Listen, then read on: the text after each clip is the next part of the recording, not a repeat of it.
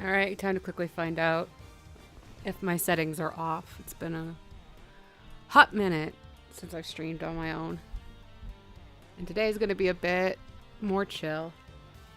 I need it to be.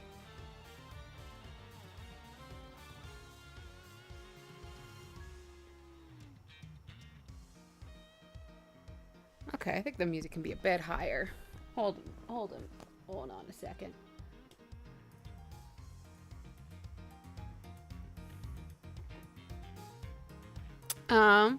So hi everybody.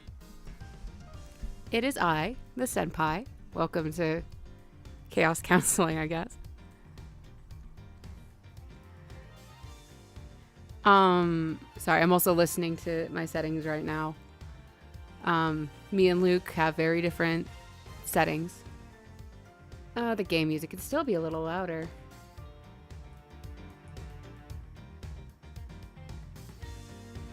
So, my goal with the stream today, not my goal, I guess. Oh my god, it's so weird to hear my voice. I'm so used to Luke, guys. I haven't streamed on my own in a hot minute. Yeah, I think the game volume should be good now. I'm gonna take this headphone out, or else I'm gonna go insane.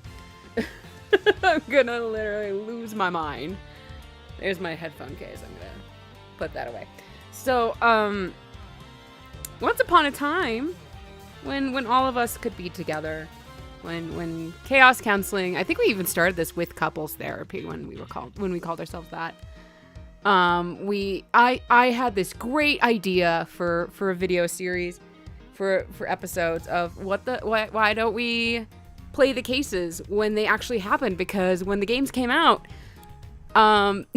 the year 2016 or 2017 or whatever, whenever we recorded it, was so far in the future when the games were originally released that it's like, oh my god, we can actually play these with our channel the day the cases happen. Which I thought was a really fun idea for a video series. It didn't like really change anything when it came to the gameplay and stuff. We definitely didn't finish it all in that single day, but my goal was at least to start each of the cases the day they were, or like to upload the video the day it happened. Which everyone was really sweet and allowed that video idea to go through. A lot of really good Flays edits happened. It's where the crow thing for me was born during the final case with Von Karma from the first game. A lot of good gaffes happened thanks to that video series. And I know that when we finish Trials and Tribulations, technically this game in the timeline happens immediately during. Like, one of the cases happens right before or during, oh my god, what is it called? Turnabout? Ah, shit. I can't remember the name of the case, which is so sad for me. But the fourth case from the final game, the final of the trilogy, where Edgeworth has to become defense attorney for a single day, since Phoenix is sick in the hospital with the fucking flu that he caught by falling from a burning bridge about 5 stories into a river. That's all he got from it was the cold. A common cold, which, god damn it, Phoenix Wright. But originally this game came out on the DS. I don't think it was even the 3DS. I'm pretty sure it was just DS. So we had no way of streaming the sucker, and back then I had not found a good DS emulator that vibed well with our setup. So I just decided to skip it, and then COVID happened, and then everyone, life happened. I went back to school hardcore. I was doing acting stuff. Luke's job was eating his soul. Flays continued school, graduated. Well, did you graduate, Flays? My brain is telling me you did, but at the same time, like, no shade or whatever if you dropped. Because honestly, college sucks, guys. Like, only go if you absolutely need it. Honestly, like, that paper's not worth it. And Jessie, her medical situation has gotten pretty bad. And I mean, Sunshine, also had finished, school at that point. But, when everything fell apart was when I believe they started dating their now husband. So just everyone drifted, which it happens. And I'm happy that me and Luke can still continue the channel. At least a little bit. Like, I'm not doing so hot with it, which I'm a little sad because this was my baby. This has always been my baby, and I've been neglecting my baby. Sorry, you're gonna get rambling in this video. I'm having a little bit of a mental day. So the timeline fell apart. You know, that the goal of using the timeline and what I thought had fallen apart. The other day, I decided to look at it again. Like, fuck it. Can I play any of the games for timeline's sake? Apollo Justice hasn't canonically happened yet. And that collection came out, and that doesn't happen until 2026, I think. So it's like, holy shit. We only missed the one thing. Well, technically two things, because we finally got also the I don't think it's Meiji era. But the Japan Sherlock Holmes game, we finally got that stateside too. Both of those. And that happened, you know, it's before, you know, YouTube ever existed or the internet. So I can kind of come back and I can play these really quick before 2026 when I'll play my favorite game out of the entire franchise. And then I can keep the timeline going. I can do it. I can stream the day of the timelines. At least I can try. It's not as easy with, like, pre-recorded, because even if I had something going on the day that something was happening, like Christmas or some shit, I could still hit upload and it'd be fine. No guarantees that I'll be able to stream. I'm gonna fucking try, goddammit. I really want to do it, because I want to keep this going. But, yeah,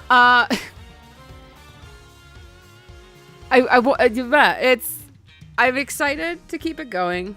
I'm happy to keep it going. Luke's not going to be joining me with these games. The later games frustrate Luke to a certain extent. So like, I've played all the games except for 4 of them with Luke. I read it to him like a story, kind of a dealio, and like a book. Because I wanted him to also still experience them before the channel happened. And, oh my god, we couldn't even... Oh, he doesn't, like, hate... Okay, no, he hates this one with me. He does. So, he didn't want to do this one. Phone, stay awake. There was a video going, you bitch. Oh my god, why is my volume up? Fuck. There we go. Trying to keep it on, chat. As best I can. I'm terrible with chat. And then Apollo, he liked fine. He's kind of like sad about it in retrospect. So it's like not a game he wants to revisit really. And then the other two of the now considered the Apollo trilogy, which horseshit, Capcom. No, you fucking idiots. That's not the Apollo trilogy, you fuckheads. I have words to say. He couldn't even stand. Like, we got a third of the way through the first case of that game, and Luke was like, nope, I'm done. Fuck this shit, I'm done. And I'm like, okay. So, out of respect for him, he will not be joining me. So, I will just be doing Phoenix Wright, or Ace Attorney streams on my own. This one hurts. This one sucks. And that's because, like, and I really don't like the assistant in this game. I really, really don't. It took me a while to get used to Athena. Because, I mean, like, I used to hate Athena. I've grown to love her. She's a great character. But Apollo Justice was my Ace Attorney game. Even though I played the Trials and Tribulations first, Apollo was mine. That was just, I loved him. I loved his cases. It was the one game, like, it was the Ace Attorney game that's like, I don't know, I just felt the most connection to. And And so Athena took me a while to get used to, because it was like, you just basically replaced Apollo. He got shoved to the sidelines. I was really pissed about it, so I hated her for a long time. But the assistant in this, she just sucks. Like, I'm sorry. I do not like Kay Faraday at all, but maybe now that we have an official translation of the second game, maybe it'll be okay. I don't know. But we're gonna go through this horse hockey first. Bear with me. I am having a little bit of a mental health day, so like my focus isn't the greatest. I'm gonna grab a drink here. I'm going through a lot for the past how many months have I feel like I've been in this rut? Since April, I want to say. And I haven't gotten out of it. Because life is throwing one thing after another at me. And it's rough. So, honestly, while I hate this game, I love this franchise, so this will be a really good mental health thing for me, is just playing this. So, let's get started. Oh, yep, Turbo Visitor. Yep, start from here. Let me know in chat if I need to raise any volumes of anything. Let me know. I'm going to try to be loud, but again, mental health. Oh, thank you. Oh, yeah, they did a, oh, my pop. Oh, we don't even know the day. No. March 14th, like super early in the morning. To make sure the defendant is found guilty, what other choice do I have? That's the job of a prosecutor, after all. That may be true, but why? Oh no, I don't know who's talking. Why go this far? Why are we in Miles Edgeworth's office? Sorry, maybe I wasn't clear enough, but a guilty verdict is all that matters to me. Prince, it's Von Karma. No matter what the cost. Oh, Jesus. Yeah, this motherfucker. Oh, wow, look at that. Oh, man. That arm looked janky. I'm a prodigy among prosecutors. Always have been, always will be. What a tool. What an absolute tool. Oh, my. Did everything crash? Oh, there it goes. Cool. Panic averted. We are fine. Everything's fine. So, God, there's a delay. Oh, there's such a massive delay. Shit. Okay. Well, letting you guys know, I have like a minute delay, I think, which is great. Oh, God damn this internet. I need to ask him going back to what I was saying, I need to ask him how big prosecutor's offices actually are, because this is ridiculous. 12th floor? Oh my God. Oh, the redone sprites are weird to my brain, but I think having the old sprites would be weirder. It's hard to believe that I've been away from my office for a whole month. I hope Detective Gumshoe has been keeping an eye on my office. Oh yeah, this is the other sad thing. This is the last game with Detective Gumshoe. And it sucks. I'm so sad about that. And keeping it clean. The door is unlocked. That's odd. Detective Gumshoe? What's the smell? It's very familiar. Blood! Oh my God! Damn, that Edgeworth sprite looks so good. Like, it feels... Oh! Damn, the expressions on it! What the... Oh my God, a body! Oh no! What no? In an Ace Attorney game, oh God! What is the meaning of this? Freeze! Oh man, it's been a while since I've seen this art. It's so nice. Identify yourself. God, he looks so handsome in that sprite. Oh my God. Shut up! You've got some nerve committing murder in a prosecutor's office. My guy. That was my childhood vest that I would wear to... You're so mean. Is that a threat? Let me make one thing very clear. What? No one gets away with committing murder in my office. No one.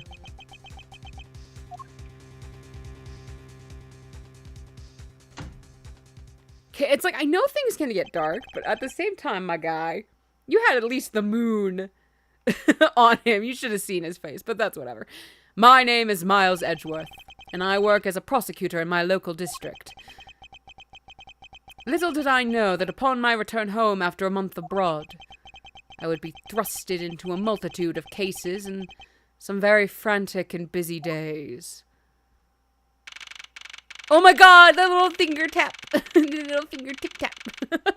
These sprites are so nice.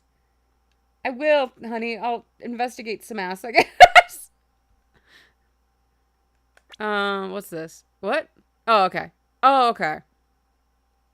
I don't know if I actually like the prosecutor's badge. It's so, like, loud and gaudy. I don't know if I actually like it. Oh, the victim. Oh my goodness. It's so nice having such a blown up, detailed picture. I'm not used to it. Why was he killed in my office? I don't know, Edgeworth. I finished photographing the victim's body, sir. I listened to Jello Apocalypse's playthrough recently, so maybe those voices are going to come out of me. Very well. Please continue your investigation. Why are you allowed here, Edgeworth? I mean, oh my god. Yes, sir.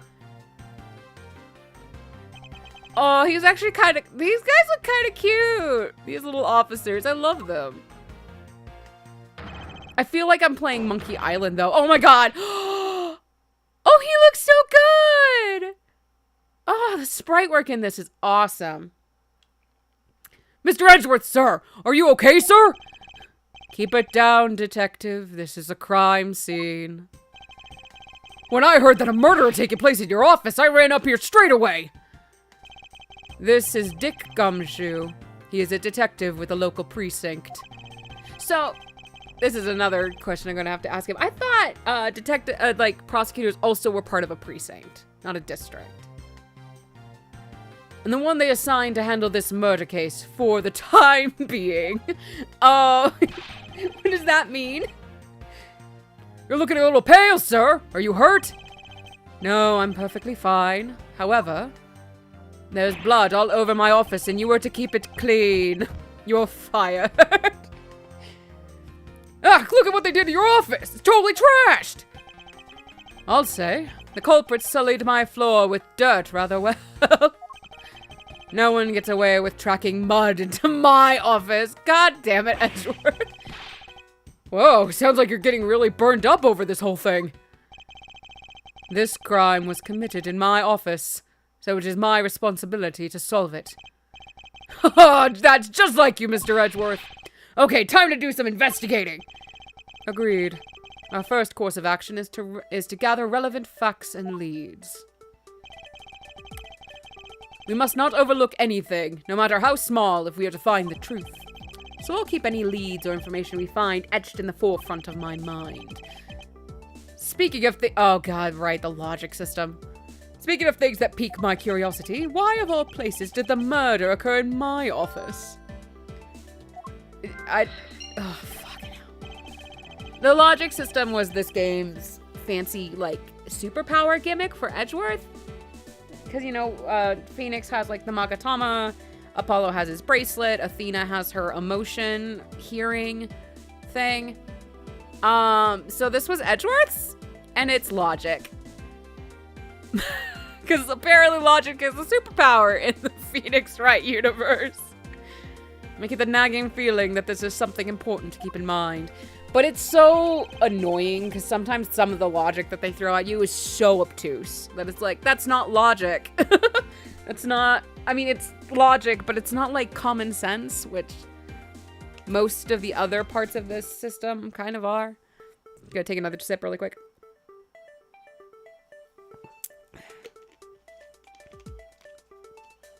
This root beer was really needed. Both for caffeine and just, it feels nice. Yeah, I was wondering that myself, sir. I mean, you can't really say it's just a coincidence, can you? No, not really. Especially because of this. The key to your office? No shit. I'd hope prosecutors' offices had locks. I hope most office buildings do. What do you mean, sir? If you think about it carefully and use logic, it should become clear to you. That smug face. God, Edgeworth, you're such an asshole. Logic? What's that, sir? By finding the connection between two pieces of information and connecting them, new information is born. That is the end result of using logic. It's so dumb. Like, I know some people are like, the Apollo Justice thing is really weird. Like, perceiving tics and, like, having a bracelet help him do that. Because, like, it's a magic alloy that responds when something.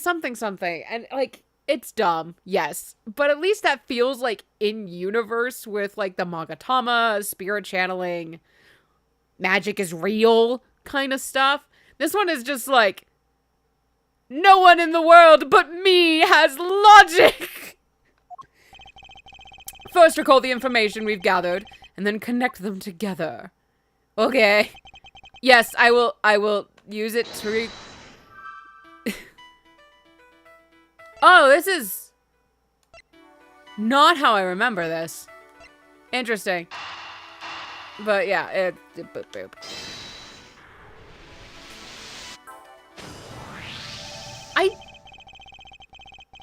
I don't know how I like that UI. That's interesting that they changed that. So how it used to be was like a blue void, and like all your logic facts and questions were little blue spheres, and then they'd spin around each other when you chose to connect them. They'd spin around each other, and they'd either combine and then grow like big, like it was a brain blast, or a, you know, like it's like, oh, it's a light up bulb turning on or whatever, or they just fizzle out. I kind of missed that. That was a little lazy, Capcom. I mean, which is weird to say because the sprite work that they've updated is really nice and it looks great, but damn it. Which means it would be hard for the murderer and the victim to get in here. Ergo, it's impossible to dismiss the location of this crime as mere coincidence. Yes, that's exactly what I was thinking, sir. There must be a reason why someone infiltrated my room. What was the killer after? You're really on the ball today, Mr. Edgeworth. That's a beautiful logic, sir. Well, yes, when you follow leads to their conclusion, only the truth remains. However, if the information doesn't line up properly, I may stray far from the truth as well. But if I think carefully before piecing leads together, the logic should flow. Well, let's get started with our investigation, shall we? Yes, sir!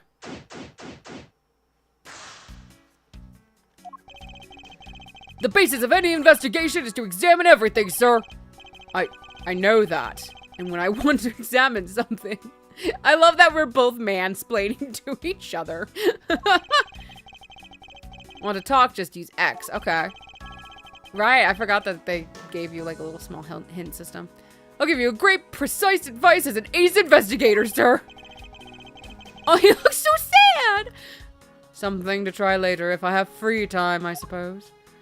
All right, we'll start with this. Hello. What have we here? Could this perhaps be the murder weapon?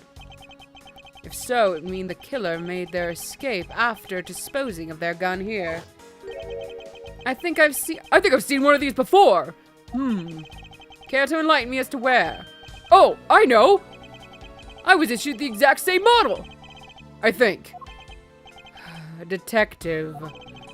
I don't really like guns all that much. I mean, they're really dangerous. Now that I think about it, you do see this model around the precinct a lot, sir. I don't use mine much except in emergencies, so that's why I didn't recognize it. Do you even carry your gun on you? So it's the same type of revolver as the one used by this precinct's detectives. Oh, thank God, there's a little check mark. That's kind of nice. Oh, God. Actually, hold on. Let's get a good look at Edgeworth. Damn, they really got every angle with him. That's so nice. Oh, I didn't look at Gumshoe's nose. I've never seen a profile of Gumshoe. Oh my God, I'm in love. He's so cute. All right, hello, sir. Do you have anything to report? Sir, yes, sir. Nothing out of the ordinary right now, sir. And yet there's something out of the ordinary right in front of my eyes. Look at the gun. Talk about a contradiction. Something out of the ordinary, huh? Cool, thank you for pointing me in the one direction. Hello, my couch. I hope we can solve this case quickly. I'd like to return to relaxing on this sofa. That thing looks a billion times softer than my mattress at home. Can I sit on it too? Just for a little while, sir? Detective Gumshoe? You know I can't allow that. Why not? Oh my God, that smug-ass bitch. Until this case is solved, neither of us has time to spare, let alone rest. You're right, sir! I'm gonna work hard and be a real trooper to the end! Even once this case is over, I don't think it can afford to take any time off. Yeah. Hello? How's it coming along? Please, I need absolute silence. Fingerprint lifting is a delicate art. Well, I never. Fuck you. I want to look at the thing. Fine. Is this yet another batch of fresh flowers? The ones that come with a card attached every month like clockwork for you? Yup. Speaking of that, let's see what's on the card this month, sir. All will be resolved. Wendy. I do love that they kept fucking Wendy old bag sending not hearts. Well, I mean, yeah, she would. Sending flowers to Edgeworth. God, I love the Ace Attorney characters. They're fun. Except for Kay. Oh, except for Kay.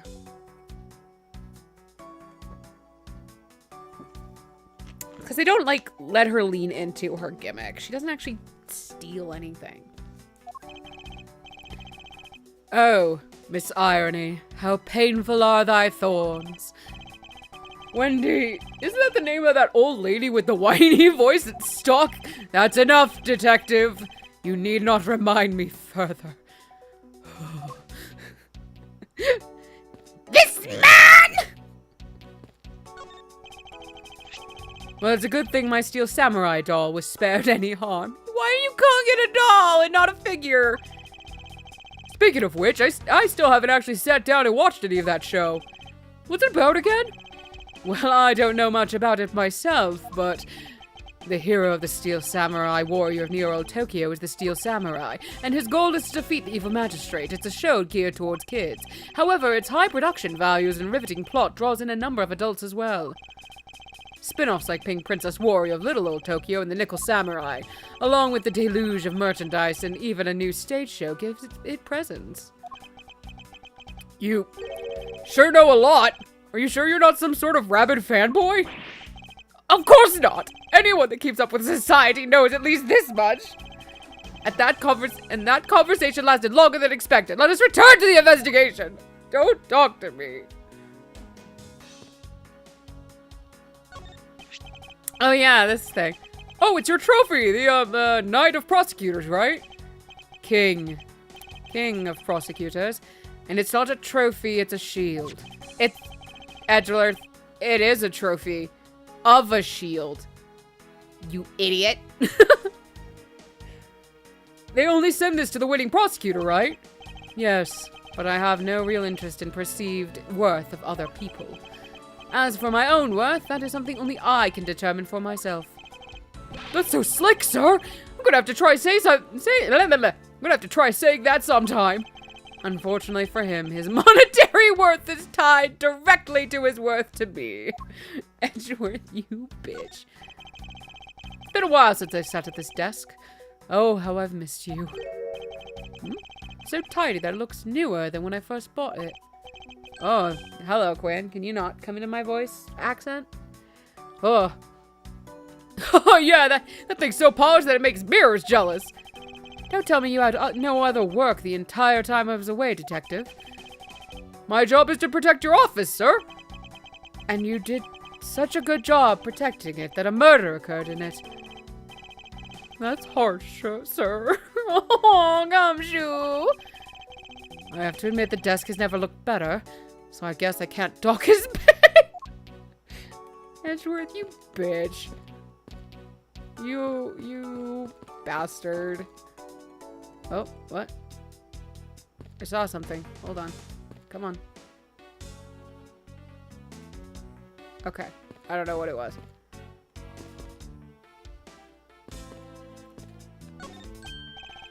Ah, watch out for the teacup fragments there, sir. That killer is going to pay this tea set.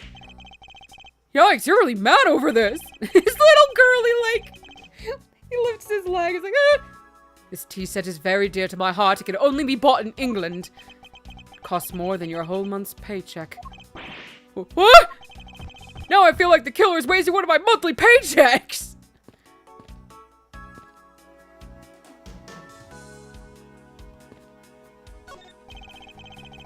They finished photographing the body, so it should be alright to examine this area. I won't rest until I've inspected every suspicious nook and cranny. Well, first let's look at your wallet. Steal some money. Maybe find a finger in there. What do we have here? Yeah, I think I've seen one of these before. It's a police badge. Oh, it's a police badge, Detective. Oh, hey, I have the exact same thing, actually. What a queeky-dink. Let's take a look inside. Buddy Faith. Oh, I get the pun now. God, that took me a while to get. Mr. Buddy Faith. It would appear that our victim was a detective. Just like you. I seem to have gathered a few pieces of pertinent information. Now to calmly use logic! You're gonna tell me when I have pieces? Well, there. Probably. I will pull out a guide if I desperately need. Because some of this, again, it gets obtuse. Especially in the final case of this game. Like, holy shit. The revolver, the standard model used by detectives. Tip, tip, tip, tip, tip. Could have belonged to our recently departed. Detective Gumshoe, could you please thoroughly check the victim's body one more time? Yes, sir! On it now, sir! Excuse me, pal. I find it so interesting. Like, I don't know if this is actually, like, a Japanese or if it's, like, an Eastern thing. Because I don't know of anyone doing this, like... And I'm basing this off on television, in a sense. But, like... In American television, you never see anyone, like, say, excuse me to the body, in a sense. Like, and I know that's such a, like, it's a dead body. There's nothing, you know, they're dead. What's the point of asking, like, you know, apologizing to it? But I do appreciate it, weirdly. Because it's like, that was a person. And just because they're dead doesn't stop it from that belong to a person. Let's see. What do we got here? Mr. Edgeworth, sir. This guy's wearing a gun holster. So it appears that our killer somehow managed to take the victim's gun from him. It was issued by the victim. Or to the victim. Are you going to be okay with keeping track of the evidence we find, sir? I'll hold it. Of course. This is the safest way I know to keep track of it all. If you say so. Tutorial. It's in his organizer. He has a notebook. I weirdly don't like the idea of him just putting things in an organizer. I know that sounds weird, but it's just like, court record sounded so good, and now it's just an organizer. Alright, cool. As I always say, you gotta look real carefully at each piece of evidence. Or to rotate, there's no such thing as a bad angle. Okay. Okay. Oh gosh. Okay. This was... Oh, Jesus. Okay. Little goat. Goat? A horse? I actually don't know. Oh, okay, so if it's yellow, I can examine it. Okay, cool. Look at the trigger. To think that it's so easy to take a life with just the pull of a trigger. You know, I can't ever see myself really liking guns. Oh, but I love the ones they use at track and field meets to start races. You take off before it's fired, everybody always ends up following your lead. To chase you down for a false start, detective. Now that you mention it, even when I finish first, I always wind up in last place. You do track. That's so good. Good for your health, buddy. Okay. Looks like one round was fired from this. Wow, so the killer killed the Vic with just one shot after wrestling the gun from him? Sounds like the guy knew how to handle a gun, huh, Mr. Edgeworth? We have no proof for now, but that is a distinct possibility. Oh, I guess we're done examining the gun. Good for us. I can examine the... Oh. Huh.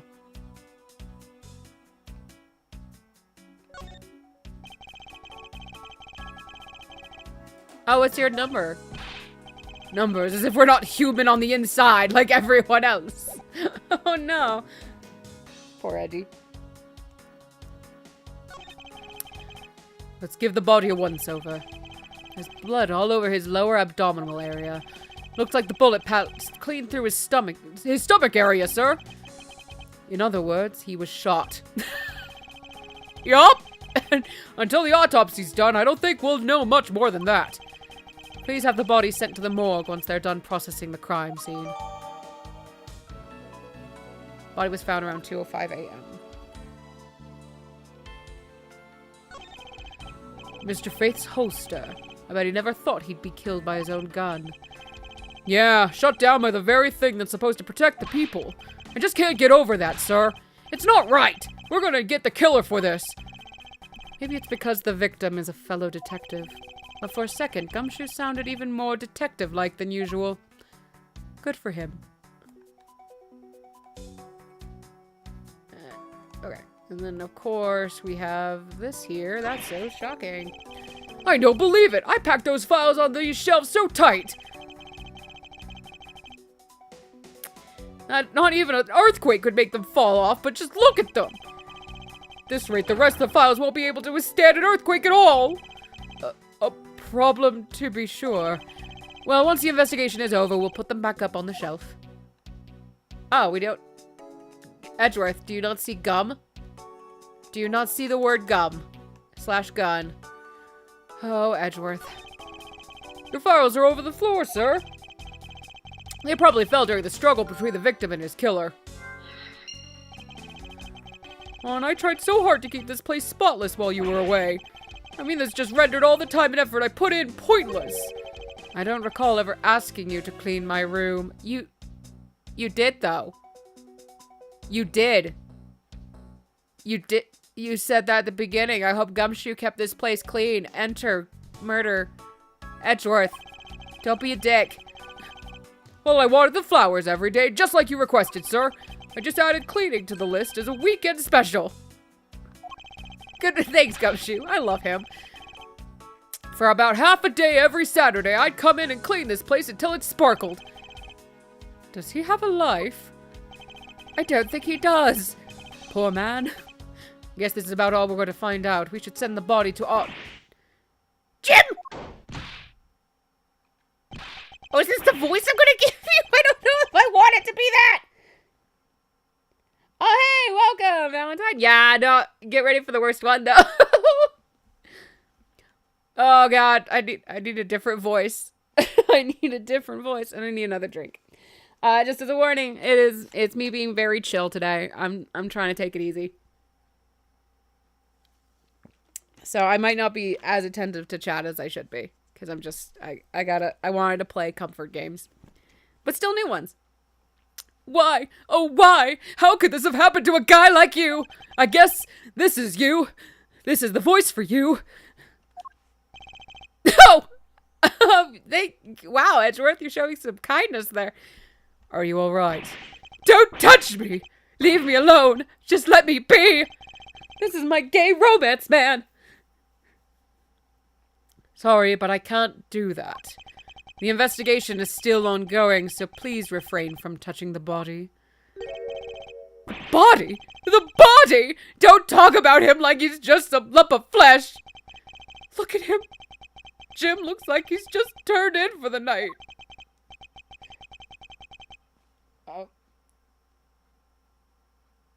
Oh yeah, no, I hardcore ship. I flip-flop between shipping Gumshoe Edgeworth and Phoenix Edgeworth. It kind of just depends on the day. But during our playthrough, yeah, we hardcore ship these two. Sure, just in a blood-stained suit, pal. Where are my manners? Aren't you that prosecutor? Why, yes, I am. I'm Jacques What? Oh my god, hold on. Jacques Portsman. I know it's supposed to be sportsman. That's the pun. But I don't get Jacques. So, what is the reference? Prosecutor. Jim here was my partner in crime busting. I'm Miles Edgeworth, and like you, I am also a prosecutor. Detective Dim Gumshoe, sir! I can't talk. Oh my god. Polykill of Edgeworth, Phoenix, and Gumshoe. Yes! Oh my god! Yes! That'd be amazing. Maya can visit Nick on the weekends, though. Oh, no. Actually, Maya can be part of that Polykill, too. Fuck it. So can Iris. I don't actually had Phoenix Iris shipper, actually, but... some people are. So you're Miles Edgeworth. I guess this is your office. That is correct. And it was you! You're the one who killed Jim! His name's not Jim. Why do you call him Jim? Hey, don't go around jumping to conclusions, pal. Just calm down, okay? I will not. I know how things work around here. Oh, you're getting whinier as I go. Oh, Jock, you're right. Oh my god. You're so right, Valentine. Thank you. Jock Sportsman. That's so dumb. High prosecutor's office doors all have locks built into them. Only the high prosecutors. What about the low prosecutors? Do they just have to suck it up and pray? And only the owner of the office has the key to his or her own office door. That is correct. However, I was not the one who killed your partner. Yeah, Mr. Edgeworth has been overseas on a business trip this whole time, pal. And the key to the door was with me the entire time, okay? God damn it, Dick. Dick, no. So the only one who could get in here was me! Oh, wait. That means... I'm not sure what that means. God damn it, Gumshoe. So it was you then! You're Jim's killer! I should give him a more jock voice than this wimpy whatever I'm giving him, but that's fine. No way, pal! You've got it all wrong! Everyone calm down! Ah! Mr. Portsman, correct? If you are a real prosecutor, you should know to stay collected. The investigation has only just begun. Isn't it too early to be drawing conclusions? Says the man who will arrest people, like, immediately. In the Phoenix Wright games, Edgeworth. Alright, I get the point. You're right, my mistake. I tend to get a little too hot-headed sometimes. You sure are one cool customer there, Mr. Edgeworth. I don't like you. I've heard all the rumors about you. You're the great genius prosecutor. You're something of a legend, you know. Anyway, let's call a truce and work together, okay? Now how about a handshake to seal the deal? Don't twitch at me like that. That was... oh my god, don't do that. A pleasure to work with you. You will not touch my hand, you filthy American. You guys were conducting an investigation, right? Sorry for barging in like that. Carry on then, it's your room after all. Thank you. I intend to. I just want a little more time to say goodbye to Jim. You there! Sir! Sir, I'm just making one voice. Oh my god, oh. Dude, you're wearing gloves. Now you gotta change them. Forensic officer. It's true. It's true. I want you to capture this scene on film for me. My final farewell to my part. Oh my god, dude. This isn't a sports magazine. What the fuck? What the actual fuck? I should probably give them some space. I hate all of you. They even knocked over your chess set. I had it all set up, ready for when you got back. I figured we could play a few games. I had no idea you were interested in chess. I'm actually pretty good at checkers, so I thought I'd give chess a try. In that case, I suppose I could set some time aside for after we solve this case. Though I don't expect the games to tax my mental acuity much. Edgeworth, this is coming from the guy who sets up red pieces to surround a single blue piece because you were mad at your boyfriend, Phoenix Wright. Ah, your jacket, sir! What's it doing on the floor? It must have fallen off the wall when the killer tried to threaten me by firing a round. So the killer not only shot the victim, but they shot your jacket as well? That doesn't match up, sirs. They dared to shoot the ultra-special jacket that you made your oh my god, prosecutorial debut in! I can read!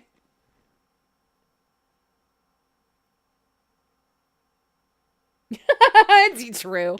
It's true. Yeah, I think this game came out originally. I want to say it was either I think it was 2009? Maybe? No. I know it came out before I got married to Luke. So it might have been 2010. I can't remember when it originally came out. But it's very true. They dared to shoot the ultra special jacket that you made your prosecutor. Oh, I read that. Shit! I'm fine. What if they had shot through it? It would have been a disaster. It's not worth getting worked up over, detective. Not when there's something more here. Like what? I take it you haven't noticed it yet, detective. There is a giant contradiction right here in front of us. Really? I don't know, man. I haven't eaten in days. Did I say contradiction? He must be rubbing off on me. I'm starting to sound like him. And for some reason, I don't know why, but they're not allowed to say the name Phoenix Wright in this game. He's just been deleted. They always refer to him as him. And so it sounds like Edgeworth and him had a nasty breakup or something. But I have my own methods, and I will conduct this investigation my way. When the scene before me contradicts a piece of evidence or seems off, that's when my deductive skills come into play. Hooray! First I have to find the spot that holds the contradiction, which is obviously right. Oh, excuse you. This is it. This bullet hole is where the contradiction lies. When I spot something off, it's more tutorial. Tutorial? Oh my god, a southern accent's coming out of me or something. Jesus. Yep, we present evidence. Thank you, Edgeworth. It is the gun. Eureka, Francis. This bullet hole is the contradiction. What do you mean, sir? It's elementary. 2 shots were fired in this room. The first felled the victim. And the second felled this frame. The frame has been murdered. Hey, that's right.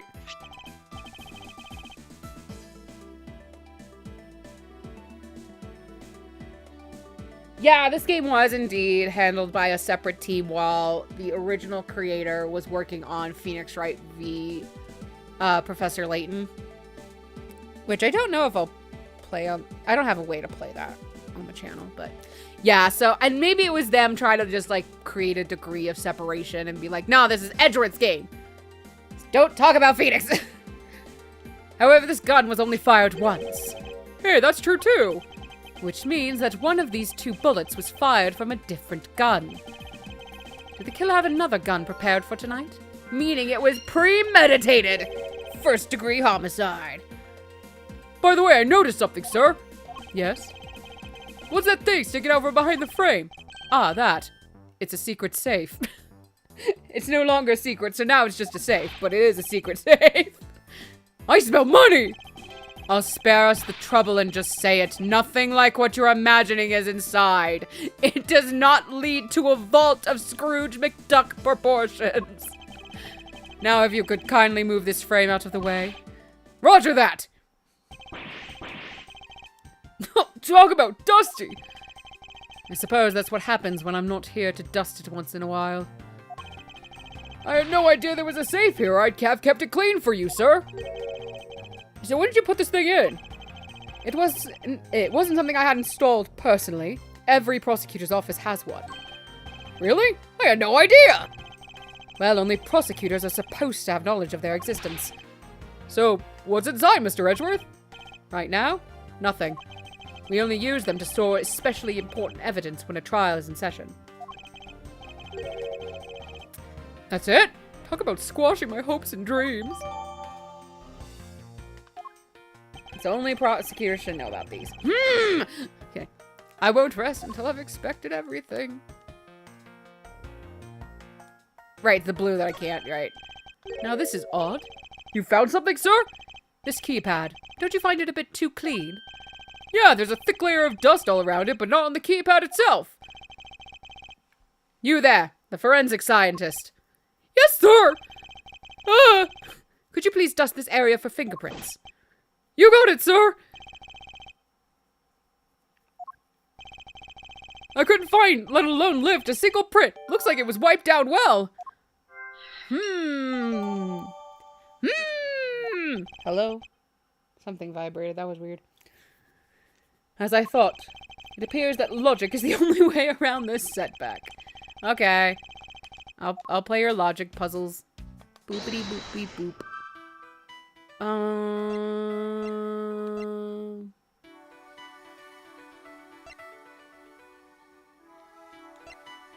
I mean, I guess it's there. Oh, no.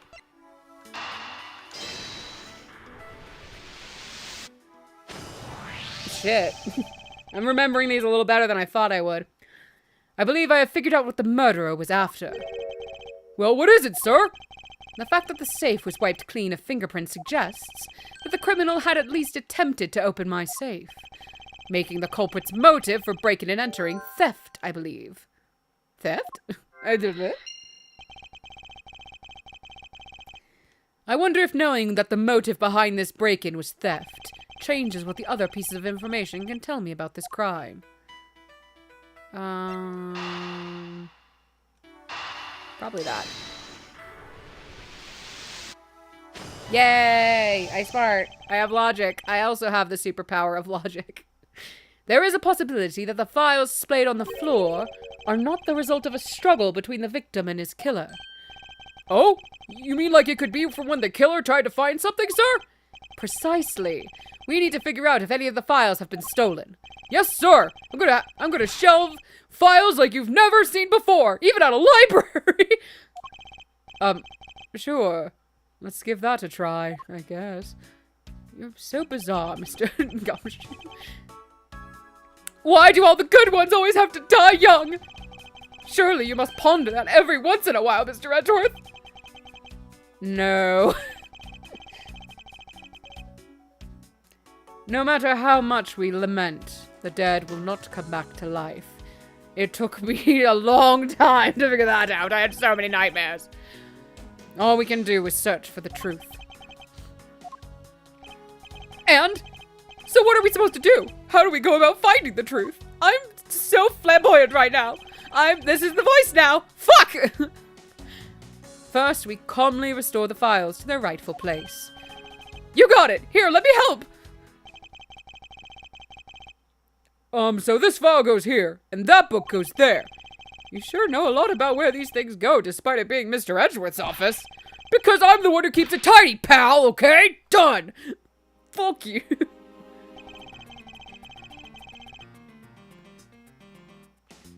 It would appear that the murder was definitely committed here. Ugh, the bloodstains on the bookshelf are still fresh. I suspect that the victim was killed in a standing position, hence the prints on the shelf. When the guy fell onto the floor, right? The blood on the floor is kind of grossing me out. Detective, I don't have the time to deal with your weak stomach right now. But you know I'm no good with blood, sir. Oh, no. I'm certain there's something wrong with this picture. There is. Why bullet? I don't have the standing evidence, do I? No. Well, I mean, it was an abdomen.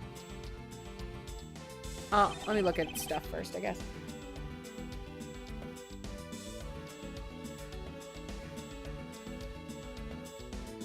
I won't say. You'll find out, I guess. Just as a reminder, this is case 1. So, like, if it seems too easy, it is case 1. The victim's handprints. He must have tried to support himself with his hands here after being shot. There are prints on the floor, too. Those must have been made this is Edgeworth. Those must have been made when, unable to stay standing, you dropped to the floor.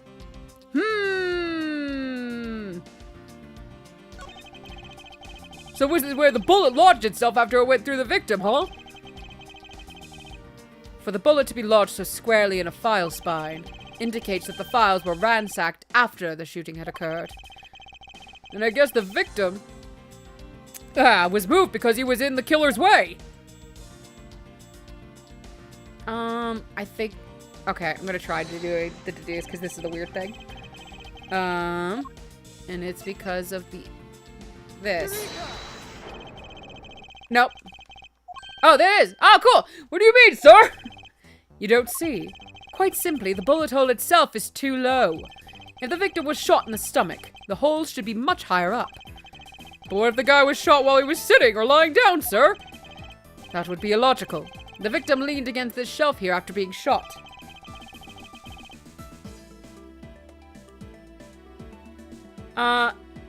Yeah, you're right. They are backwards. I think. It's hard to tell because art is weird sometimes. Which suggests that he was standing when he was shot. Then that means... Wait, what does that mean, sir? God damn it, you're lucky you're cute! It means you need to use your brain every once in a while instead of mine, detective! In any case, it means someone made a faulty assumption. And it was from this mistake that our current contradiction was born. The faulty assumption was the order, I think, of the shelf. Order of the files. I believe the order of the files is a bit off. You mean I put them back in the wrong order just now? Hey, actually, I think the labels on the files are wrong, sir. Oh? Yeah. You see here how the files that were shot begin with the number 0? What are those doing all the way down there after 1, 2, and 3? That's really weird. Actually, the way they are organized now is the correct order. They are exactly as I see them in my mind's eye. But the numbers are all out of order, sir. I'm so proud you can count, detective. I'm actually very proud. You deserve a cookie. Oh, yeah. Okay, cool. Those white binders are special, so they are arranged a little differently. But from this, we know that the files were not in this order when the crime occurred. Ha, so that's it! I believe the killer made the same incorrect assumption as you just did, detective. Let's rearrange the files in numerical order and see what we find out. Le gasp! Do you think it'd be okay to prop the body back up to how it was before it was moved? They finished processing the crime scene, so I don't see why it wouldn't be. If you please, Detective Kosh, please carefully manhandle the body. As I suspected, the bullet hole is now where it should logically be. The killer went through my files first before shooting Mr. Faith. And then put the files back in numerical order, I guess. Exactly. And then proceeded to shoot the victim. But why would someone kill a man and then look through your files one more time? Puzzling indeed. The files were thrown into disarray twice. Once before and once after the crime. But why? Now the crime scene is as it was at the time of the murder. Time to give it another look. Weird! Let me look at gum. This... What is that? Why does it say gumshoe on there in blood? It doesn't. It says gum so. That does not say gumshoe, sir. They say that's some incredibly incriminating evidence. Yes, indicative of criminal activity indeed. No, wait! There's gotta be some mistake! Mr. Edgeworth, sir, help me! Say something, sir! It appears that one of my files was stolen. He doesn't even give two shits. He's like, Gumshoe, I'll visit you in prison, I promise. You cutie patootie. Is that all, sir? What about me and my situation? Is this what the killer was really after? Look at Gumshoe, he's so ingy. Looks like Jim was able to leave us the name of his killer in the end. And this most important message managed to reach us. I'm telling you, it wasn't me! You can't be terribly pleased to hear that your beloved partner is the guilty party. If you are going to accuse Detective Gumshoe of being the culprit, I sincerely hope you have some proof to back it up. Jim's words. They're more than enough, wouldn't you say? We've faced similar crimes on that exact thing before, Edgeworth. If that's how you want to play it, then at least allow me to understand your reasoning. You got it! Oh, are we doing testimony shit now? Is it time for that? Bug. I don't like this one bit. There's something strange about this man's attitude. And there must be some sort of flaw to his logic waiting for me to dig out. Mr. Edgeworth, what are you going to do? What I always do in court. I'm going to cross-examine him. Obviously. One way or another, I'll expose the flaw in his logic with this technique. Tip, tip, tip, tip, tip. Yay. Well, how do you do that? Can you explain it to me, sir? We need more tutorial. You know, because it's different controls, I'm gonna click through this. But I'm just gonna see if they have any weird, like, button things. Okay, it is with R. Okay. Oh, X. Okay, just lied to me, to my face. Or I read it wrong, because reading comprehension. Okay, press with, oh, okay. So it's pretty similar controls. Good, good, good. I'll even show you how it's done. Thanks, Edgeworth. Oh, boy. Detective Gumshoe, you stole Jim's gun from him and shot him dead. Furthermore, you messed up the files to make it look like you had committed theft instead. That's when you moved Jim's body that was sitting in front of the bookshelf. But thanks to that, you didn't notice the bloody letters this body was hiding. And it will be by his final words that you will be brought to justice. You intend to argue that the victim's dying message points to his killer? I can hear Jim's voice, and he's calling for his killer's arrest! Are you sure you're not mishearing his words, Mr. Portsman? There is no way Detective Gumshoe is the culprit here. I will find the flaw in this man's logic, and expose it with credible evidence! Ah! Okay. Messed up the files to make it look like you were committed. Hold on. Random blood was stolen by the culprit. Only one shot fired.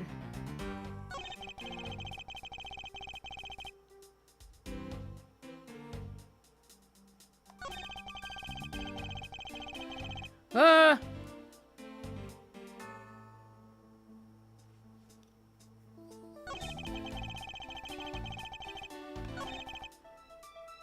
gonna press you. Hold it! Why do you think that the killer didn't notice the bloody letters? The body was covering it quite well, wouldn't you say? That's how he missed it. But judging by what I've seen, it doesn't take much for your detective to miss something. Who do you think you are? You know nothing about me, pal! There's a lot a person can understand about another from first impressions alone. That is happening to the voices I'm doing. Holy shit. I'm having like... I'm doing an acting gig right now, and like that voice is trying desperately to come out, and I really need that accent to stay put away until next week. I can't say I disagree with him on that point. Why don't you say something, sir? Not you too, Mr. Edgeworth! Despite his lack of attention to detail, I don't believe the detective to be the culprit. Nobody could have overlooked the bloody letters, and I can prove it. With evidence. I couldn't ask for a better setup. For the game-finishing spike! Oh, you're a volleyball player. I assume.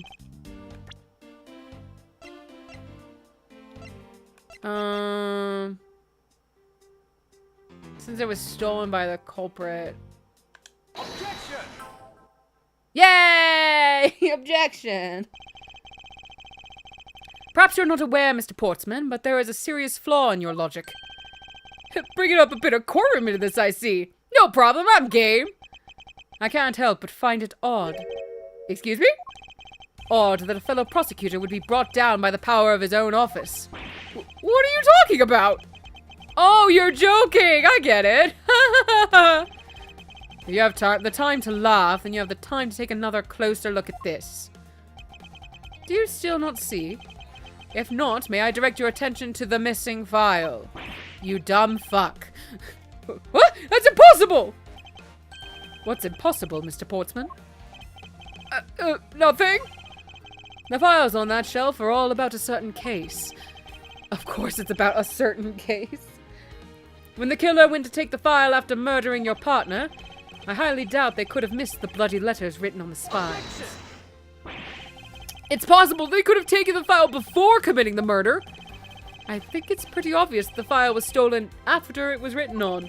The missing letters and the detective's name where the file should be is proof. Yeah, I mean, the S is gone and there's only half an H.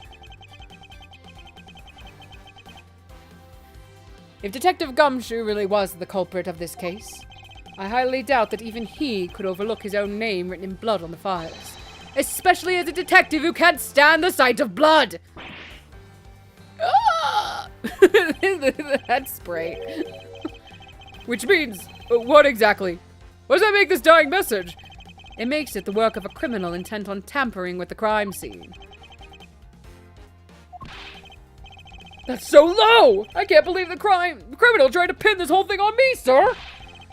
I'm gonna get him, sir! You'll see! I'm gonna have them under arrest in no time! I'm glad he never likes us. I'm gonna kill him, sir. He's just like, nah, they'll face justice and be arrested, sir. I'm just a good bean. Well, Mr. Portsman? Brilliant! Absolutely splendid! I'm finding some red white in you, sir. It's scaring me. Logic deserving of Olympic gold, like mine, that I bought for $2.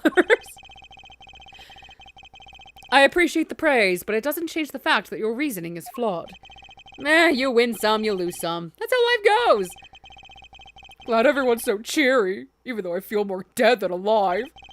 But you know, it really, I'm just gonna use my normal voice. I can't think of a fun, goofy voice for him right now. And oh my god, I'm just getting mixed up. You know, it really is a shame. I really didn't want to have to bring this up. However... What is it this time? Are you still after me, pal? Humor me for a second. Who has the key to this office?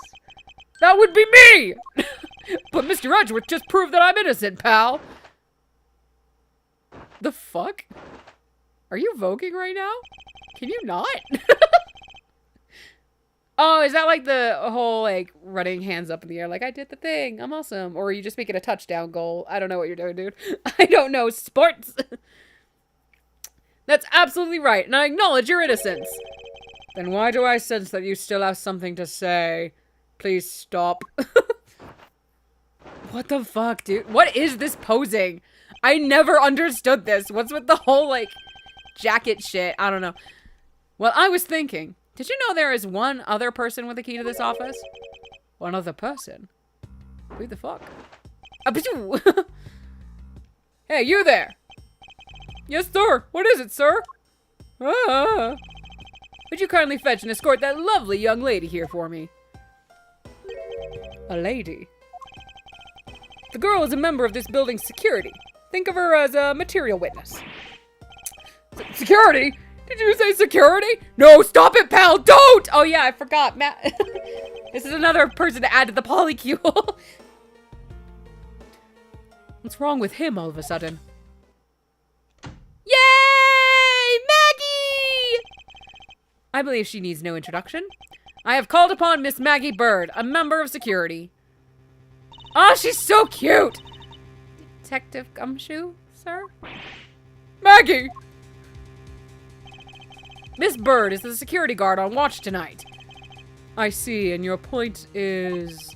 My point is that she could very well have used it. And by it, I mean the master key, which can open all the office doors in this building.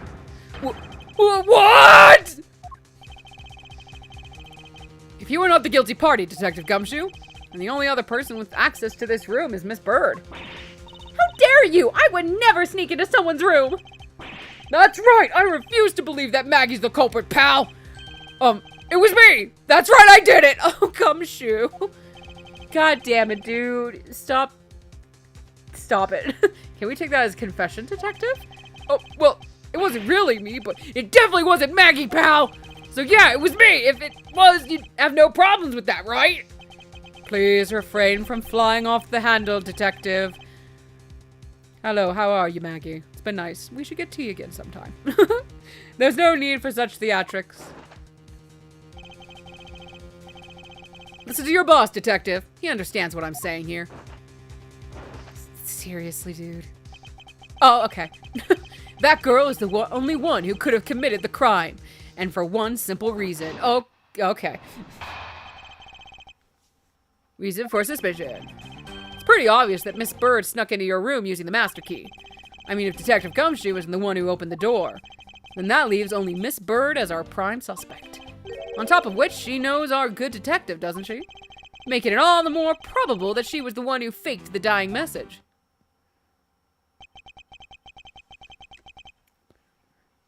So you're saying she used the master key?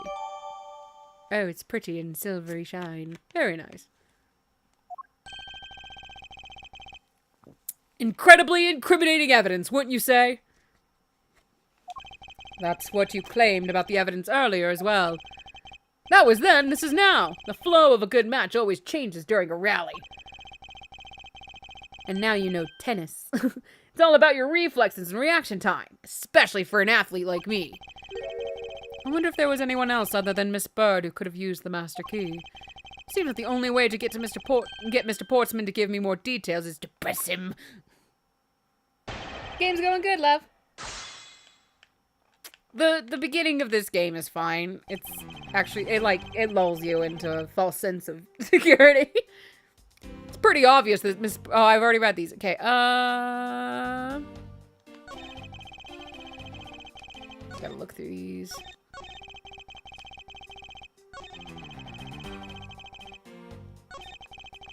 Okay, so I think it's just the first one I really need to press. Hold it! Are you sure Miss Bird is the only member of security who could have used the master key? There's only one person on staff at this time of night, and tonight she's it. Isn't that right, Miss Bird? That's, true, but I wasn't able to use the master key at the time of the crime, sir! Wasn't able to? What's that supposed to mean? Yes, moving on. I'd hate to get sidetracked by something unrelated, you bitch. What do you mean unrelated? I want to hear what she has to say, pal. But you can't really trust her not to tell lies. Plus, I hate wasting time.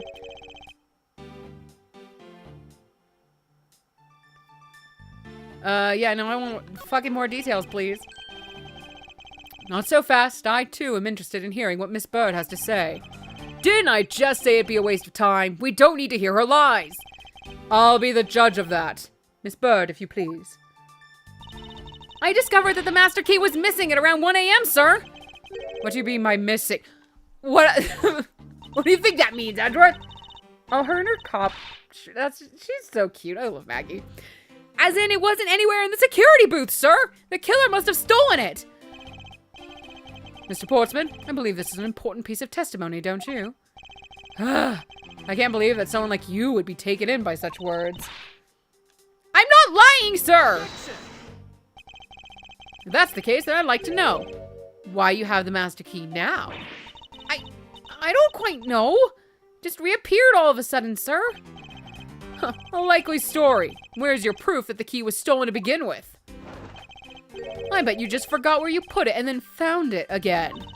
I never lose things! I can practically guarantee that! With me, if something disappears, it's usually because someone stole it! Yeah, pal! Trust me, you don't want to test just how bad her luck is. Unfortunately, I can't deem this piece of testimony as conclusive. Blech. Glad you agree, Mr. Edgeworth. But, you still haven't established Maggie's motive for breaking into Mr. Edgeworth's office. Her motive? Didn't we already establish that it was theft?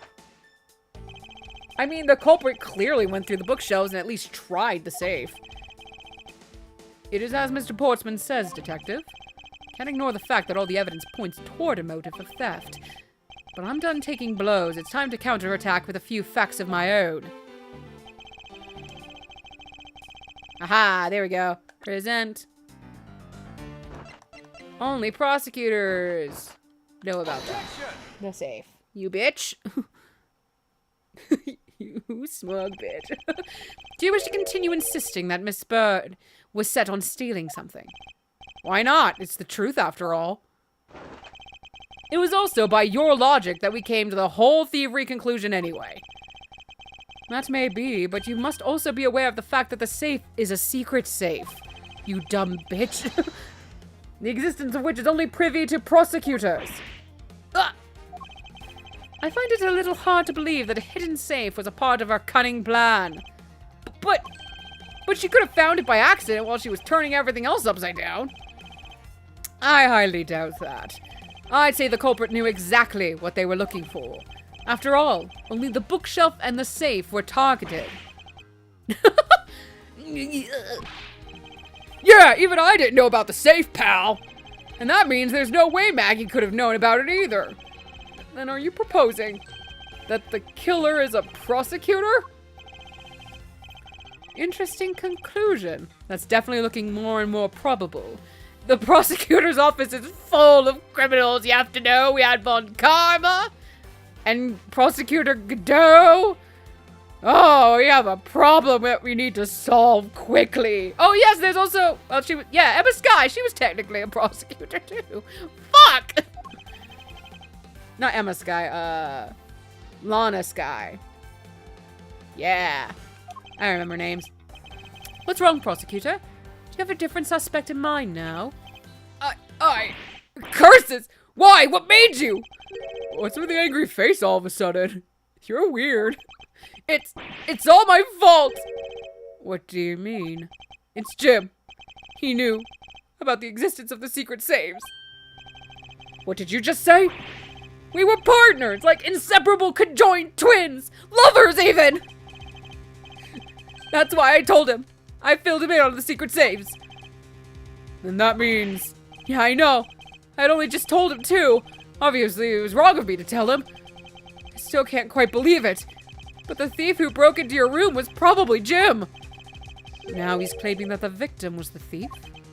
And you were simply trying to stop him, weren't you? Miss Maggie Bird. Excuse me? I mean, you are a security guard, right? That's your job. But killing is going a bit too far, even in your risky profession. What the? You're still accusing Maggie of the murder? Yes and no. I mean, she had stumbled upon Jim, who had probably drawn his gun. I get it. It was self-defense, wasn't it? No, I couldn't. I could never do something like that. Not even as a security guard, sir. I couldn't even manage as a cop. Plus, even if he was the thief, he wouldn't have a key to this office. Which is precisely why he had to steal it, wouldn't you say? God, dude, you're circling logic. It was Jim who stole the master key.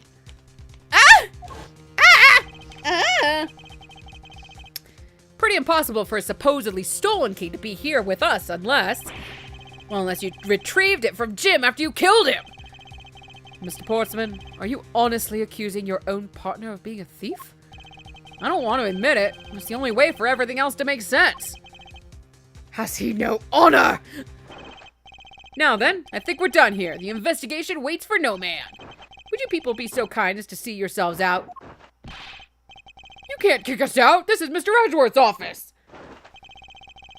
Ah, But I'm the one who's been assigned to this case. How do you know that? Excuse you?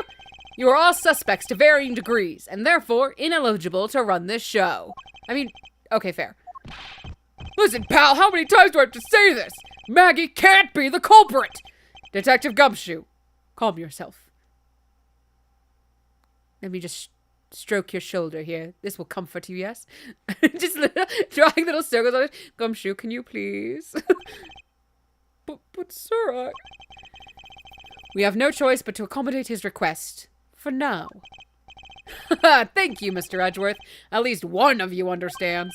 Now then, if you could remove yourselves from my crime scene, I'd be most grateful.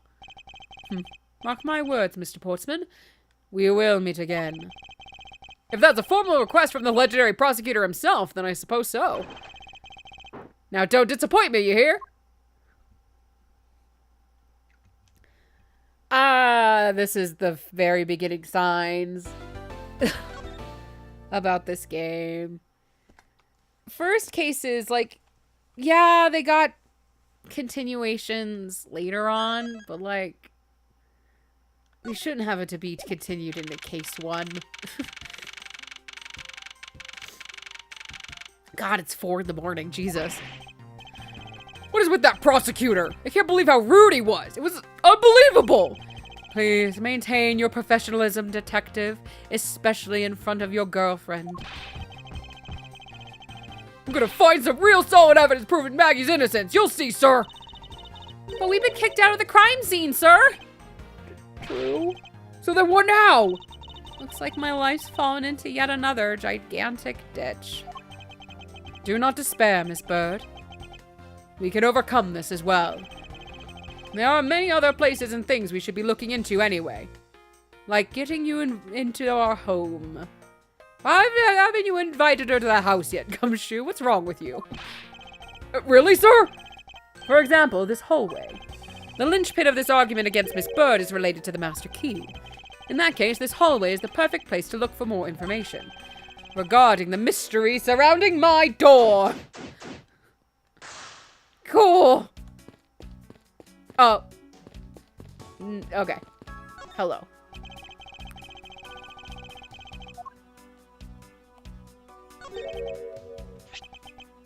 It's...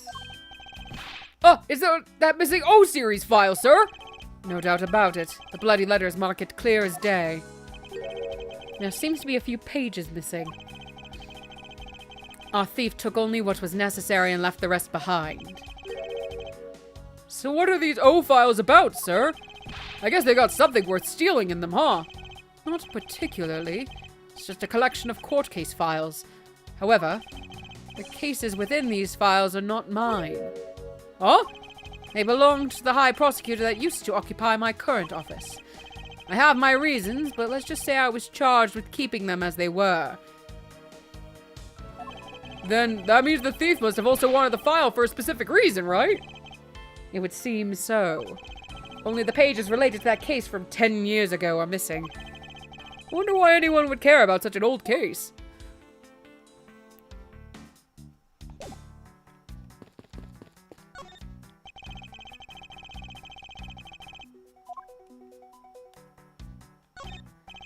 "1202. These 4 numbers on a number plate alone proclaim this to be my office." Whoops! Hey, these number plates slide right out, sir! They have to be able to take the plate off when a room becomes vacant, you know. Wait, what? So is that like your prosecutorial number and not the room number? Weird. Although the idea that it can be so easily removed is kind of weird. I don't see any signs of forced entry. And according to the guard, no signs that the lock was picked either, sir. Meaning that the door really was opened with a key. Did you happen to ask if any prints were lifted from the doorknob? Apparently the doorknob's clean as a whistle. Wiped, they think. Whoever this thief is, they did a good job of not leaving any clues behind. It's a basketball. Oh, hi, Pain! What is a basketball doing here? That's Mr. Portsman's prized possession, sir. He just leaves it on the ground, though. I already also play soccer, dodgeball, and even tennis. Not a single one of those sports is suitable to be played in a hallway. This monster. This office. 1203. 1203. Hey, Maggie, whose room is this again? It's Mr. Portsman, sir. Oh, her profile's super cute, too. Kind of like how big her forehead is, honestly. So he's my new neighbor, I see. I suppose he moved in while I was away overseas. What the fuck? What is a basketball hoop doing here? Hey, didn't this used to be just outside next to the building a long time ago? He uprooted the fucking basketball hoop? So when and why was it moved indoors? I don't remember exactly, but I saw one of the officers drag it up here recently. Drag it? Portrait. I heard that it wouldn't fit in the elevators. The poor guy had to bring it himself. All the way up to the 12th floor? That poor bastard. Hello, Payne. Prosecutor Payne, hello. It looks like you're in quite the pinch, Mr. Edgeworth. To be sure, a murder within the walls of the prosecutor's office is no trifling matter. We must find, apprehend, and punish the killer accordingly, post-haste. Sounds like a messy case you've got on your hands. If you ever feel lost or need some advice, my door is always open. How gracious. I will keep your offer in mind. Who the fuck is this guy? I love he doesn't know who Payne is. Is everything all right? Yes, sir. If you must know, I weighed myself this morning and I'm finally 154 pounds. Good job. I'm proud of you. Congratulations, but I was asking about this hallway in this room. Oh, everything's okay, sir. A word of advice. Stay focused or you may start to lose even more weight. How do you stay bulky with your paycheck, Edgeworth, at Gumshoe? How do you do that? Hello, Miss Bird. I was wondering if I may speak with you for a bit concerning this case. I've always been a big fan of the courtroom, but this is like a dream! A dream where I'm being cross-examined by the Miles Edgeworth! Oh yeah, you never have? Wait, yeah, no, you haven't! Let's see, yeah, you were prosecuted by Payne, and you were prosecuted by Godot. So no, you haven't been prosecuted by Edgeworth. I can't let this chance pass me by. I must remember to ask her about the master key. I should jog her memory by showing my notes to her. Okay, but I'm gonna talk to her first. And grab me some goldfish. Come here, little box. You are gonna keep me fed. Have you ever met the victim before? Well, I've seen him a couple of times before when I had to go to Mr. Portsman's office. Mr. Faith was always playing basketball with Mr. Portsman, sir. I need to actually see if I can fix something really quick. I want text speed to be so much faster. Can I get the text speed to go faster? God damn it, I don't think I can. Suck. Okay.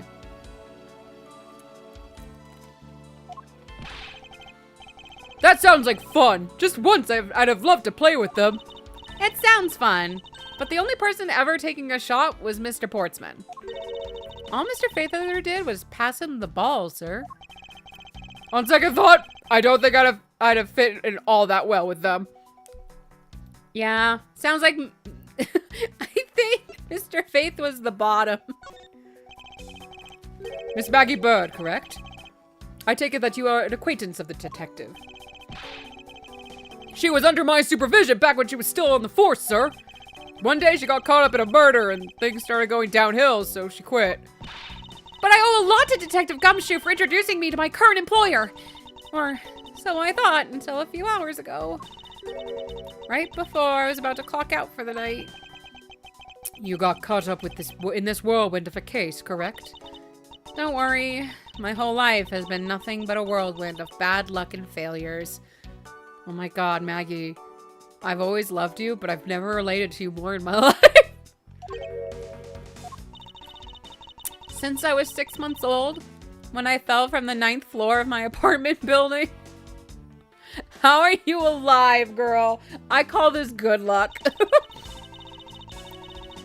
I've been hit by all sorts of vehicles, gotten sick from all sorts of foods, failed at almost every test I've taken, experienced almost every kind of disaster, and now I've even managed to be named a criminal. Just when I've become a security guard.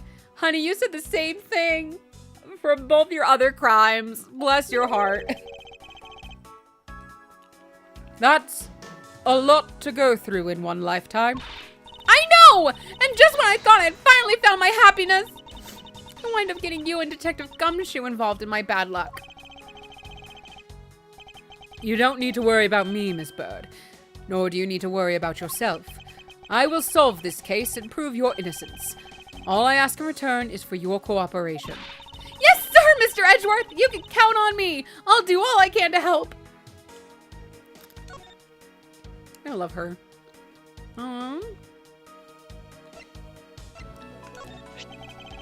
So when did you discover that the master key was missing? By the time I realized it, I think it was around 1 a.m., sir? And I noticed it was back at around 2:30 a.m. It was just sitting there on the ledge where the security room's reception window is. But I'm sure that between those 2 times it was not just gone, but stolen, sir!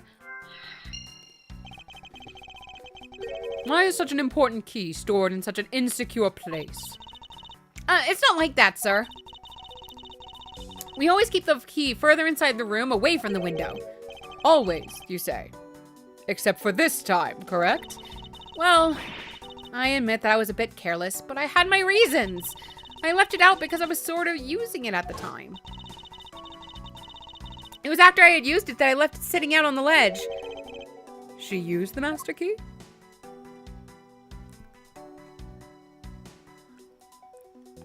Can I talk to you about that? Yes, thank you. What did you mean by you used the master key?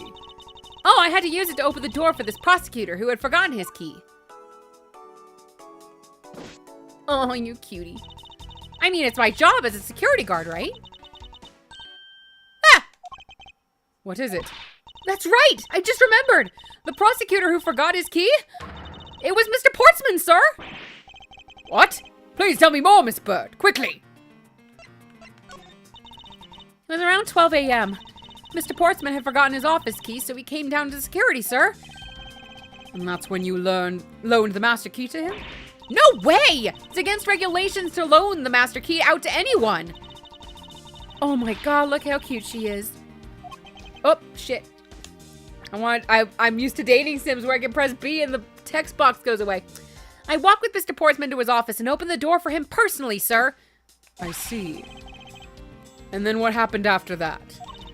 Well, he called for me to come close up his office as he was leaving to go home. That was around 1:30 a.m., I think. So in summary, for the sake of one forgetful prosecutor, you used the master key twice tonight.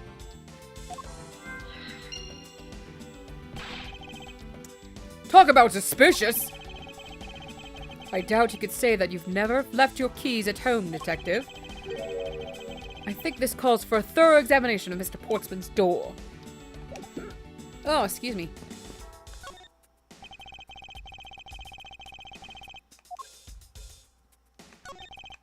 Room 1203. I take it that this is Mr. Portsman's office? Yeah, you can't mistake it because of that basketball hoop, sir. Well, that reminds me, Mr. Portsman had actually wanted room 1202 really badly. But since you were already occupying it, Mr. Edgeworth, we put him next door, sir. So why was Mr. Portsman so particular about getting room 1202? I'm not sure, but I bet it's because of something like this, like his birthday is December 2nd. Yup, that's gotta be it! I can't think of another reason why! I can think of at least 3. Why am I even wasting time thinking about this?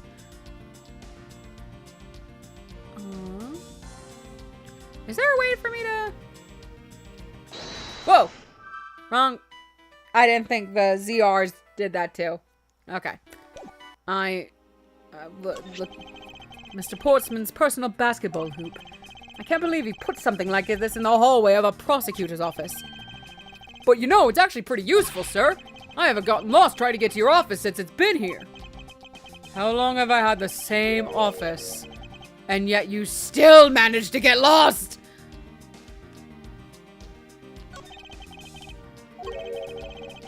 I bet the old credit card trick wouldn't work here, huh, Mr. Edgeworth? This is the office of a high prosecutor detective. These doors would be pretty ineffective if the average cat burglar could get through them. So I guess only a great cat burglar could get... God damn it, you already set up. I didn't realize you set her up this early. God damn it. That must be who our culprit is. Might I advise you to return that conclusion to whatever pawn shop you bought it from? I know there's gotta be a way for me to look down. A minimalist yet classy door made of top quality wood. It's kind of majestic too. Fits in real well with the ambience of the prosecutor's offices. Even Mr. Portsman seems dignified just because he works behind one of these. Nonsense! A man doesn't become more or less dignified because of where he works. Well, he still seems more dignified than Mr. Payne. Mr. Payne? I suppose custodial work can also be dignified! God damn, Edgeworth. Jesus.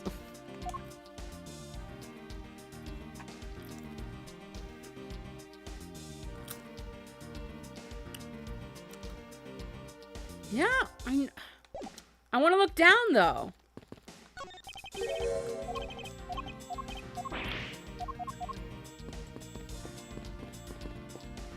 There's a thing I'm missing. I know what it is, but I can't figure out how to, do the thing.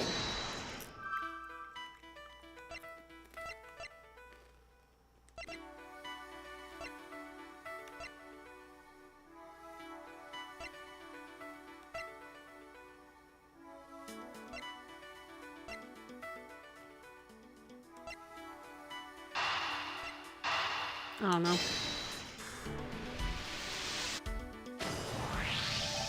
Miss Bird, I'm afraid there's a flaw in your story. What? No way, pal! I mean, sir! You have been spending time with Gumshoe. You said you locked up Mr. Portsman's office at around 1:30 a.m., correct? However, the master key had already been stolen at that time. Wow! Nothing gets by you, Mr. Edgeworth! You saw that contradiction like a pro! And I totally forgotten all about that! But thanks to you, I remember it now. You're right, it was around that very time that I realized the master key was missing. And? Well, I'm a security guard, sir. I couldn't just admit to losing the master key, could I? So I pretended to lock up his room, sir. You pretended? Yeah, I used my house key and made it look like I was locking up, sir. So in actuality, you never did relock the door then? Well, I thought that maybe I could go lock it after I found the key. Come to think of it, I guess the door still hasn't been locked properly.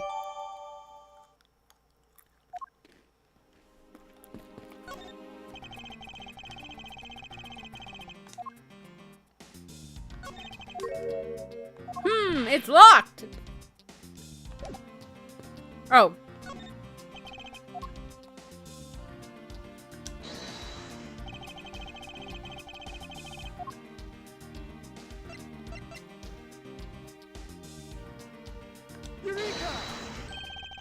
There's a contradiction here between reality and the evidence. If what Miss Bird has said is true, then why is this door locked tight? Huh? You know you're right! Miss Bird, are you sure you didn't relock this door? I am certain of it, sir. And I don't think Mr. Portsman noticed it himself that I hadn't. Which means... What, sir? It either means that he actually does have the key to his office, or that the door Miss Bird opened wasn't this one at all, but a completely different one. She opened a different door, but how can you prove that? There's an easy way to find out. All we need to do is... we need to examine these. The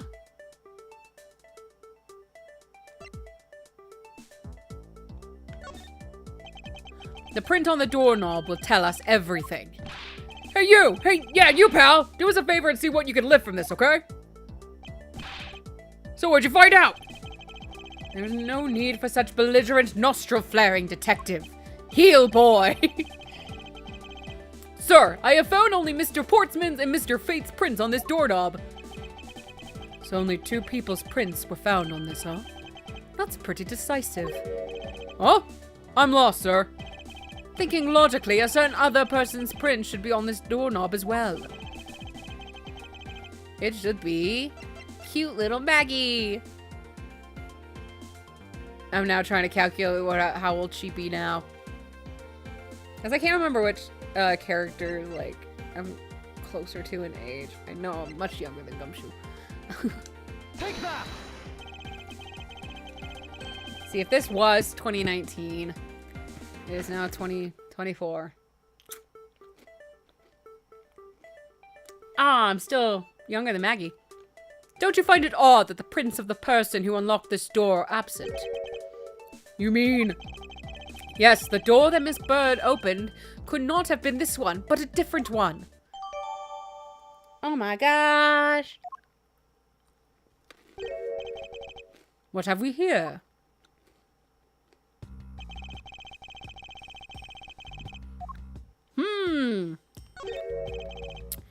What's this? What are you looking at, sir? Oh, hey, how about a game? That's okay, detective. I just found the position of this hoop to be a little off. Hey, you're right, sir. I guess it shifted when someone made a seriously sweet slam dunk. The positioning of the hoop is definitely unnatural. I mean, it being here at all is weird, but fair. I better take note of this.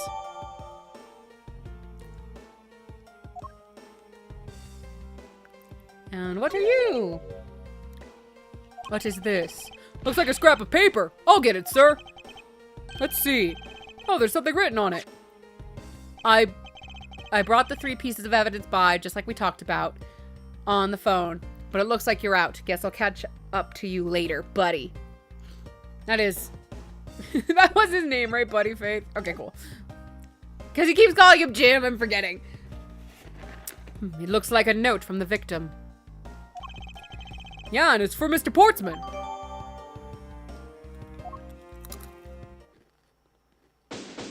Investigation complete! Poking around in this hallway has actually paid off quite handsomely. Huh? How, sir? In a variety of different ways. I think it's time we had a little chat with the real culprit of this case. You know who the killer is? Well, Mr. Edgeworth! As long as my logic is sound, then yes. The mastermind behind this murder is none other than Mr. Portsman. Congratulations, Valentine. You got it in one. I mean, you missed the cutscene that showed his face, but good job. Without that, I'm very happy for you. What? Mr. Portsman? I knew it! That's exactly what my logic senses were telling me too, sir! I suspected it was him from the instant he accused Maggie of being the killer, sir! That is anything but logical, but follow your heart, man. Lady and gentlemen, prepare yourselves. Come what may, it's time to knock on truth's door. God, Edgeworth, you're so extra.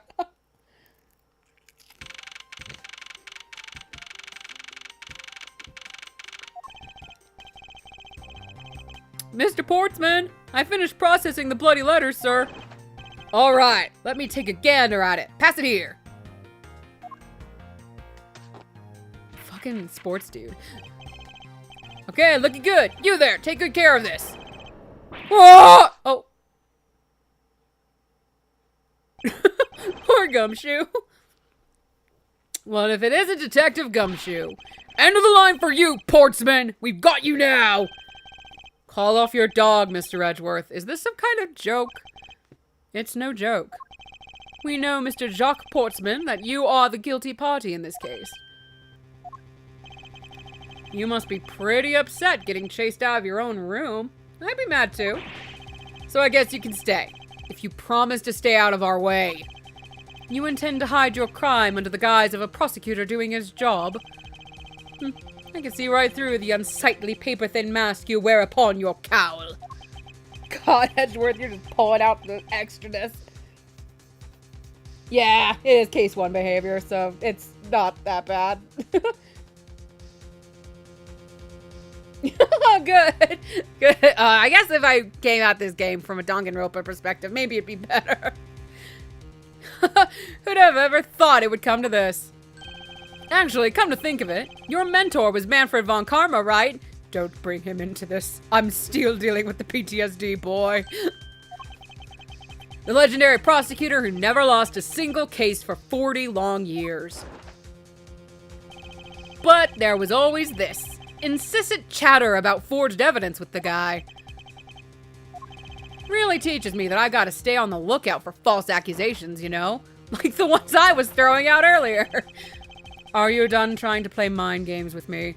Because they won't work. I have 2 beautiful boyfriends who keep me very secure in life. The only thing you should be using that mouth of yours for now is explaining yourself. Or maybe a quick little kiss. Although that too will only dig your hole deeper. Either way, your game is up. Quick little chip chew. Hold on.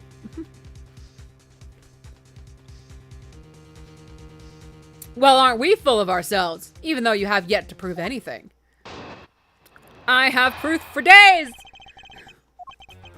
I have no idea what sort of harebrained idea you have in mind, but there's a mountain of evidence that points away from me being the culprit. Why does it magically point away from you? Besides, how may I ask, do you propose I unlocked your door and got in here? Look, I feel bad doing this to you, but I've got work to do, so we're done here. Sorry, but we are not finished yet. You will stay. Boy, you're stubborn. Suppose you're basing your accusations on something? I'll show you what I'm basing my accusations on. With evidence! Ah!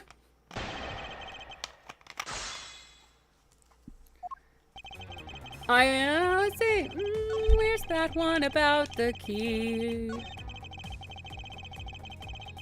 And I propose you did it this way. Oh, wait, but, is that? Okay, actually, this is the part where it's like, wait, which one do I present?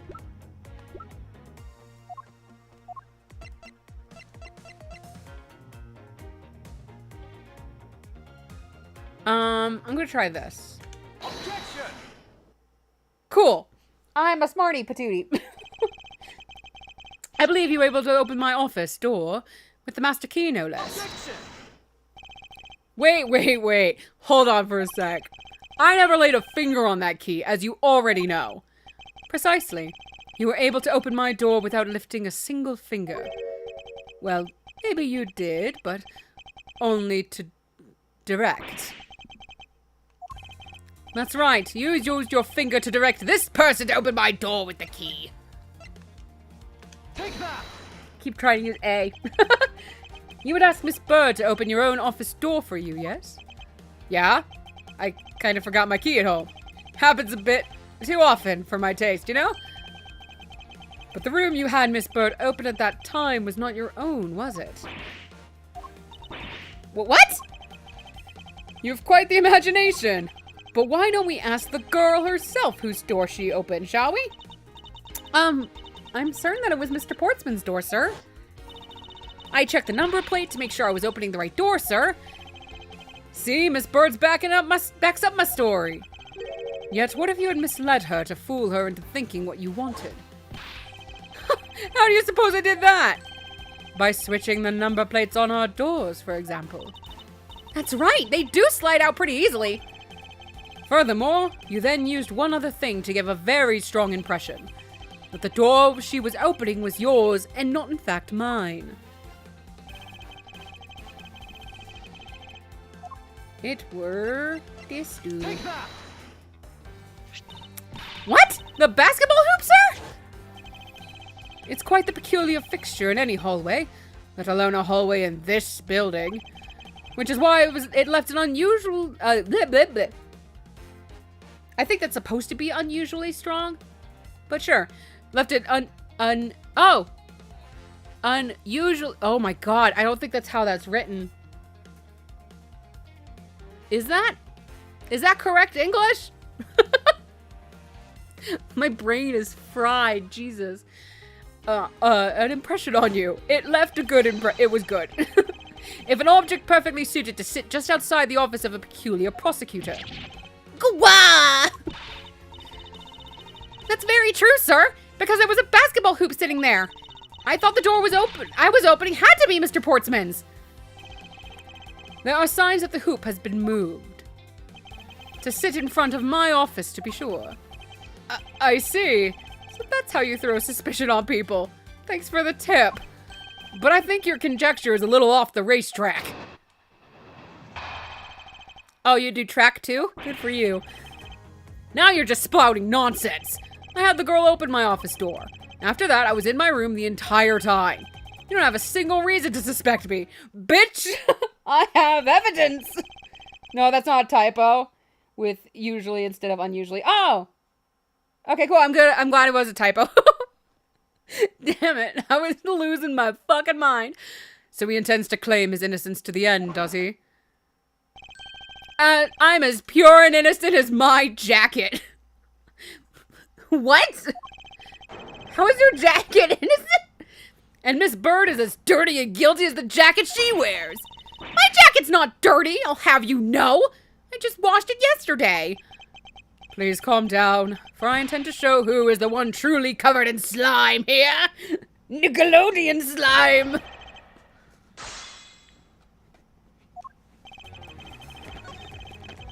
Yep, let me, that was in my room the entire time. Let me double check. Yep, no, it is that one. Hello. Presenti denti, boopity, fuck you.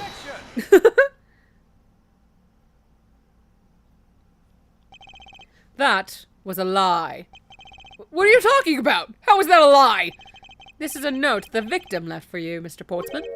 A note? It was left under your door. Or did you not notice?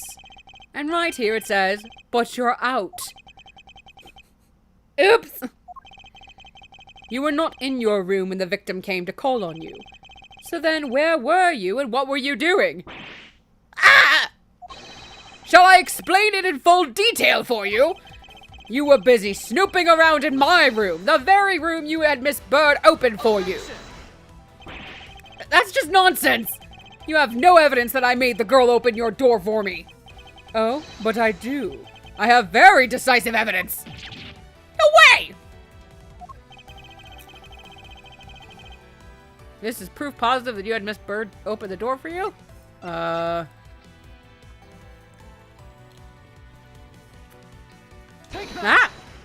Cool. I had your door dusted for prints. My door? What for? Come on, I bet you didn't find anything. You sure are good at wasting time. You're right. I didn't find anything. And definitely not Miss Bird's fingerprints. Her prints? What do they have to do with anything? God, you're a dumbass. Let's put it this way. If she really was the one who opened your door, then her print should naturally be on the doorknob she touched. You dipshit. Ack! Further, all of the prints on my office door's knob have been wiped clean off. I can only assume it's because Miss Bird's fingerprints were on it.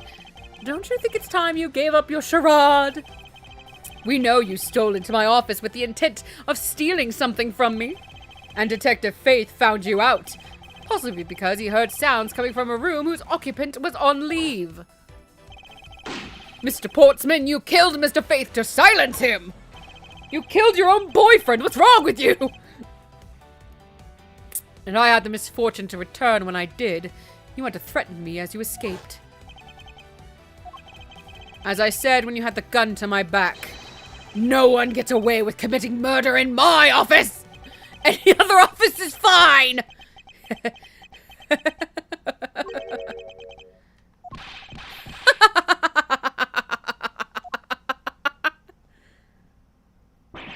And just what's so funny, pal?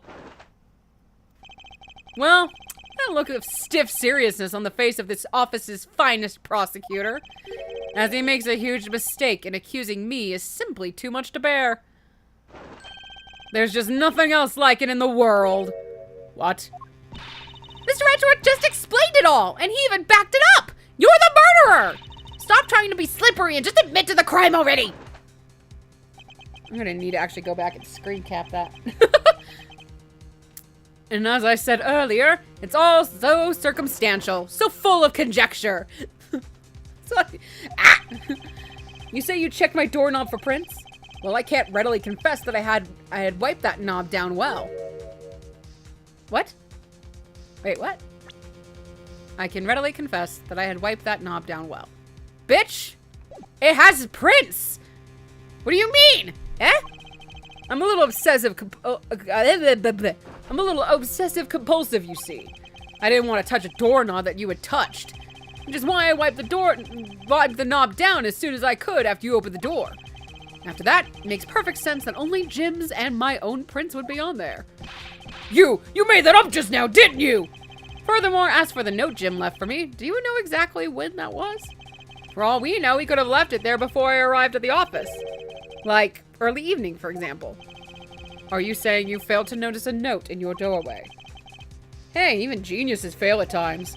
I was probably too preoccupied by work-related matters, although that's no excuse. Now that's just a flat-out lie! There's no way you didn't notice a note that size! But you can't prove that, can you? Say something, Mr. Edgeworth! Back me up here, sir! Portsman makes a good point.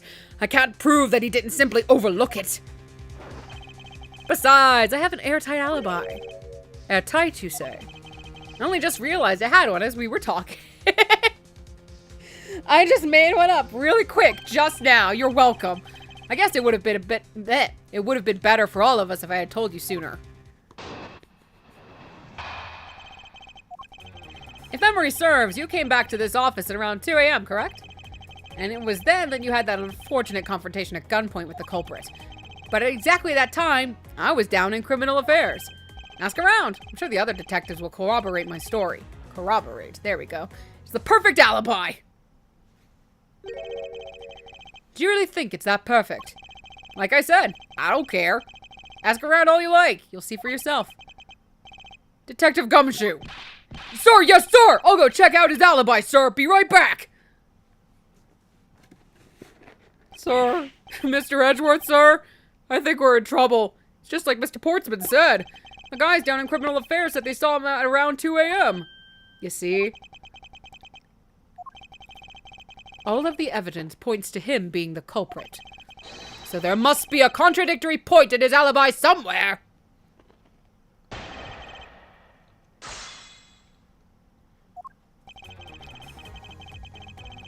I need to check a thing. I don't have an autopsy. Okay, yeah. We found it at 2:05.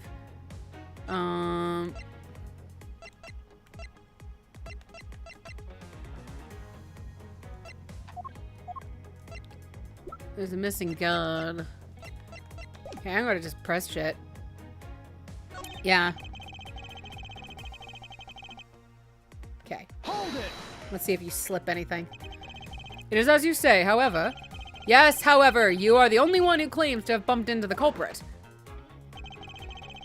So tell me, did you see the person's face? Was it me who you saw? It was pitch black, so I couldn't actually see. Objection! Oh, come now. I'm sure you saw something. Try a little harder, why don't you? I'm beginning to feel like I'm the one being interrogated here. Oh, well, it doesn't matter if you remember or not. It only matters that you ran into the culprit.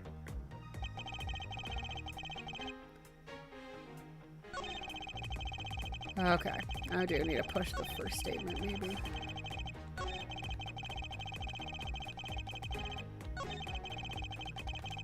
Hold it! You are correct. It was around 2 a.m. Are you sure? It's really important to me that you're spot on with the time. I remember checking my watch then, and make no mistake, it was 2. Oh, giving testimony like a pro. Okay, so you came back to your office at 2. Ah, that didn't do what I wanted it to. Hold it! What were you doing down in criminal affairs, baby? So you paid the criminal affairs department a visit. Yep, right after I left the prosecutor's building, I headed straight for the precinct. Oh, is this one of the testimonies where I just press and cry? Well, we did go and ask around to confirm your testimony. And it was just as I said, right? Yes, sir. A number of detectives said that they saw you at around that time. See? I have the perfect alibi. That's the ace up my sleeve. Possible. He actually does have the perfect alibi. What's wrong? Why the sudden sullen look on your face? Can't you say anything back, Mr. Edgeworth? I think we've reached the end of the line, and it's time to get off this crazy trade. Couldn't come up with a sports pun? You there. Sir, please escort the young lady out. But remember, be gentle. Maggie! Detective Gumshoe!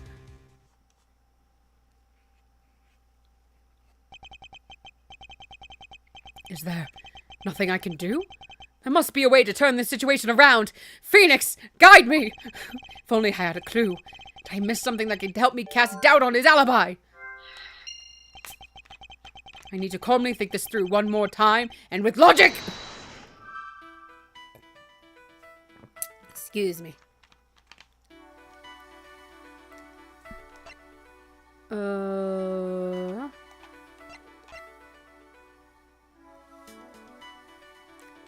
Could not have been Mr. Portsman, then who could it have been?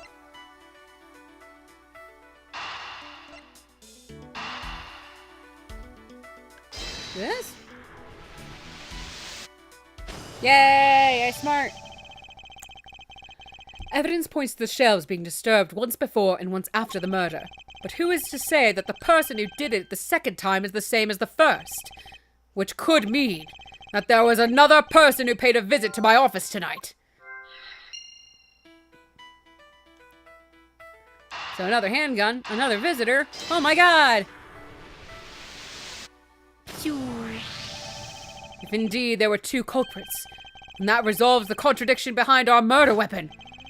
Despite the fact that there are 2 bullets here in this room, the murder weapon only shows signs of being fired once, leaving the possibility that the other bullet was fired from the other visitor's gun. Furthermore, if we suppose that the second culprit's gun was the one that was pointed at my back. Objection! Beautiful. Mr. Portsman! It seems that— oh, hi, welcome back, Maggie. It seems that I need to amend my assumptions regarding this case. Great, so you finally come to your senses. Good for you. Mr. Edgeworth! Sir, what are you saying? This has been a big misunderstanding on my part from the start. I had assumed that the person I ran into was the killer, but that may not be the case. What do you mean? The person I ran into was just your average thief. A thief? But sir, doesn't that cause some sort of contradiction in the facts? Not at all. It simply means that the killer was someone else. And it means that in actuality, 2 culprits stole into my office tonight. What do you mean, 2? It explains both why my shelves were disturbed twice and how there were 2 guns. Mr. Portsman tricked Miss Bird and gained entry into my office. Now you're just leading the argument. You still don't have any actual proof, you know. If you could please go along with my hypothetical scenario for now, Mr. Portsman. In the end, if you really are innocent, you should have nothing to worry about. Ugh. Now then, returning to my scenario, Mr. Portsman was out to steal something from me, which is why he checked my secret safe and ransacked my shelves. This is the first time. So then, this would be when the files were put back in the wrong order, right? Correct. And then, just when he was about to look somewhere else, who should walk in but his own partner, Mr. Faith? But why did Mr. Faith come into your room, sir? He probably had business with Mr. Portsman, which is why he was in the area. But that's when he noticed sounds coming from my office would be my guess. Oh, because he was supposed to be away, right? And he must have thought it was odd, so he came into this office to check it out. Correct. And as a detective, that was the right thing to do. Poor bastard lost his life, though. But when he came in, he found his own partner standing there. Because it was Mr. Portsman, Mr. Faith probably let his guard down. But Mr. Portsman was not so merciful as to let him leave alive. He waited for a chance and stole Mr. Faith's gun from him, and then he killed him. He silenced Mr. Faith for catching him in the act of stealing.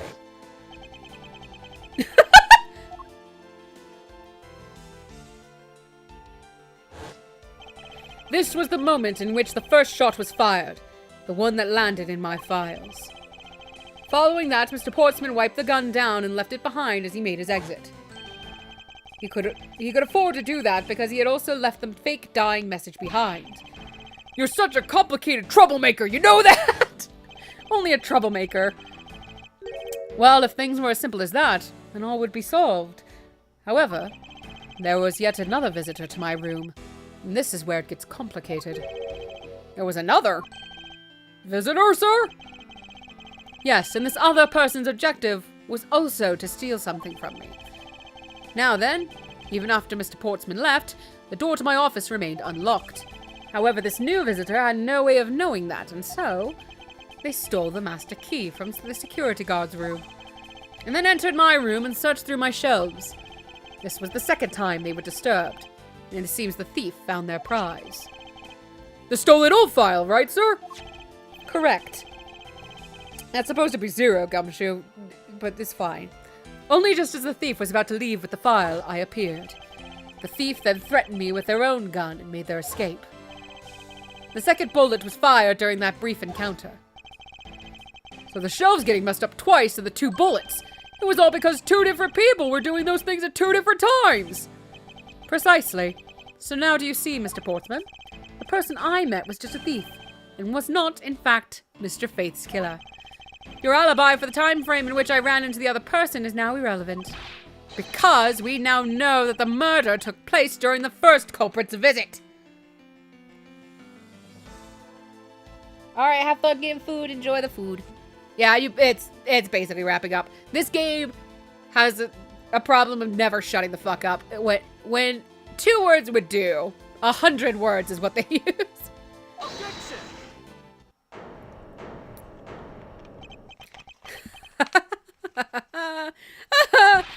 What's so funny, pal? Absolutely splendid. Your scenario explains everything. Of course it does. It's Mr. Edgeworth after all. But you know, it still doesn't change the fact that it's all circumstantial. Supposing if, and that's a big if, your theory is right. It would indeed render my alibi, which has withstood scrutiny, mind you, irrelevant. But there is still one defining point of your argument for which you have no evidence. Your supposition that I was the first visitor. Ugh, Mr. Edgeworth, you can't let him get away with that, sir! But he has a point. I have absolutely no proof at this point. Don't say that, sir! I don't believe this! Don't worry, Maggie, I'll do something if I must! You know something? I find your attitude to be somewhat peculiar, Mr. Edgeworth. If the person you met really was just a plain old thief, then why is that person not your main suspect? That is, if your theory is correct. That thief you ran into should be your real suspect, wouldn't you say?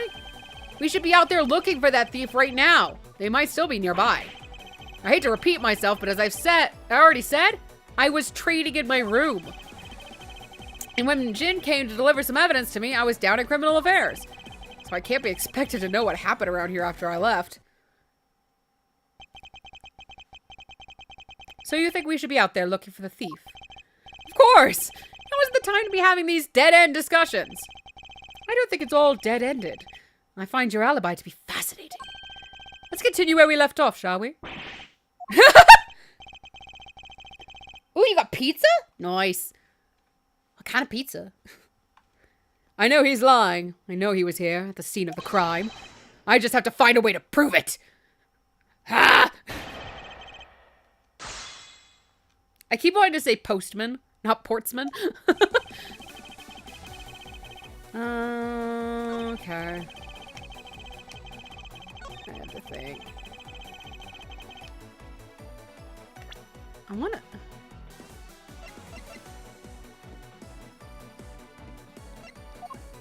No. We still have the out, but I don't think that's it. I'm gonna press things. Fish, get back there. Hold it!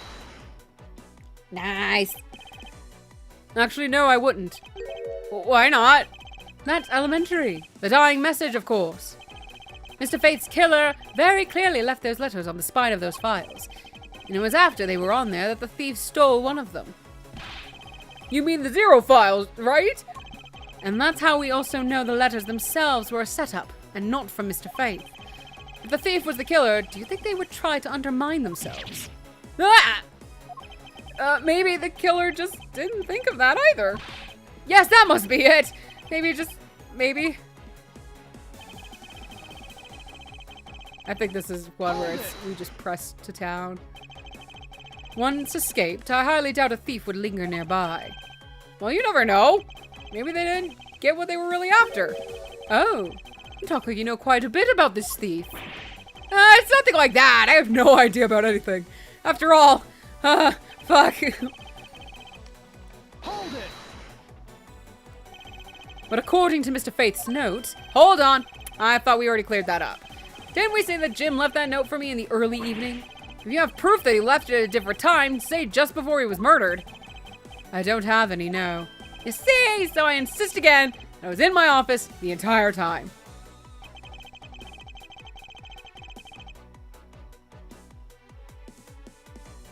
Oh wait, here we go. How do you... I'm gonna press it first. Hold it! Why didn't you go there with Mr. Faith? Oh, that's because he said he was tired and was going to take a quick nap. You know those sofas in the hallway? He likes to sleep on those. It's one of his habits. What are the evidence he brought? They were things related to yesterday's case. Just 2 items, a gun and a pendant. Uh-oh, I found a contradictions. Interesting. This piece of testimony seems too crucial to let slip through the cracks. Presenti. 3. Objection! Fuck you. Only 2 pieces? I believe the proper phrase here is, you fail. Excuse me? You fail as a prosecutor, Mr. Portsman, as you intend to keep evidence hidden from me. What are you talking about? I haven't hidden anything from you. Edgeworth, that's what we prosecutors do. We hide shit. Well, here's a piece I think you should read. Carefully. It says that Mr. Faith was bringing 3 pieces. Yes, and this is the victim's real dying message to you, Mr. Portsman. I can't believe to get tripped up by simple arithmetic. Damn it. I knew 1 + 2 was not 3. Where is the missing piece of evidence? You have it, don't you? Only the guilty would make such a face. Detective Gumshoe. Strip search him. You don't have to say it, sir. I'll pat the guy down from head to toe. Don't come any closer. I'm warning you. This is all part of the investigation, pal. So don't even think about stopping me. I'm gonna feel you out. No. Hey, what's this? He had this on him, sir. Despite what you said, it would appear that you do have something to hide. But why would he hide something like that? We don't use VHS tapes anymore. In the year of our Lord 2019. There's only one reason why anyone would hide evidence of this caliber. Because it would unequivocally point to that person himself as the real killer. Let's examine this videotape in a little more detail. For the section of the tape that will drive the last nail into his coffin. Oh, hi. Oh, shit. I know that KG8. I know the KG8. KG8 incident.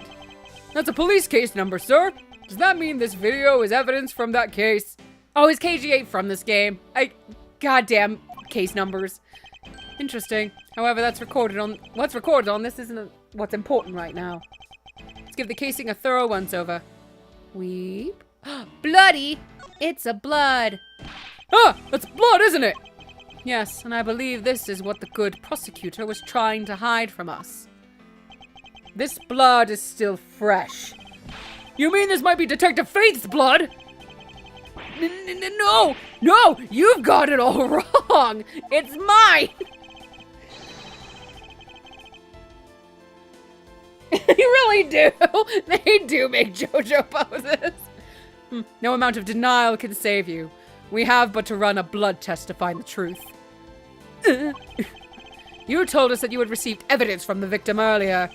Now you will tell us when and how did the victim's blood find its way onto this video? Yeah, it's totally suspicious! Was it at the moment of his death? Did Detective Faith have this videotape on his personage when you killed him? You know very well there's no way to prove that! Not even if we were to examine this tape for fingerprints? Yeah! If I had to take a guess, I'd say that the only ones on here would belong to the murderous you and Mr. Faith. No! Impossible! I'm... Oh. Oh. Oh. No, goodbye!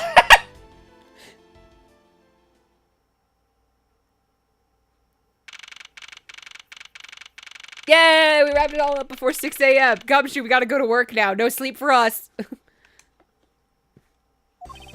Mr. Portsman's been placed under arrest for the murder of Detective Buddy Faith, sir. Very good. And the results we got back from the lab techs on the tape turned out to be real solid, sir. The blood work came back and it was definitely Mr. Faith's blood on there. And as a bonus, they were also able to lift a few of Mr. Faith's fingerprints as well. Thank you very much, Mr. Edgeworth. I still can't believe I got to see your cool deduction skills outside the courtroom. I'm impressed beyond words, sir. It was nothing. I'm just sorry you got caught up in a murder in my office. Please, accept my apologies. You may also date my dick Gumshoe. You have permission to date my boyfriend. Oh, it was nothing, really, compared to what I've been through, I mean. I consider myself lucky that it was only a burglary and a murder this time, sir. If it had been a holdup or a hostage situation, I'd have thrown my hands up in the air. I think I'm finally rising up from a goddess of misfortune to just an unlucky person. Something tells me we should have hired a different person for security detail. Gumshoe, you will take care of this woman, for I am firing her. You know something, sir? That Mr. Portsman really was one corrupt prosecutor. And why would you say he was corrupt? Well, I heard that there were a number of suspicious things related to his court cases. There's even rumors about how some of the evidence he uses is forged, sir. Forged evidence, huh? We prosecutors can never escape. And they say he even decided not to prosecute a few cases for some really vague reasons. Oh, that guy was a complete disgrace to the entire profession. We never did get around to asking what his reasons was for breaking into my office. Yeah, whenever we got near that topic, he just clammed up. Although we can be pretty certain that it was to steal something. This is just between you and me, sir, but there's a rumor that some sort of huge organization is involved behind the scenes. Oh, well, well. With Mr. Portsman not willing to divulge anything, it certainly lends credence to that rumor. It would seem that we haven't heard the last of this. Oh, then Mr. Portsman isn't the bad guy? I didn't say that. He murdered someone, Dick. What the fuck? But rather that there are still many more mysteries for us to solve. This is a mystery series after all. For example, we still haven't figured out the significance of this piece of evidence. This. Whoa. Yeah, this guy. Take that! The person who stole this file. The other villain of the night. Yeah, I wonder who it was. What happened to the stolen page? Oh, and what happened to the stolen pages? I wonder, who in the world was it that held me up at gunpoint? Mr. Edgeworth, sir? Yes? I came across this while I was processing your office earlier, sir. This card. What is it, sir? Is that a bird or something on there? It's not just any bird. It is the mark of the raven. A three-legged raven. Even you should know what this is, detective. Oh, it's about that thing, isn't it? That great thief everyone's talking about. Yes, it's Master Mask. Yes, it's the mark of the great thief, Yatagarasu. Under the mark of a legendary bird, the Yatagarasu is noble to the end. A modern Robin Hood. Yatagarasu haunts embassy. The noble Yatagarasu vigilante of the business world reappears. Good for them. Labeled mysterious and phantom-like, the Yatagarasu appears and vanishes at will.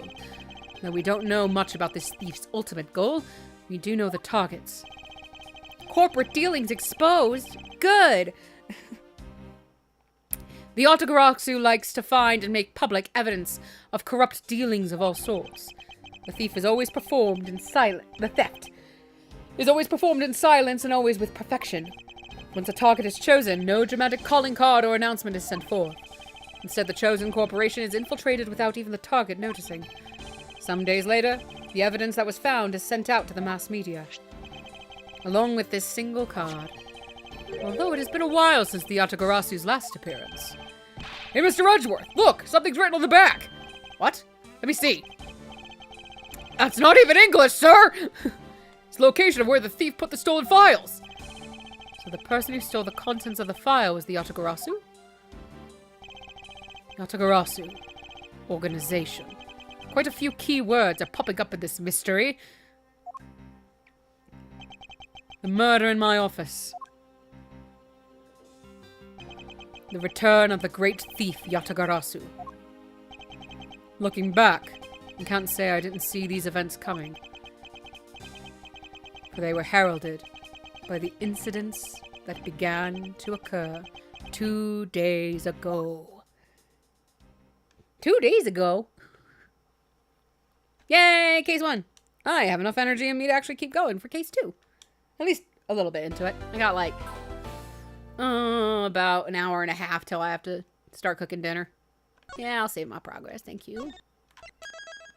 Oh my god, my nose is so itchy. What the fuck?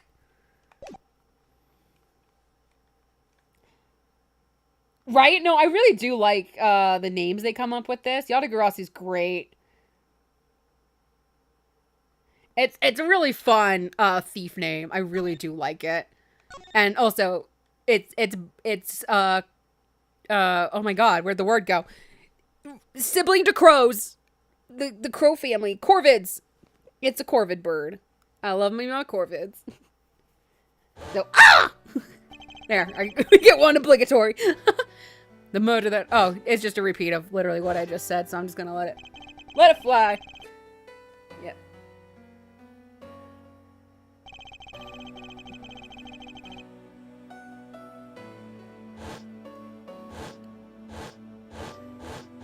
Whoa, whoa, whoa.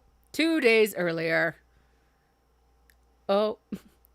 Edgeworth is dead. And then he came back to life. Oh. Grape juice. Hooray. Oh yeah, this case is redonkulous. At least its location is. We're in a goddamn 2-story airplane. With an elevator. Yes, everything being high up in the air. 9,000 feet in the air to be precise. Thank you for flying Go You Airlines. We are currently experiencing some slight turbulence. We are asking all passengers to please return to their seats and fasten their seatbelts.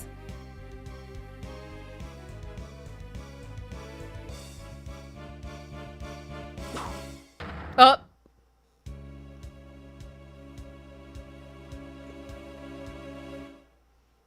I give this game shit more just from the fact that it will do. When 2 words will do, we're going to use 10,000. March 12th, 6:13 a.m. The lounge. He got knocked the fuck out. Ouch. Oh my god, oh my god, look at that sprite work. Hot damn. Good job, artists. Holy shit, that's gorgeous. Why do I feel like I've just woke up from a horrible nightmare? 6:13, huh? Guess I was out cold for about 10 minutes. Slight turbulence indeed. 1 star. Ladies and gentlemen, we are currently experiencing some slight turbulence. For your safety, we ask that you please I'm getting a little ahead of it. That you return to your seats and fasten your seatbelts. I suppose turbulence is to be expected on a flight.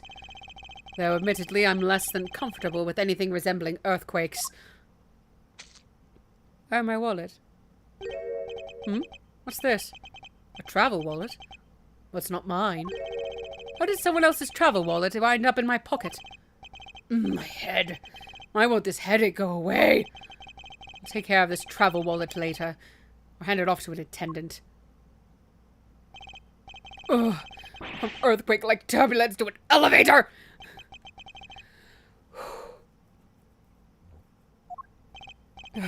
What am I doing hesitating like this? Actually, I know full well why I hesitate. It was when I was still but a young child. Oh, wow. That's actually really nice to see a better... I haven't seen this Yanni Yogi image this high def. I didn't ever realize his eyes were closed. I always thought his eyes were bugging out in the original images, so it's kind of nice to see that that wasn't the case. I was caught up in a murder that happened in an elevator. But how long am I going to let my past haunt me? It's just an elevator! I'm a grown man now! I need to behave like one! God damn it, I hate elevators! What in the world happened? Is there something wrong, sir? I must ask that you please return to your seat. He's dead! Please calm down. We mustn't jump to conclusions without all the facts. What's wrong? Did something happen? You murderer! What? No! You have it all wrong. It wasn't me.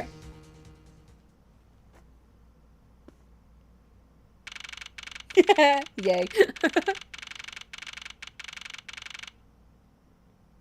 God, this crew. Everyone, I am sorry to interrupt, but I have an important announcement. I am one of your flight attendants today, Rhoda Tenero. Rhoda Tenero. Rhoda Tenero. Rhoda Tenero. I'll think about that one. Unfortunately, we have just had a minor accident on this flight. It's only minor. Don't panic. An accident? Don't treat us like we're stupid. I caught a glimpse and it was a murder. What? Murder? What's going on with this flight? Everyone, please calm down. There's no reason to panic. This flight will stay on course and make its scheduled landing. We are still currently in the middle of a rough patch of turbulence. So until we are out of this area of turbulence, I ask that you please remain seated. But someone was killed, right? I mean, what about the killer? Let me off! Please, there is no need to feel threatened. We have already apprehended the culprit. God, what voice have I given her? Yeah. He needs all his boyfriends to drag him to therapy. He does. I ask that everyone please remain calm. What the heck is he talking about? Why should we remain calm? My name is Miles Edgeworth. I am a prosecutor, and I assure you I am not the killer. Huh, being a prosecutor doesn't make you incapable of murder, buddy. Now you listen here. I am not the killer. I simply found the body. He's so pissed. Sprite. I need that as like a reaction gift or something. So you say. However, I am sure that you are the perpetrator of this crime. I swear on my honor as a professional flight attendant. Oh, is that right? I know what I saw, and there's even very strong incriminating evidence to back me up. What kind of incriminating evidence is she talking about? We already alerted the proper authorities at our destination. Until we land, you will remain in our custody by the powers vested in our captain. He will also do weddings. I'm very sorry, but please understand our situation. What situation? I'm more concerned with mine! In the direction it's going in! I'm not about to just sit idly by while I get accused of murder! Miss Tenero, is it? Yes. Oh god, I love her stern face. She kicks ass. I was wondering if you might give me a chance. A chance? To do what? A chance to plead my case.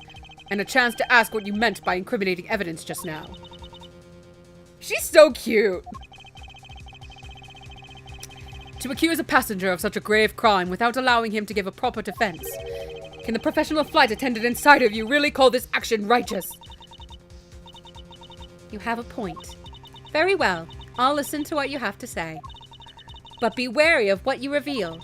I'm afraid you'll only look even more suspicious if your explanation fails to satisfy. I guess you have this cadence forever now. I also do not have the time to deal with you all day, so please make it quick. Of course, as you wish. Good. Very well then. Let's get started. Is it... I know for a fact that I didn't kill that man in the elevator. What I don't know is what sort of evidence she has up her sleeve. But I'm certain it doesn't fit with how the crime really occurred. That stink eye, damn. She's gonna murder me. Ah, okay, I can see that. Yeah. That fits her character a little bit.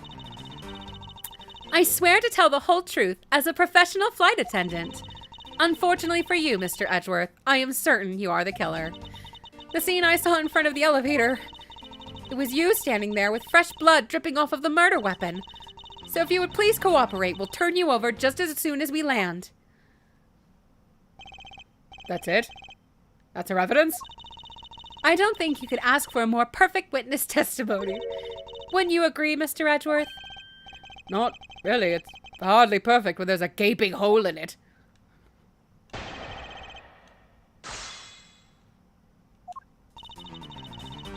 Her bun hair, like her ponytail bun thing, so interesting.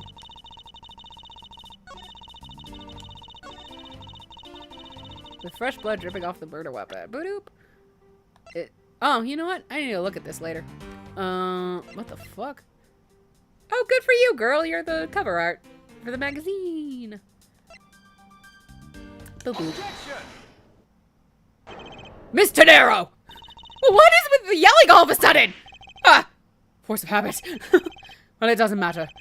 Miss Tenero, you say you saw the murder weapon dripping with blood. Is that correct? Yes, all that blood. Drip, drip, drip.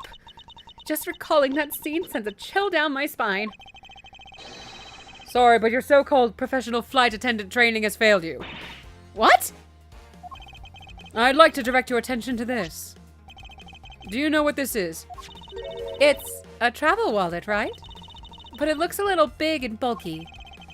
The thing you saw me holding when I discovered the dead body in the elevator was this very travel wallet, Miss Tenero. What? Impossible. Now then, do you think I am the killer?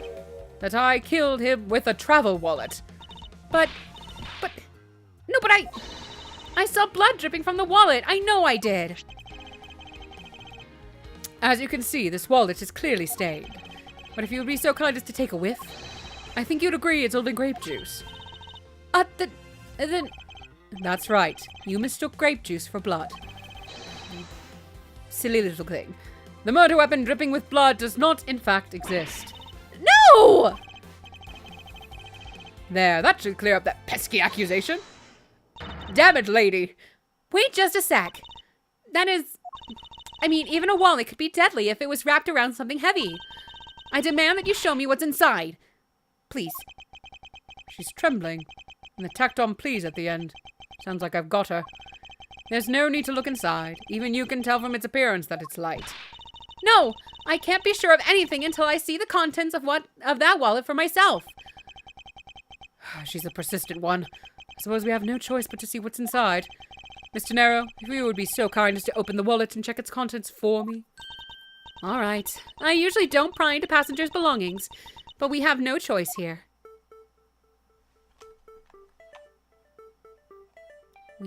I hope there's a finger in here. Grape juice stains the outer cover. True, it is I who dropped in the juice. However, I didn't do it all out of ill intention. I am a good bean. So did the trans. Oh yeah, no. So there's this weird.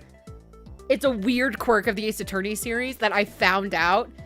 It's not a translation issue. They just have always called wine grape juice. It's just grape juice in this universe. They don't have wine. I don't know why. It seems that this passport is all that's in here. As you saw, there is nothing but a passport inside. This renders your wallet as the murder weapon argument moot. Wouldn't you agree? Please, hear me out, Mr. Edgeworth. What is it now? Well, I was wondering, whose passport is it exactly? Can I take a look? Why not? I'm rather curious myself. This is... Just as I thought. This travel wallet belonged to Mr. Ackby Hicks, which makes it the victim's property. You stole the victim's wallet, didn't you? How dare you! You said it yourself.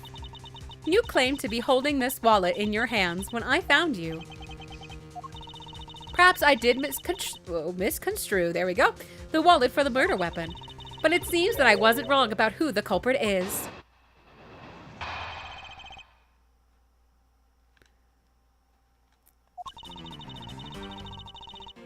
As you claim, the murder weapon is not the travel wallet. However, it is something you stole from Mr. Hicks after you were done with the vile deed. I find it hard to believe myself, but your motive was very simple. You were out to steal Mr. Hicks's money, weren't you? So even, honey, I know we're on like capitalism runs the goddamn world, but also this is the biggest first class plus plane I've ever seen in my life. Why would we be stealing petty cash? So even though I didn't have the murder weapon on me, you still suspect me, I see. You stood up at the crime scene with the victim's wallet in your hands. How can I turn a blind eye and not suspect you of foul play?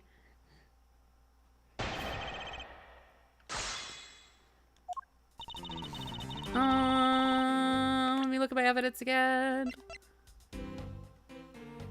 Right, all the money's right there. That's right. Get over there. Faster! Thank you. Objection! I wonder if I might get a word in, Miss Tenero. What is it now? Miss Tenero, I wonder if you noticed the contradiction within your own testimony. What are you talking about? It's simply impossible that the motive for this murder was monetary theft. One glance at the crime scene should have told you that. There's money galore, bitch. What about this scene? It's money. It's the money. I'm going to pick right on this hundo. That hundo. If I may direct your attention to the things strewn all over the floor. That's right. The floor is covered in bills and coinage. By your rationale, these were the very things the killer was after. I think we can assume that the wallet fell during the victim's struggle with his killer. And I would think that the killer would have noticed something like money scattered everywhere. Furthermore, as you can see, there was no effort made by the killer to gather the money. But the wallet... Yes, the wallet. You will also recall that the only thing in it was Mr. Hicks' passport. If you are really insisting that it was a crime based on greed, then you're claiming that it was all for an empty travel wallet. Forgive me!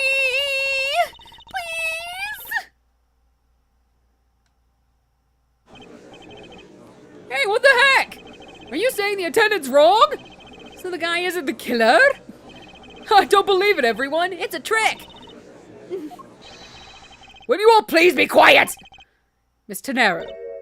Yes? You lost your cool when you saw the dead body. Plus, the lounge was dark, and looking into the light from the elevator, it's easy to see how you mistook the wallet in my hand for the murder weapon. I take no offense that you thought I was the killer. Mr. Edgeworth. Thank you for releasing me. Thank God my hands hurt. I'm not even going to insert fake language. This is Borginian, though. I do know that. Fake country. Don't worry about it. What is it now? Just yelly. Miss Tenero, if you could please translate, I'd be much obliged. It sounds like Borginian, but I don't understand any of it. There's another attendant on this flight who... I said that he is giving the runabout! I gotta find a better voice for that. He is giving runabout. There we go. I do this now. This is voice. What is this voice? I don't require an interpreter. I speak English just well, see? You, the attendant. Yes, sir. I want this person to be under the arrest until we arrive at the airport. Okay. Thanks, buddy, for your opinion. I'm sorry, sir, but what exactly are you hoping for? What is it you want? I am finished talking to the likes of you. Please, I would like to hear why you would like me to be held under arrest until we land. You! How dare you try to waste my time! You're the one who stuck your nose into my affairs! I wanted to spend even at least one more second with my precious art. I have no time for other things. I know what you are. I see through you. Insolvent. Yes, I am pretty sure that is how you say it in English. Well, I should hope I'm not monetarily bankrupt, but I don't think that's what you meant. I'm sorry, but I don't think I caught your name. I am Zinc LeBlanc II. I am a very wealthy man in the Borginia. But I am not an ordinary rich man. No. I am an art dealer, a rich seller of beauty. Oops, sorry. Mr. LeBlanc, what did you mean just now? Pardon? When you said that Mr. Edgeworth was giving me the runabout. I have to explain? Unbelievable. I will say it once and only once. I do not have even a second to waste. Time is money, as they say. Yes, and yet you continue to blather on. I saw it, yes I did. I saw the victim go into the elevator. Going down to the lounge. It was exactly at 6 o'clock. Itchy nose.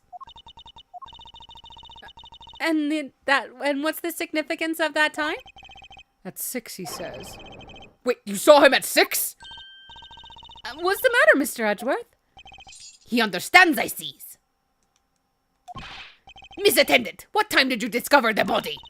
Well, it was a little after that patch of turbulence, so I would say around 6:15. Hicks was his name, was it? Then I say that man Hicks was killed in the 15-minute time span. And the only person in the lounge at that time... Sir, don't point your gun at me. Was this prosecutor, yes? Yeah, I was in my seat the whole time. Me too. I was watching the movie and enjoying a fine glass of grape juice. See there, it's all grape juice. I don't know why they did this. It's not a translation or localization thing. It's just a series quirk. I don't know why. I was still eating. Still haven't finished, see? The other passengers have an alibi, so you have no problem with them, I suppose? No complaint, I see. Not a single word against this, right? I have no way of discounting what you have put forth at this point, but it wasn't me. Oh, so you say. But you have, what you say, the evidence? Mr. Edgeworth, are you really the culprit after all? Mr. LeBlanc, I suppose you are quite certain in what you saw. Enough to give testimony? Of course! I was looking at the man the whole time! He was playing with that annoying little, a small machine the whole time. Machine? Yes, that's what you people call it in English, yes? It was making me crazy with the click, click, click. From that description, it sounded like some sort of small computer. I believe what Mr. LeBlanc is talking about is a cell phone. I have to say that I did see him playing with it quite a bit myself. A simple cell phone? A laptop or organizer I could see, but it's kind of no budget. I hate that noisy little machine in his hand.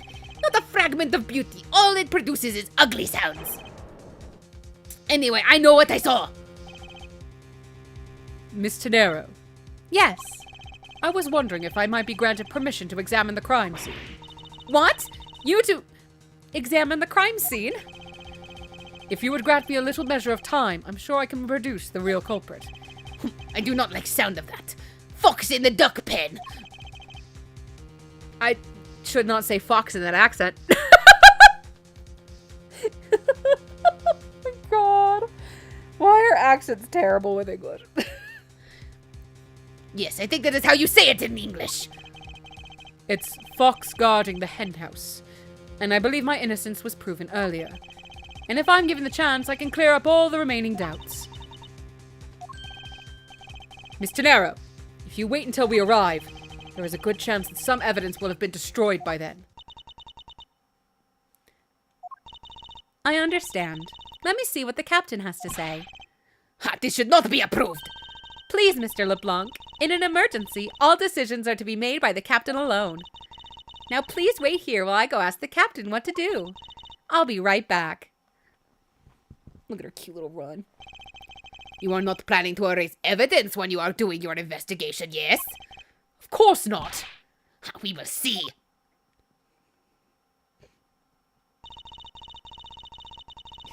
Just say Fox is true. Mr. Edgeworth, you have the captain's permission to investigate the crime scene. What? Unbelievable! I am in your debt, Miss Tenero. However, there is one condition. I am to supervise you. Can you agree to that? Of course. I see no problem with that stipulation. It's only natural, as I am still a suspect in this case. I take full responsibility and will watch Mr. Edgeworth's every move. I hope this is reassurance enough that there will be no foul play. Now then, Mr. Edgeworth, shall we proceed? If you should need my help with anything, I'm your gumshoe for this episode. You're welcome. It's time to head to the crime scene. I read that backwards, but it's fine. The first floor lounge. Except I want to talk to all these fuckers. Because they're weird. Oh, I can go that way. Okay. I don't remember being able to go that way. Oh, hello. Wait, hello. Excuse me, but I have a word with you. You there! If you need something, please ask Miss Rhoda over there, okay? What the? Hey, wake up! I'm terribly sorry that she's being so rude, Mr. Edgeworth. No need for you to apologize. I just find it hard to believe she's asleep on the job. If I were her boss, I'd see to it that her salary was cut so low that it was in the red. How did you find your meal to be, Mr. Edgeworth? Come to think of it, I forgot all about it. I must have been asleep or something. Oh, I'm terribly sorry. Let me prepare you something right away. What are you apologizing for, Miss Tenero? I failed in my professional duties by letting a passenger go hungry. Please, help yourself. If you see anything to your fancy, feel free. I think I'll take my time later after I've solved this case, thanks. He's so angry. What the fuck? It's a movie poster for License to Love, Laugh, Maim, and Murder. That's a Go You Airlines sponsored movie. It's a suspense, hard-boiled action romantic horror comedy flick. Holy shit. Is that the genre listing for this thing? Yes, it's a movie that can be enjoyed by anyone because it encompasses all those genres. I can't even begin to imagine what the plot will be. But you have to admit it has piqued your curiosity, right? I heard the main strategy with this genre listing was to make people curious. Well then, consider the mission a successful one. Hello. Oh, we're looking at things. Mr. Bullet Blanc seems to be protecting the gargantuan vase on the chair rather closely. It's a marvelous face, though, isn't it? Yes, I dare say so as a professional attendant. I don't think there's any real connection between a piece of art and being an attendant. But I'm not just any old attendant. I'm a professional flight attendant. As though there was such a thing as an amateur flight attendant. You strange, strange woman. Hurry up and investigate. Time should not be wasted. Precious is human time, is how you say it, I believe. Bless you. This was Mr. Hicks' seat. I don't see the machine Mr. LeBlanc was talking about. Perhaps it is in the perhaps it is in the elevator? Maybe. We should probably head down to the crime scene now. But I'm looking at things. Let me look at things. Oh, your cup of tea stayed perfectly intact despite the turbulence and you not being here. Good for you. Oh, it's cold press. I think that's what that little... So it's not tea, is it coffee? Or can you brew tea cold press style? I know that's a doohickey down there. I know it's used for something. It's my seat. Unfortunately, I didn't bring anything particularly useful for an investigation. It's not as if I'm constantly prepared for such a thing to occur. You need to learn better, Edgeworth. Be like Phoenix. Ready to go. Ah, that's right. I was in the middle of recreating a chess game. Just an observation, but aren't there too many red knights around that lone blue pawn? It's me recreating my favorite date night with my boyfriend. Nonsense. It simply shows that the blue pawn is no match for the red knights, mate. I'm the top. Don't get near me. Are you criminal? You said, don't get near me, you criminal. I am not the killer, and I intend to prove that starting now. But that's contrary to the facts. He says, but that's contrary to the facts. I can understand his English just fine, thank you very much. What's a lifesaver doing here? It's a big old gummy. I bought it at the flight shop just beyond the lounge. If something should happen, having one will save your life. You have to buy safety here? I think this guy would have been better off not taking a plane to begin with. Poor sod. Hello, small child with large food. If I may have a word with you. This day, awesome. That's great to hear. However, I would like to ask you a few questions. I was here a whole time, so wouldn't know. Eat or speak, please pick one. I think he chose to eat. Yes, I can hear that. That is a big ass steak. It looks delicious. He missed. How about another glass? I don't know French, but this is what I have. Oh my god, I hit my mic. Oh my god, oh my god. Ah! Excuse me, but I was wondering if you know anything about the murder. How about it? How about the glass together? Sorry, but I must decline. I wasn't talking to you! I was talking to the cute attendant! I'm sorry, but I'm on the clock right now. But if you need a refill, I'd be happy to bring you another glass at any time. You got it, Toots. That's no way to talk to a lady. Don't, how dare you, sir? That's just, what the fuck? Look at all these bottles lined up in a row. It's a miracle they made it through the turbulence without a scratch. Actually, we asked the drink vendor to clean up all the ones that did break earlier.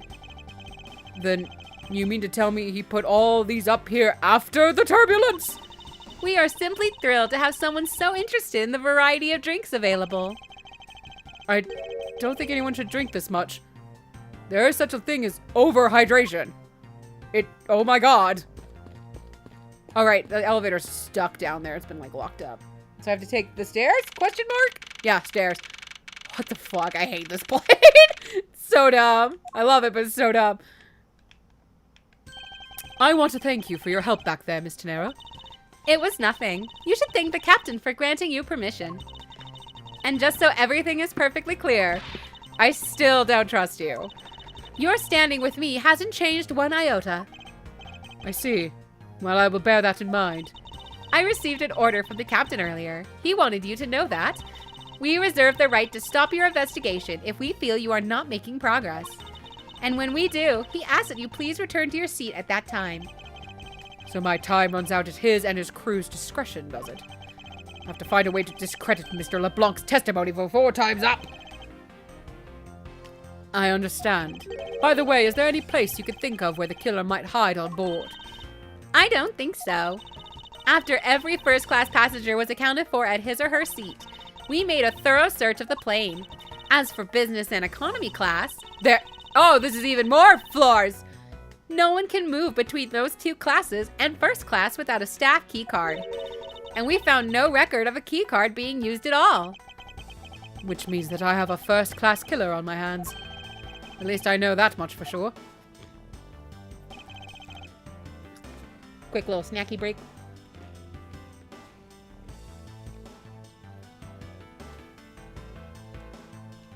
And one other thing.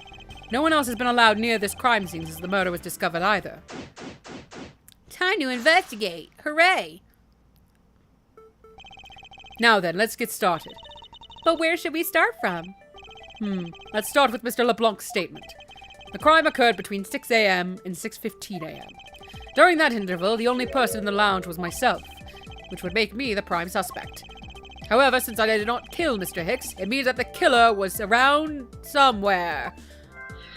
Don't know where, but somewhere. If we are to believe what you say is true, then yes. The first order of business will be to gather information to win your trust. I look around. Oh, it got jittery when it transitioned. This door leads to the flight attendant's room. But please understand that it's off limits to unauthorized personnel. The room is giving off the scent of women's perfume. One would think that perfume would smell great, however, to me it simply smells. Not that I have any interest in what lies behind this door. I'm into men, thank you. Perhaps we should return to the investigation, Mr. Edgeworth. Mr. Edgeworth? Sorry, I spaced out for a second there. What does that mean? Were you thinking of Phoenix and Gumshoe? Were you thinking of your boyfriends? These bottles and glasses must have been broken by the turbulence. There is quite a bit of broken glass here. Please be careful when passing through the area. Thank you very much for the warning, Mr. Edgeworth. However, no matter how kind you are towards me, know that it does not clear up any suspicions I have about you. I wasn't warning you for the sake of clearing my name! These counter windows offer a glimpse of the sky, but these clouds, they tell me nothing. Mr. Edgeworth, you look like you're talking to the clouds. Is that so? And tell me, what do you suppose I said to them? I don't know, but it looked like a rather one-sided conversation, you dumb twat. The clouds, they tell me nothing. What is happening? This grand piano is the pride. Oh, this grand piano is the pride of this plane. It can play the music of whatever CD we insert into its CD drive. That's not a piano! It's more like an overgrown music box. But its keys depressed along with the music, as though it was really, as though there really is someone playing it.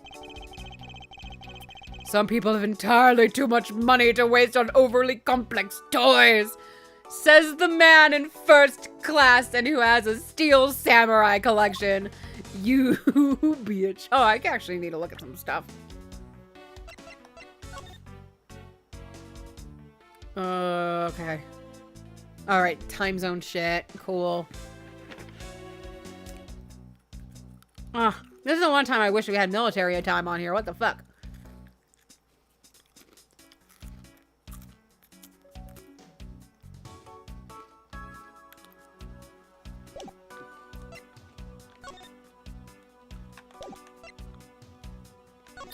Okay, and I've already searched this.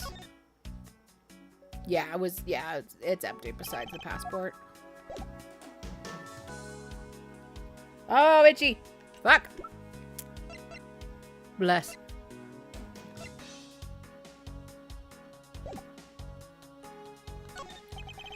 There are a few copies of Sky magazine in the magazine rack. This month's special is an English trivia quiz. That's not a bad idea. I've heard that the youth of today don't know a particle from a participle. Now, please don't go around confusing people with made-up words, Mr. Edgeworth. Who's ever heard of such a silly word as participle? Case in point.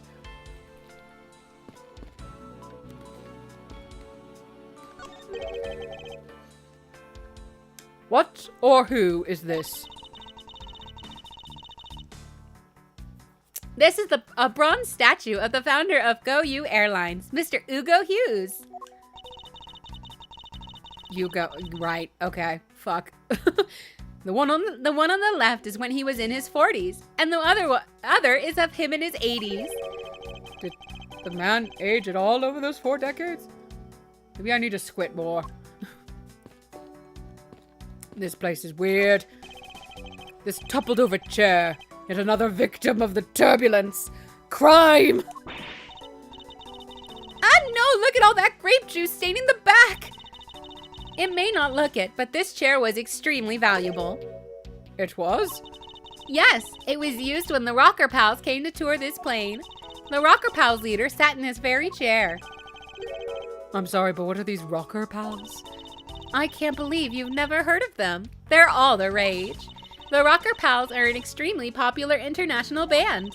They added the pals part as they became more popular, especially among teens. Ah, that explains it.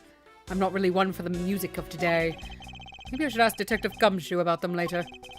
On second thought, I can already see how confusing the conversation would get. Glasses and candles thrown into disarray by the turbulence. It's been a while since I've seen this big of a mess. It's terribly embarrassing, but I thought it was an earthquake for a second. And I frantically started searching for gas valves to shut off. I guess the shaking of the plane was bad enough to be mistaken for a real earthquake. Not that I would know, since I was unconscious for most of it. For no reason in particular. The in-flight shop is just beyond these shutters, but we don't have permission to open them, so I'm afraid I must leave them closed. There must still be clues to be found here in this lounge. I must remain ever vigilant. There's some spilled grape juice in front of the elevator. I assume it was spilled during the turbulence. Oh, we must clean that up or someone might get hurt. Aha! What is it, Mr. Edgeworth? I found some very important evidence! What is the important piece of evidence in this scene? It's these footprints. What is it? I gotta take a drink. Hold on.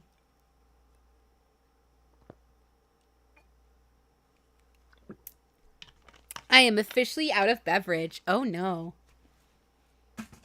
That missed the trash can. I'll fix that later. They're a little smudged, but I think we can both agree that these are a set of footprints. So you think? Yes, these belong to our killer. Oh, then maybe we should check the shoe sizes of everyone in first class. I don't think they will be of any help to us. Unfortunately, the prints are too smudged, which will make it hard to get a definitive match. Oh, I see. I really thought I was smart for a second. Just a second. A pity that a bronze statue knows not when good drink has been spilled at its feet. This is a statue of our founder, who was a big fan of grape juice. I'm sure he would be thrilled if he knew so much grape juice was here at his feet. Is that a hint of hero worshipping I detect? You freak. Oh, my A button's stuck. There we go. What floor does this elevator service?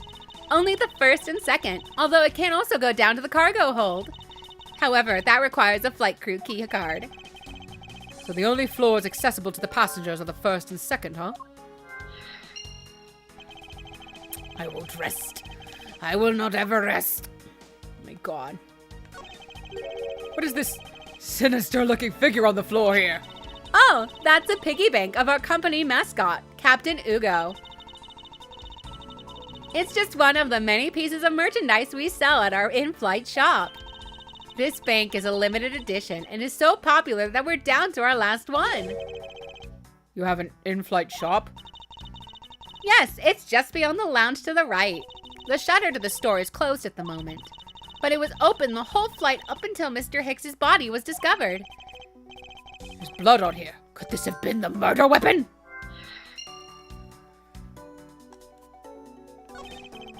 Money is strewn all over the floor of the elevator. I would guess it was all Mr. Hicks's wallet at some point. Probably. Hello. I wonder what was hanging off of this lanyard. Something is missing from this picture. Now if I could just put my finger on it. There's something sticking out of his pocket. Oh, I totally missed that. That's hilarious. Hope he won't mind if I take a look at what's inside. It's a picture. It looks like it was taken inside a building somewhere.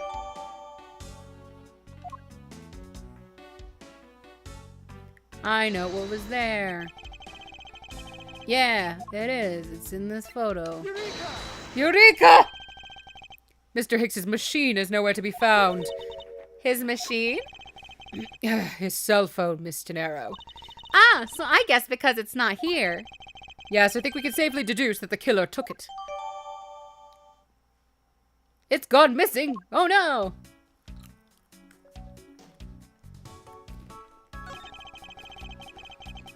I gotta stop eating these goldfish. Go away. I doubt anyone was expecting to find a dead body in an elevator on this flight. No one expected to find an elevator in a goddamn airplane! So, Mr. Hicks, he's really dead? Yes. She's trembling, although I can't fault her for that when there's a corpse right here. Excuse me. Mr. Hicks, if you're really dead, then please answer yes. I see she's over the trembling part, although a new symptom seems to have appeared. Anyway, I should focus on the victim's body. Let's see. There's blood on the back of Mr. Hicks's head. Could this be the cause of death? He appears to have been struck very hard. Even his glasses are broken. Oh, I didn't mean to click you again. Fuck off. Anything else? Anything else? Shoe? There's no grape juice residue on the soles of his shoes, making it highly unlikely that Mr. Hicks entered this elevator after the turbulence. Good to know, actually. Okay, I think that's it. So now I need to do some logic, probably. Oh, okay.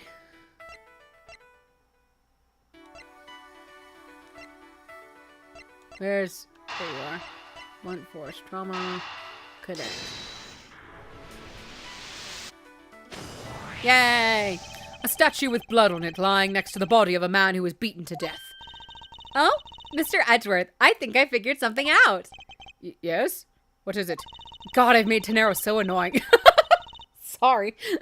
The way the blood is on this, it looks like it matches up with the wound on his head. Well, aren't we deserving of the Master of the Obvious title? You had to perform logic, Edgeworth! Fuck off! Well, what do you think, Mr. Edgeworth? Don't you think that's worth investigating? It would appear that this figurine is our murder weapon. Oh, I just knew it. I mean, I can't think of any other connection. Perhaps Master of the Obvious would be more befitting. Oh, oblivious, excuse me, I misread. Anything else? I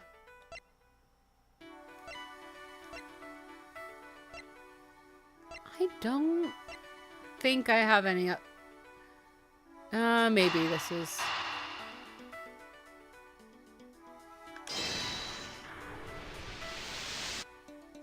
Okay, cool. True, there wasn't anyone else in the lounge other than myself right before the turbulence. But if the killer was in the elevator along with the victim, then that's a different story.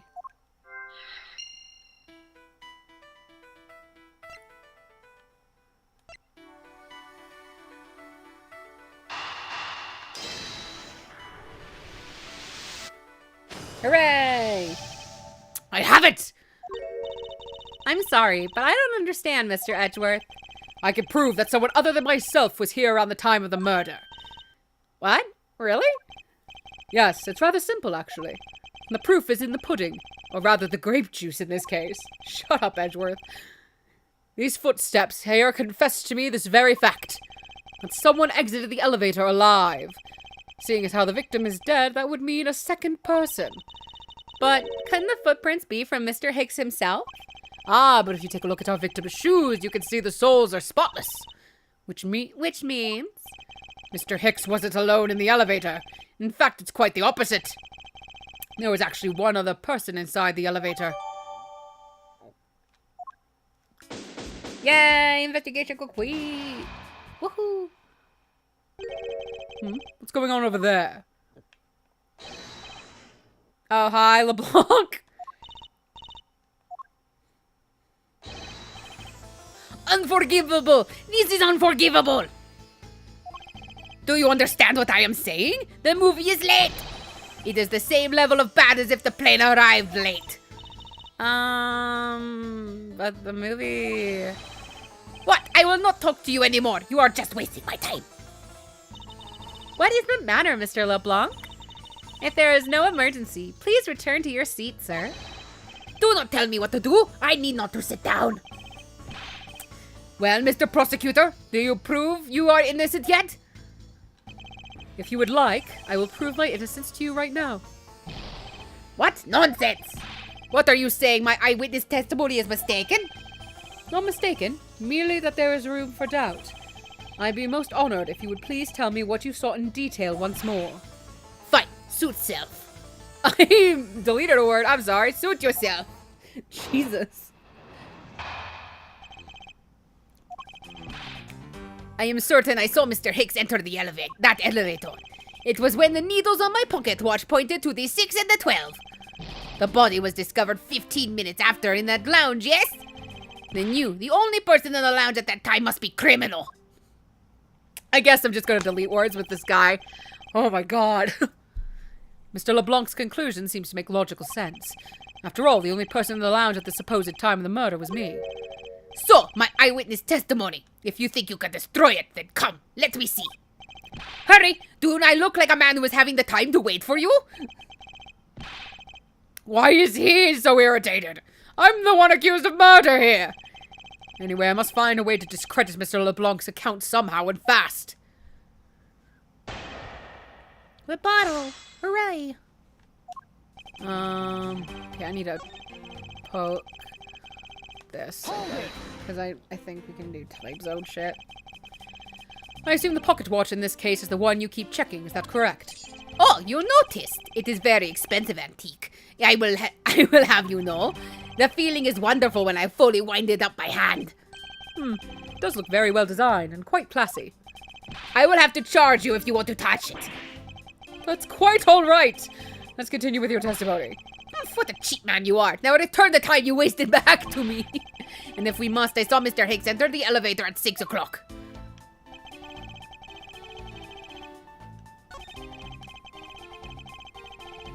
I guess I would present here footprints. I think that's what it wants me to do. Objection! Nope, it did not want me to do that. Fuck. Contradictus?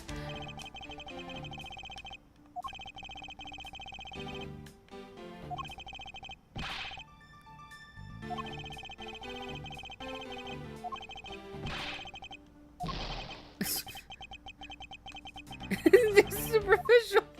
Oh, bless. Okay. Hold it! That is the most mistaken way of thinking I've ever heard. No. Your silly opinion is what is mistaken. Please calm down, the both of you. In a sense, you are both mistaken. Well, if that isn't the pot calling the kettle black, then I don't know what is. Certainly has a lot of confidence in his testimony.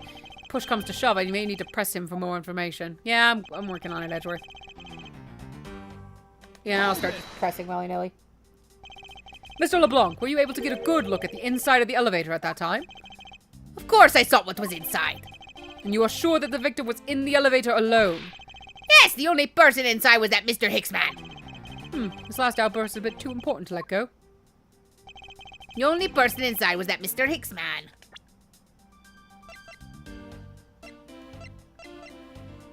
Now I present that one? Objection! Yay, cool. Yay. Mr. LeBlanc, What is it? there is a very glaring contradiction in your testimony. What do you mean? Please take a look at the area in front of the elevator. There, at the spilled grape juice. Yes, and? Will you admit you also spilled it with the blood? No, it spilled itself during the turbulence. But the interesting thing here is that the set of grape juice footprints. Footprints? Yes, the ones that lead from within the elevator out into the lounge itself. It's evidence that proves that someone other than Mr. Hicks exited the elevator alive. Oomph! There must have been another person in the elevator with Mr. Hicks. Now then, I'm done playing games. Why don't you tell us the truth? Okay. Can you please translate for us?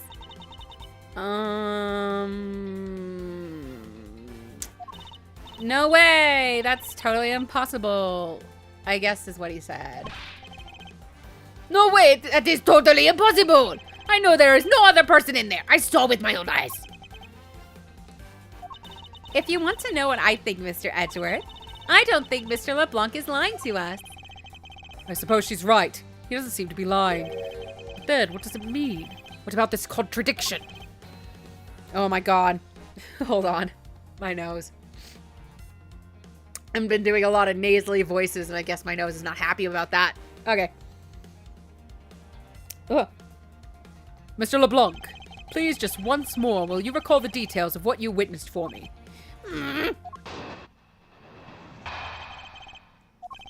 I was very upset when Mr. Hicks passed by my seat.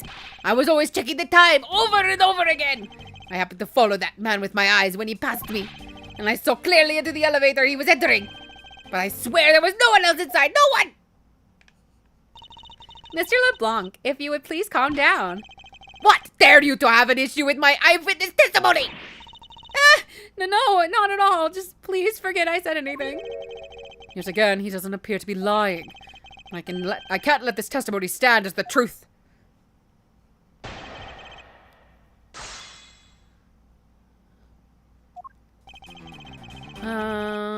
Why? Hold it!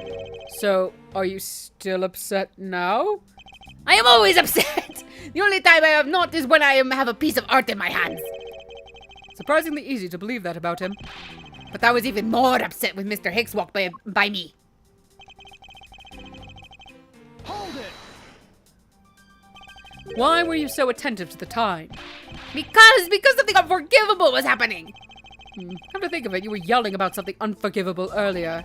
I was giving a complaint to the attendant about the movie starting time. They turned back to me my time and money. You understand my point? Movie? Is he talking about the in-flight one that's mentioned in the magazine? Summary of the plot and its start. Interesting. They were supposed to show License to Love, Laugh, Maim, and Murder. I cannot see that movie in my country. You can only see it on international flights. I look forward greatly to that movie. I check my pocket watch whenever possible so I would not miss it. I even set my pocket watch to the destination time when I came aboard. So my watch is not wrong and matched the schedule. But the movie was still late. Very, very late. Hold it! Your pocket watch. I'd like to ask you a little more about it, if that's all right.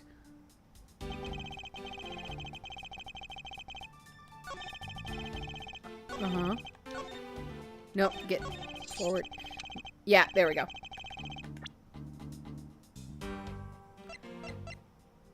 Objection! Silly bean. Read the fine print. That wasn't very fine.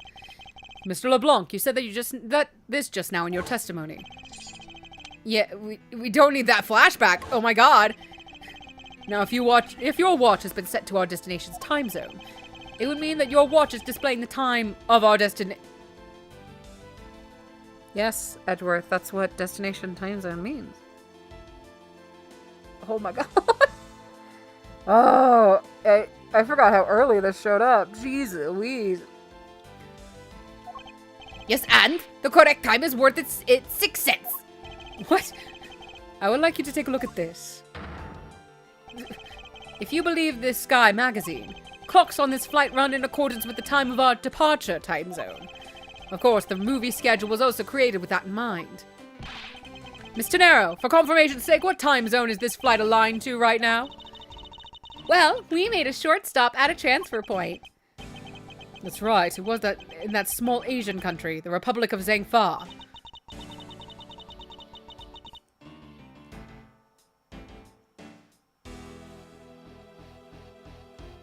So is that dude the murderer because he's lying about the movie? We're figuring that out now.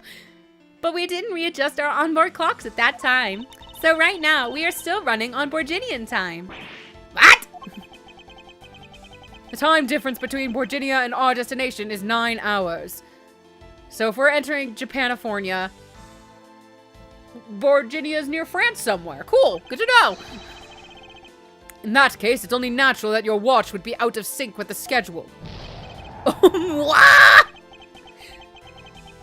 Further, with your analog watch set to our destination's time, it would appear to be running 3 hours fast when compared to the flight's onboard clocks. It also changes everything about your testimony. And you can bet 1,000,000 cents on that. In light of this information, it means you saw Mr. Hicks 3 hours prior to at 3 a.m. Oh, 1,000,000 cents. Oh, cents. This should clear up all of the remaining accusations. So this basically widens the time frame for the time of death, right? Yes, because Mr. LeBlanc saw the victim enter the elevator at 3 a.m. It means that the time of death could be anywhere from 3 to 6:15 a.m. The question now is, where was Mr. Hicks during that span of time, and what was he doing? I've got something to say. And you are? Yeah, oh, I'm Cammy Meal. I'm a flight attendant. I love Cammy Meal. And I was so proud that I was able to catch her pun so fast as a kid. And what is it you wish to say? Well, I think your story is a little different from how I remember it. What do you mean, Cammy? I saw Mr. Hicks sitting in his seat at 5 a.m., you know. What? How can you be so sure of the time? Oh, that's right. He pushed his call button while we were parked at the transfer point. This flight will be making a brief stop to refuel and transfer cargo in the Republic of Zhangfa between 4 and 5. God, they have to print this every flight. We ask that all passengers remain on board at that time. Thank you for your cooperation. Cool. Ah, the stop we made for refueling and cargo transfer in Zhangfa, correct? Yes, it was from 4 to 5 a.m. according to our clocks. Superb class juice. Hold on. Hope I get that in evidence. And during that time, did any of the passengers leave, or did any new ones board this flight? What the? Oh, hold on. I will be, just a second. Sorry, I got a text from my mom. And I don't know what she means.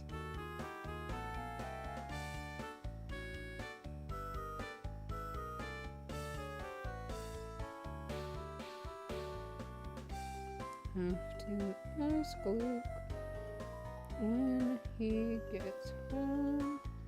Need something? Okay, we'll see if my mom texts me back. Her phone's being a little funky, so might be a while. No, not a single person got off or on in Zhangfa. What about the flight crew? The few who were handling the cargo transfer might have temporarily gotten on or off. But eventually Goddamn, Cammy, look at your face. But eventually everyone, including Cammy and myself, came back on the plane. So basically, I can assume that no one left or got on since our initial takeoff. Interesting. I should keep that in mind.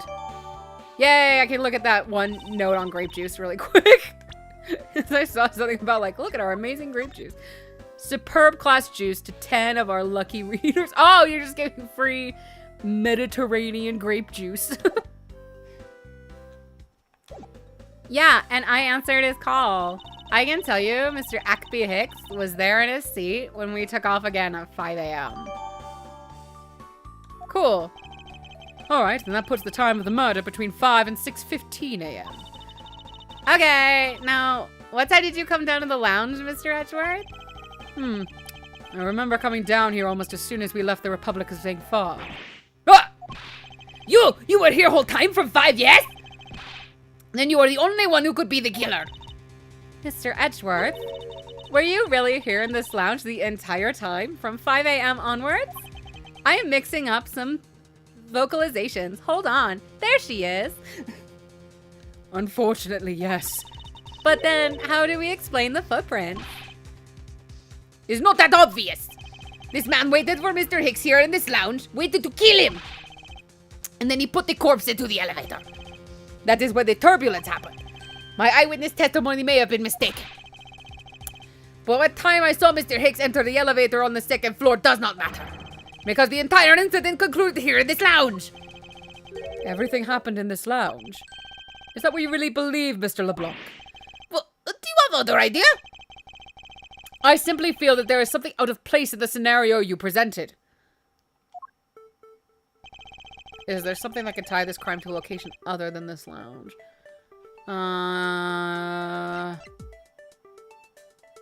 That's a great question. Oh, this? Take that! The murder weapon. This little piggy bank is sold at the in-flight shop.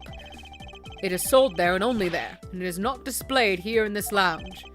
Now then, did it find its way... How then did it find its way here? Don't you find that a tiny bit suspicious? Such trivial point.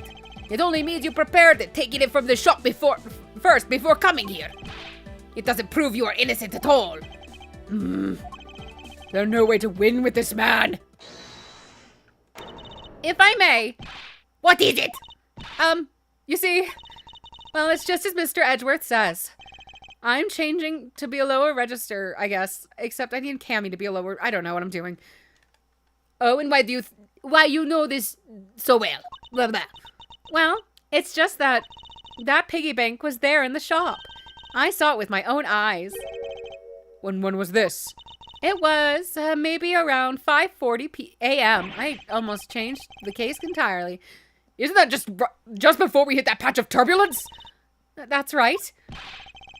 You were in the shop just before the turbulence? Yes, I was. Come to think of it, Miss Tenero, when I found the body, I believe you came out of that door. Yes, I did. And what is beyond that door? That's the flight attendant's room. Then you were on the first floor? Yes. I had to do something at the shop and in the flight attendant's room. So I went to the shop first and then to the flight attendant's room. Are you saying you passed by me at some point? Yes, you seemed really into the issue of Sky magazine you were reading at the time. I don't suppose you noticed me walking by. I vaguely recall someone walking by. I didn't have notice of who it was. Take notice of who it was. Anyway, the piggy bank was definitely there at the shop when I went there. Why did you go to this shop in the first place? I went there for work-related matter. Work, you say? Yes, the upkeep of the shop is also one of my responsibilities. Why did you not say anything about that until now is what I don't want to know? Blah, blah. In any case, I believe it's clear that the shop needs to be investigated as well. Shall we head over there then? What is it now? Aren't you forgetting something, Miss Rhoda? Hello. Oh, no, that's just something else. Don't you need the captain's permission to check the shop? No, I haven't forgotten. But I have already asked him for permission to search the entire plane. So I think we're all right. Huh? That's weird. What is? Well, I just talked to the captain, see? And he said that he didn't give you permission to do anything like that at all. What is the meaning of this, Miss Tenero? It means she's lying. Go on, admit that you are. You said you had permission to search all over, but you don't. And yet, here you are. You flight attendant! What are you trying to do? Pull the sheep over us? The captain's calling for you, Miss Rhoda. Oh, but don't worry. I already got permission to search the shop from the captain. See, unlike you, I do things the right way. Miss Tenero, why would you do such a thing? Please excuse me. Looks like I'd get to be in charge now. Please go back to your seat, Mr. LeBlanc. Now then, Mr. Edgeworth. If you would follow me, I will be your guide from now on. There's something about Miss Tenero that has piqued my curiosity. But right now, investigating the in-flight shop is my top priority. Look at her sleeping away. Stop wagging your finger at me, sir. Go to your seat. Why, I'm really mad. You had better hurry and bring to me some evidence.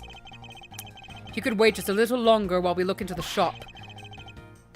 Don't number the birds before they are born. Don't number the... What? I have no idea what he's trying to say. Don't count your chickens before they... Oh, don't count their chickens before they hatch, perhaps.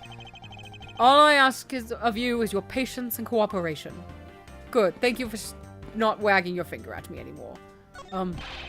Miss Beale! About investigating the in-flight shop. You're of no use to be asleep. Wake up! What's up? I need you to come with me so I can search the shop! On out without me. I'll catch up with you later. How has this woman not been fired yet? I'm so concerned and confused.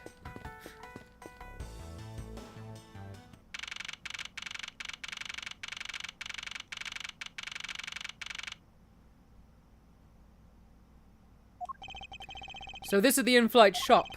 It's quite a mess in here. You think? Guess I'll have to clean things. I guess I'll have to clean things up then. Hold on! You can't clean up a potential crime scene! Oh, thank goodness. I hate cleaning so much. I mustn't rush things here. I must remain cool, calm, and collected. Because this piggy bank was left at the crime scene.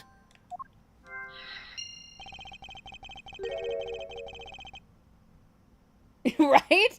Also, And she probably drinks a ton of chamomile, honestly. Or drugs. It could be drugs, honestly.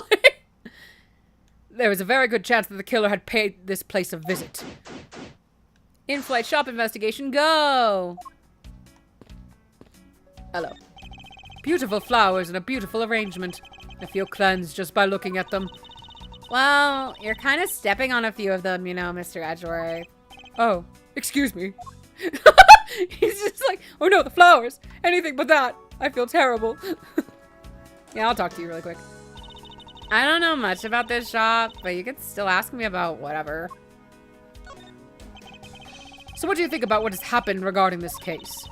I don't know. I guess I think you're the killer, though, Mr. Edgeworth. I can assure you that I'm here at this shop to prove just the opposite. Oh, good night.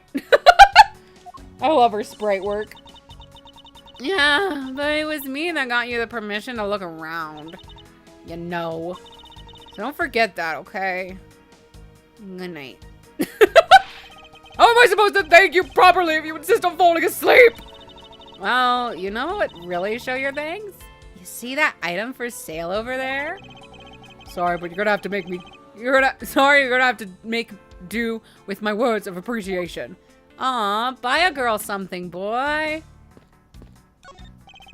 What are these?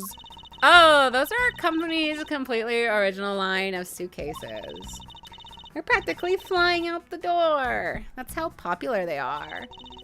You should buy one and see how you like it. You won't regret it. Perhaps that's how things work on this flight, but in the real world you try, then buy. No way. But either way, it doesn't really matter. True. Either way, why would anyone buy a suitcase after they boarded the plane? Anyway, see that? Just look at all the Captain Ugo heads painted on there. Cute company mascot, isn't he? They're painted on with a lot of care. Doesn't he look like he's about to jump out at you? It is certainly making something jump inside my stomach. Huh? Yes, there's no fooling your refined tastes. You looked like you really wanted to get one. And I thought I was going to finally make my first sale. But you saw right through it. Glad that's done, though. Never make me try to give you a sales pitch ever again, okay? But I never showed any interest in it to begin with. It really is pretty horrible, isn't it? You want to know something? This suitcase was designed by Miss Rhoda. Miss Tenero designed this? Yeah. It was a company-wide contest. Well, it does have a sharp design sense. Sharp. Like stinky, sharp cheddar, maybe. I really have no idea why the bigwigs decided to go with it. It's so... bleh. Miss Tenero designed this, did she?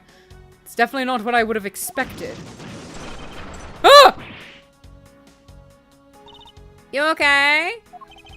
I'm fine. Please watch yourself, Miss Meal. Letting a suitcase freely roll around has got to be a safety violation. Here, I'll put it back. Wait, here, I'll put it back. Yay! I did you a favor or something. Woohoo. There is a wide selection of souvenirs for sale in these display cases. There's even little Buddhas, I think. You know what I'd suggest? Sorry, but I have no intention of buying... Oh, excuse me. Of buying souvenirs on this trip. Okay. And how about you buy something for me then, as a present? I can't think of a single reason why I'd want to buy you anything. I'm into men. But I've had my eye on that pendant for such a long time.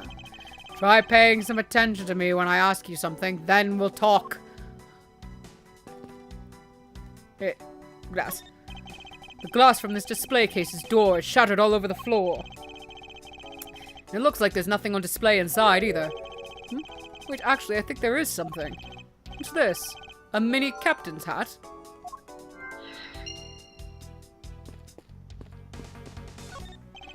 Stuffed toys, just like the one Miss Meal is holding, are on display here. They're relatively cheap, which explains why they're displayed so haphazardly. How about it, Mr. Edgeworth? You know you want one too. They're great for when you're stressed. Why do I envision stuffed animal abuse when she says that? That's a crime, Miss Meal! There are all kinds of luxury name brand merchandise for sale in this display case. And they're lined up in such a manner as to scream "Buy me" to any passerbys. Inside this display case is a row of lifesavers and life vests for sale. We sell a lot of those when there's some kind of accident or something. But some people buy them when nothing's going on. How about it, Mr. Edgeworth? Care to buy one? I sense that this shop is one shopper away from being sued. I can't look at the magazines on the ground. Okay. Alright. Logic time!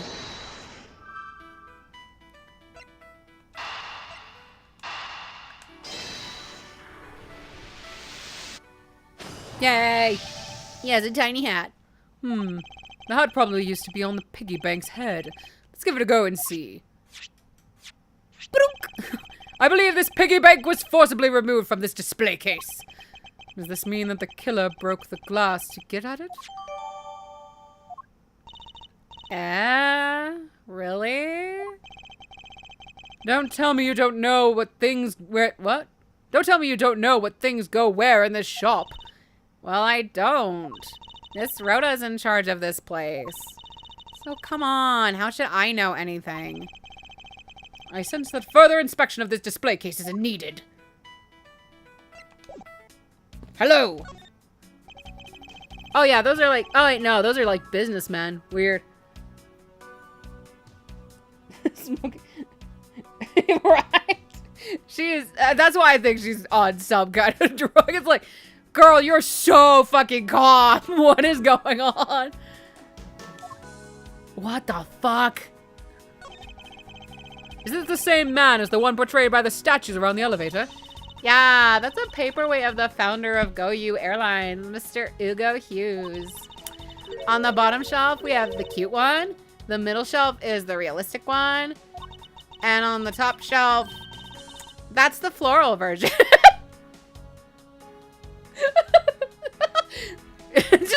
I can just imagine her points at the flower, just stares at it for a good like 10 seconds before turning and going, that's the floral version.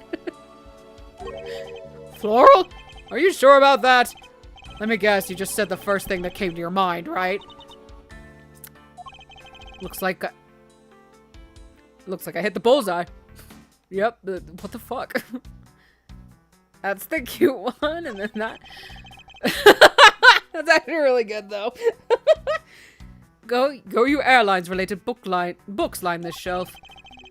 The history of Go You Airlines, the future of Go You Airlines, the 7 wonders of Go You... Phaeton, Go You Airlines. Working name, You Go Airlines. You Go You? Heart? The titles make it very clear that they won't be making the top sellers list anytime soon.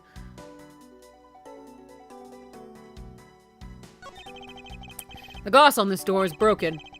Perhaps it was the killer who broke it in order to take the piggy bank. But it is a bit odd that the inside of the case is so devoid of glass shards. Plus, the glass broke rather cleanly. Ah! What is it? I touched the glass and it cut my finger. It hurts, Mr. Edgeworth. It hurts. Please tell me you could deal with such a minor cut on your own. Kiss it, make it better. You dick.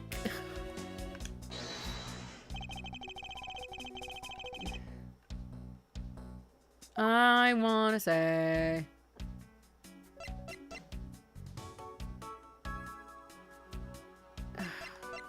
I don't know if I have, like, the right evidence for this.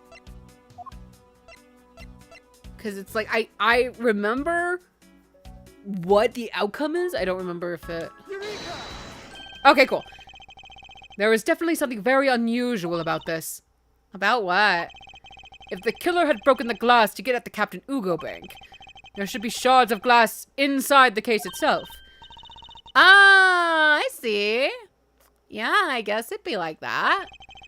However, there is not a single piece of glass inside the display case. Nope. No, there isn't. Which means that the glass was broken from the inside out. The piggy bank must have fallen over from the turbulence and right through the glass. Yeah, that's for sure. There's so much glass all over the floor, and now in my finger. I'm willing to bet that this hat was knocked off its head at that time, too. Huh? That's nice. Which leads me to believe that the killer took the Captain Ugo bank from here after the turbulence.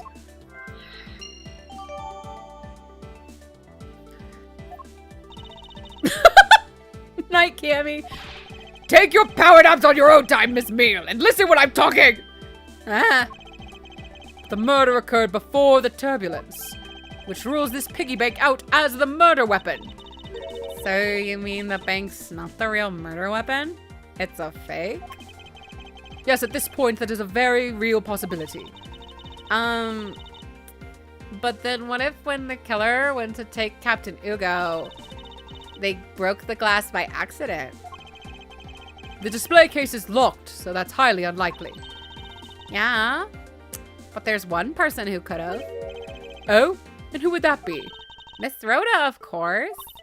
I mean, she's the one in charge of this place, so she has the keys to everything. Miss Rhoda Tenero, huh? Logic.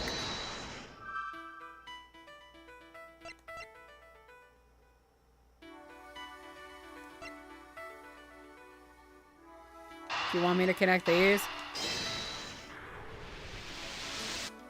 Yay! Yes! There is definitely something wrong here! What was with the sudden yelling? God! Tell me, Miss Meal, don't you think there's something strange about these suitcases? Oh, well, sure. They totally ooze strange. Like the color and the such. That's not what I'm talking about! Now pay attention! Ah, you're scaring me, Mr. Edgeworth. You're growing a second head. Sorry. These suitcases are lined up a bit too prim and proper. Yeah, they look a bit uptight, don't they? Well, I guess they take after their creator. Again, that's not what I meant, Miss Meal. Don't you find it unusual that these cases are the only things undisturbed by the turbulence? Never mind, I'd sooner find an answer by inspecting these suitcases myself. Upon closer inspection, they really are quite hideous. I wonder how Miss Rhoda would have reacted if she heard what you just said. What's wrong? She makes a good point. It would be wise of me to watch what I say out loud. What's this? I've spotted something that's not quite right. This. Boom. Take that! There's something very peculiar about these wheels. Huh? As in, there are no stoppers in place on these. Without stoppers, one would think that the turbulence would have sent it flying. And... Holy shit, you're stupid. Oh my god. When did you start smoking? When you were developing? And so, it is very likely that this suitcase was placed here after we hit that turbulence. Let's take a closer look at it, shall we? I want to look at that wheel. It's all blue. Get it. What's this? The wheel is completely covered in something. This color and this scent. It appears the substance in question is grape juice. But why would there be juice on the wheel of a suitcase? I wonder. Oh my god. A $1,200 price tag. Not exactly priced by someone with a conscience, I'd say. Jesus. It would appear to be unlocked. Let's take a look at what's inside. A piece of cloth. And it's soaked with blood. Ah! It's blood. It appears that this suitcase is very strongly tied to our murder after all. Yeah, I've been healed. Thank you. So, explain this to me. What does this suitcase have to do with the murder? Girl, there's blood in it. I believe it's pretty safe to say that the killer used this suitcase in some manner. Such as to move something, perhaps. But aren't you just talking about the cloth then? That alone is too small. A large item would be needed to move what I'm thinking of. The thing I believe the killer used this suitcase to transport is... Oh, I can't present a portrait? Okay, then... That? Take that! Cool. something that would fit inside a suitcase that is also covered in blood. Sounds like a dead body, doesn't it? Yay. Yay. But I'll get back to you in a second, Cammy. I want to look at stuff. Thanks. I want to actually examine. There's a bloody spot. Let me look at the bloody. Hello. Get. Why would there be blood inside a suitcase like this? I wonder. This cloth was most likely in here with the body. Just what is this suitcase used for? Who knows? Murder, I guess.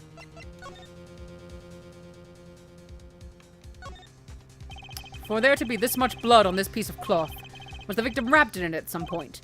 Something very familiar about this fabric pattern. That's all I think I need. In light of this, I'd say that Mr. Hicks was moved into the elevator from someplace else, which means that the murder was committed in an entirely different location. So, you're saying that after moving the body into the elevator, the killer brought this suitcase in here and just left it? Exactly. What is it? Nothing. Just that I was thinking about what Miss Rhodes said about coming here for something. Excuse me, Mr. Edgeworth. I wanted to give you a bit more time, but I'm afraid I wasn't able to convince the captain. I'm very sorry, Mr. Edgeworth, but the captain feels that he has allowed you ample time. He says that he'd appreciate it if you would wrap it up here and return to your seat. I understand his sentiments. However, if I'm not allowed to complete my investigation, the crime scene may become contaminated by the time we land. If I must stop, then I insist I be allowed to oversee the preservation of the two sites. Under your supervision, of course. If that's your only condition, then I believe we can accommodate your wishes. I'm here to assist you in any way that I can, Mr. Edgeworth. Sounds like fun. We can camp out and watch over everything together. I call the couch. I found proof that the real crime scene was not in the lounge, and I have enough evidence to prove myself to be innocent of any wrongdoing. And yet, regarding what Miss Meal reminded me about Miss Tenero, I can't allow my investigation to end here. The truth must come to light. To be continued. I think if I remember right, there's like 3 sections of this. Do I have time to keep going?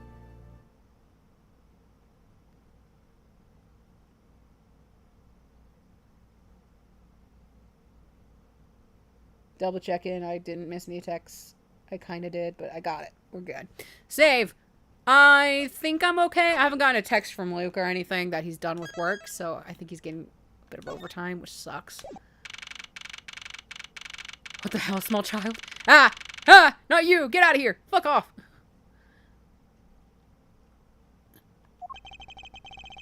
I know that once we have landed, I'm supposed to let the local police take over. And thanks to Miss Tenero and Miss Meal, I was able to preserve the crime scene. But I just can't shake it. I wasn't able to talk with Miss Tenero in private. So I'm left wondering just what she was up to. Why did she do what she did? There must be a way for me to continue my investigation. I've been expecting you, Miles Edgeworth. Hi, Franny. Oh, you look so good. Franziska, I thought you were still in Germany.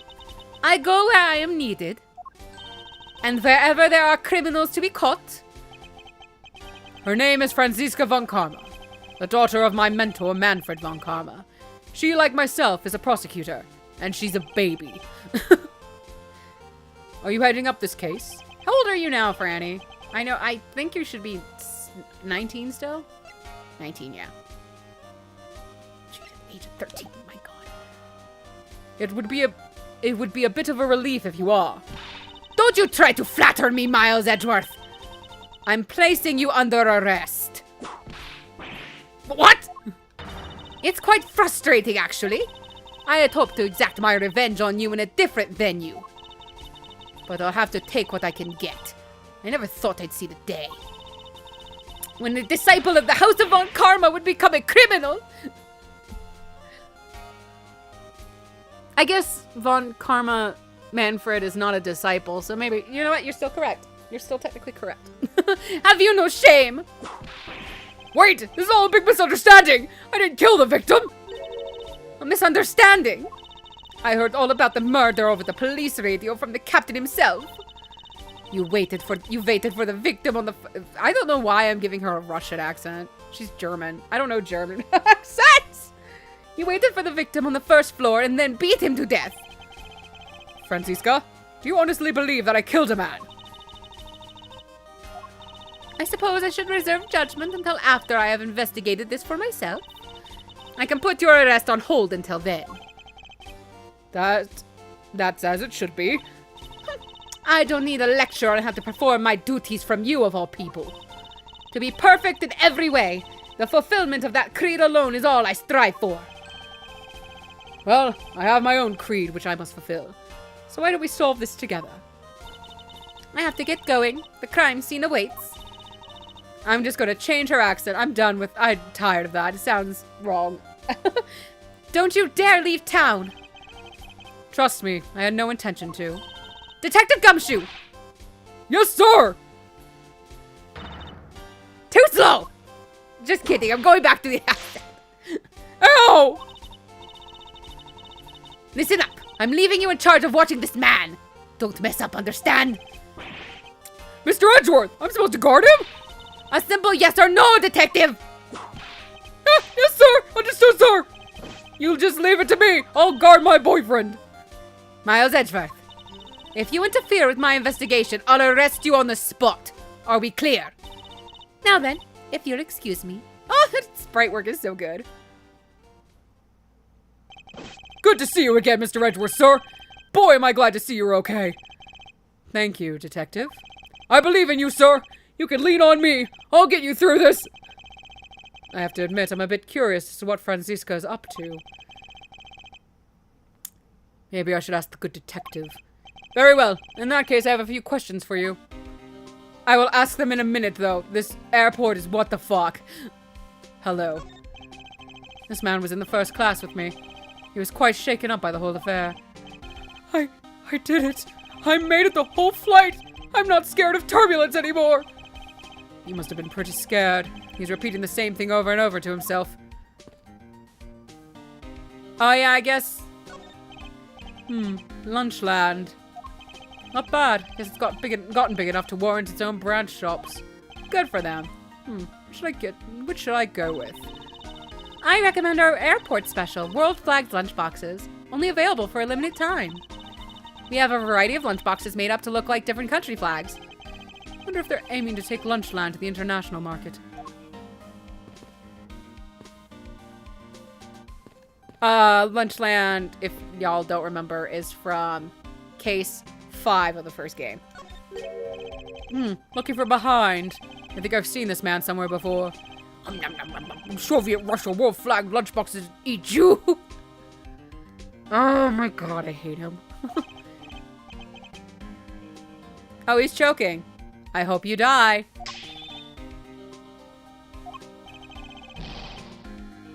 I feel a wave of creative powers coming on. It's over. God damn it. Oh. Oh my god. Rocks. Oh my god. Ew. Rock swords. So many box swords. My god. Blech. So the Steel Samurai is finally getting a movie. Thank god. What a view of the planes preparing for takeoff. Besides the turbulence, they're really not all that bad as a mode of transportation. Hello, small child. This child seems to be happily enjoying the sight of so many planes. Wow, I'd love to take a run down that runway. Oh, the youth of today. So much potential. It's so misguided. Dude, Edgeworth. Now everyone has to have a fixation. Oh my god, is Edgeworth autistic? Are you a planes kid? Good for you. So how is the initial investigation going? We just shipped the body off to the coroner's office. And we're taking statements now, sir. That sounds like Francisca. She was always good at quick response to a case. I'd say she was a little too quick, sir. Oh? How so?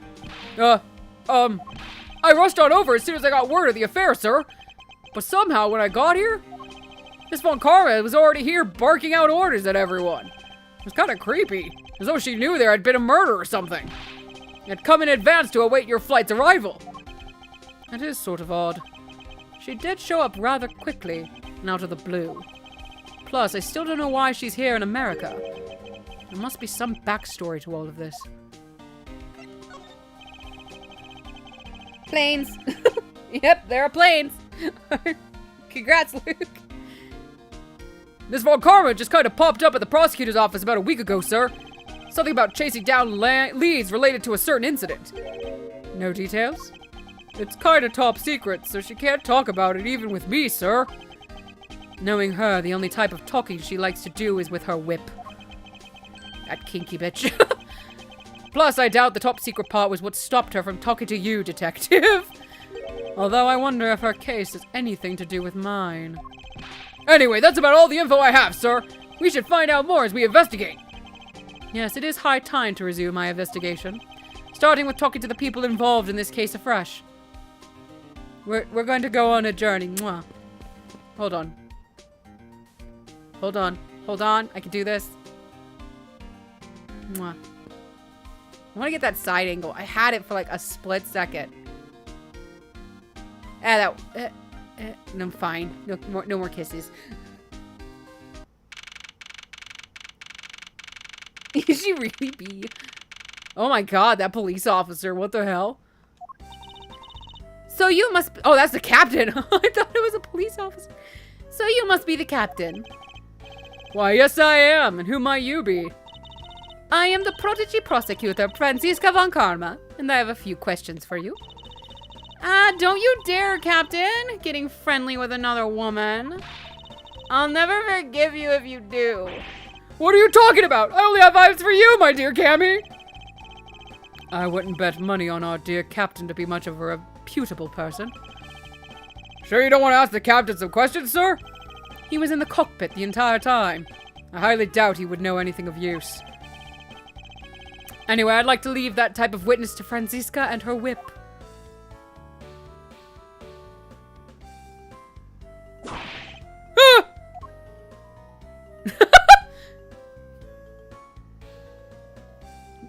Granny, you need to calm your tits, girl.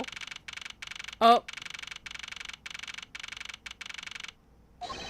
Now see here! Ah! Sorry, I'm sorry! How long do you intend to hold me? It is impossible for me to be the criminal, I told you! Mr. LeBlanc. Oh, it is you. Tell this man to stop stopping me from going! Time is money! I don't have even 1 second of wasteful time to spend! No. Oh. Maybe. Looks like we can't go beyond here. Looks like we can't go beyond here, sir. Plus the body has been sent off to the medical examiner's office for an autopsy. Sad. But alright then. I don't remember the tongs. Oh, that must have been an ice bucket. Alright. Hi. What the fuck's happening? Did you finish taking his statement yet? Yep, all done, sir. I do not concern if you're not done examining the cargo hold. I want my cargo back. If you make a single scratch on my art, you will pay. Art? What sort of art? Mr. LeBlanc is an art dealer, so he's got a bunch of artwork down in the cargo hold, sir. There's practically a mountain of them, large and small. From folk costumes to stone statues, I sell all kinds of arts. Folk costumes? Speaking of which, Mr. LeBlanc's hat. It kind of looks like that other piece of cloth. Tell me a story, Mr. LeBlanc. Mr. LeBlanc, can you please take a look at this for me? Oh, it is Borginian cloth. As I suspected. Your hat is made of the same material, I suppose. Yes, of course. This fabric is so famous. Orders come from over the seas for more. Thank you. Then this is the cargo you were talking about earlier? No. My cargo this time is much many gigantic. You, detective, when can I have my cargo moved?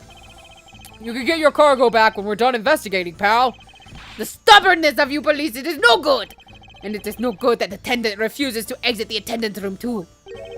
That attendant? I wonder if he's talking about Miss Tenero. Are you talking about Miss Tenero?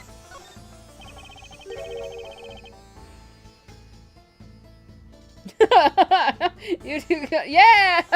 Franny's got a new girlfriend. What did you mean by that attendant, Mr. LeBlanc? She was taken into attendant's room for her interview, and then they still have not come out. They make no sign of coming out either. I was finished with my own interview much earlier, quicker than her. Everyone must be quick. Brain, stop. Why is Miss Tenero's interview the only one that's taking up so much time? Hi, Franny. Miles Edgeworth, you were given free rein to examine the plane, weren't you? Yes, I was able to obtain the cooperation of the flight attendants. Speaking of attendants, I'd like to speak with Miss Tenero. I wonder if you might grant me permission to enter the flight attendant's room? Before I do, you still have to clear a few issues surrounding your own circumstances. I understand. You may have tricked those attendants with your sophisticated talking, but you can't pull the wool over my eyes, Miles Edgeworth. Fun! Yay! Getting yelled at by Franny. Let's not complicate things and go with the most obvious conclusion. The scene of the crime was here in the very lounge the body was discovered. From the time the victim was seen calling for an attendant until his body was found. The only person in this lounge the entire time was you, Miles Edgeworth. This unmistakably makes you the likeliest suspect. The likeliest suspect, Francisca. Do you have a problem with that? No, but it's not like you to use such vague wording. You're usually a bit more absolute. I'm simply trying to watch out for you. Or is my kindness too hard for you to comprehend? Thank you, but your leniency is unnecessary, for I will prove my innocence soon enough.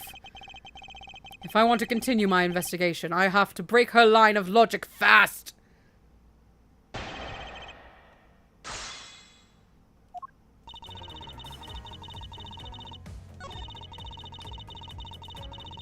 Yep, well, no. Do I have... Can I use the suitcase now, or is it too soon? Nah, fuck it. Objection!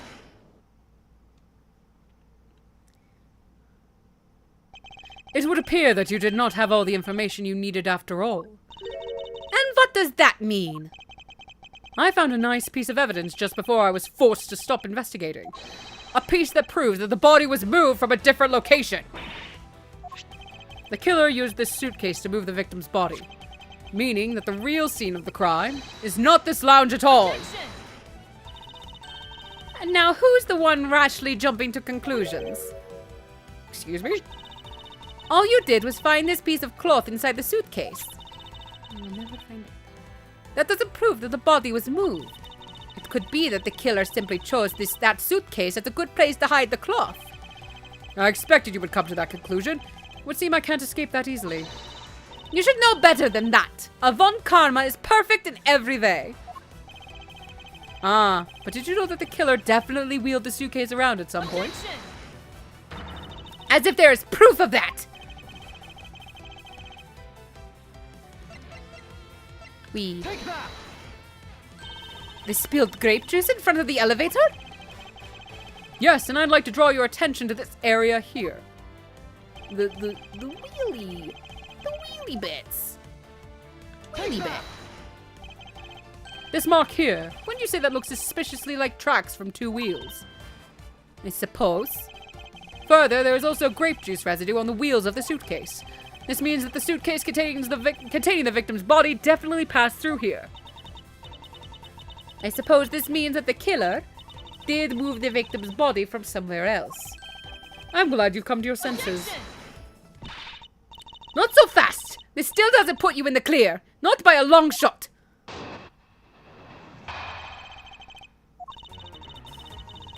You prepared yourself and acquired the piggy bank before the plane hit that turbulence. And then you waited for the victim in the lounge where you beat him to death. Then while you were in the elevator with the victim's body stuffed into the suitcase, the plane hit that patch of turbulence and out flew the body from within the suitcase. With no way out, you hastily put the suitcase back where you had taken it from and pretended to be the discoverer of the body.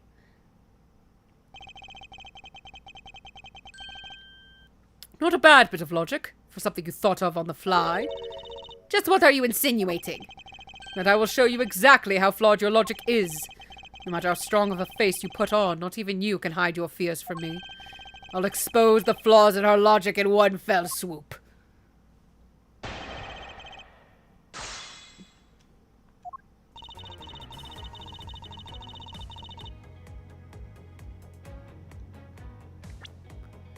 Do. Objection! Shut up. The fact that you took this piece of evidence into account in your testimony is to be commended. Your legal prowess, what is it legal, is certainly something to be feared. Evidence and logic. Essential tools to those who would stand in a courtroom to learn to master. What is happening to the accent? Oh my god, help. But what if there was a fake piece of evidence thrown into the mix? A fake? This Captain Ugo piggy bank. It's just such a fake. I can read. It is not the real murder weapon. What? The timing of when the bank was taken from the shop is important. It was taken after the turbulence had occurred. But then what about the blood on the bank? What do you make of that? I assume it was added after the murder when the killer fabricated this weapon. I'm going to make her British, I think. I can't hold the German Russian right now. Looking at it this way, the killer basically did three things after the turbulence.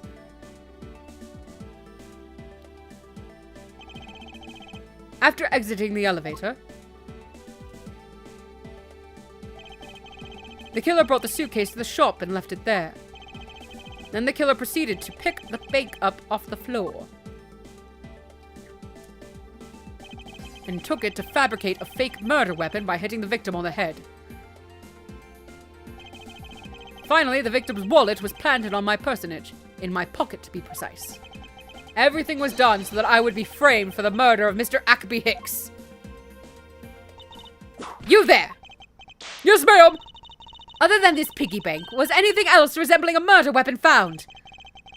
We didn't find anything in this lounge or in the shop that could be used as one, ma'am.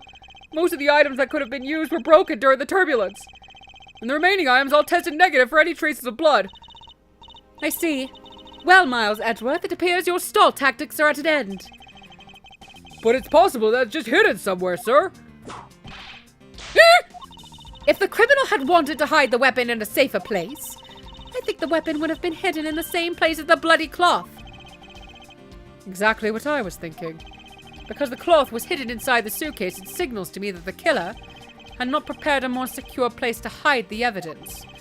Which means that the real murder weapon is either still on the murderous personage, or still at the real crime scene. There is one more possibility. And that would be That the piggy bank is in fact the real murder weapon. But didn't we just... Let me finish! The killer took the bank out from the display case before the turbulence, by opening the lock on the display case door. And it was at that time that the glass pane of the door was broken. I'd say that's a perfectly reasonable line of reasoning, wouldn't you? Let's see. So that means that the killer had the key to the display case. Franziska, the person you're talking about. Not so fast. I'm not finished. The person I'm talking about also committed another sin. She tricked the captain And granted you permission to conduct your investigation. Yes, it is the sin of lying. Far greater than murder. Speaking of which, I recall that you also wish to speak with her. Yes. Very well. Permission granted. But only if I can sit in on your interrogation. Do we understand each other? I have no intention of interrogating her, but you are welcome to accompany me if you so wish. Miss Tenero is in the flight attendant's room. Let's move. Goodbye.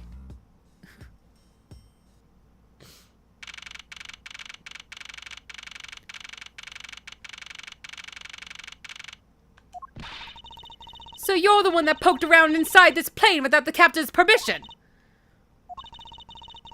Deviating from the flight attendant's manual is very unbecoming, you know. Franziska, did you work as a flight attendant once? What were you hoping to accomplish by doing that? Miss Tenero, Mr. Edgeworth, you're here too? can you please help us and shed some light on why you did what you did? All right. Cammy's bunk is the bottom one, I assume. It's pretty easy to tell who sleeps in which bunk just by looking. I'm almost certain that the well-kept one up top belongs to Miss Tenero. Ew, this bottom one is a giant mess. You slovened, squalid scoundrel of a man!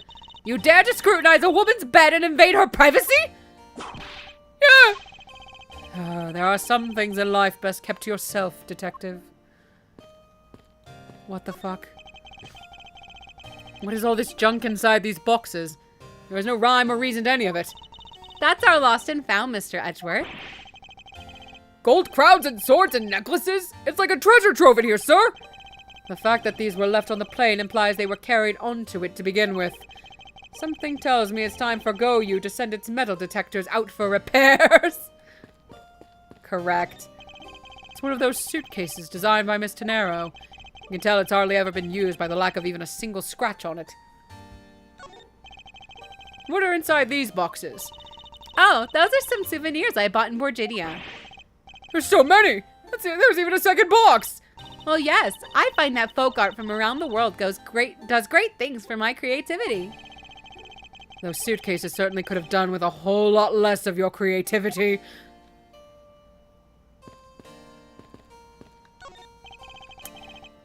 What exactly is this panel for?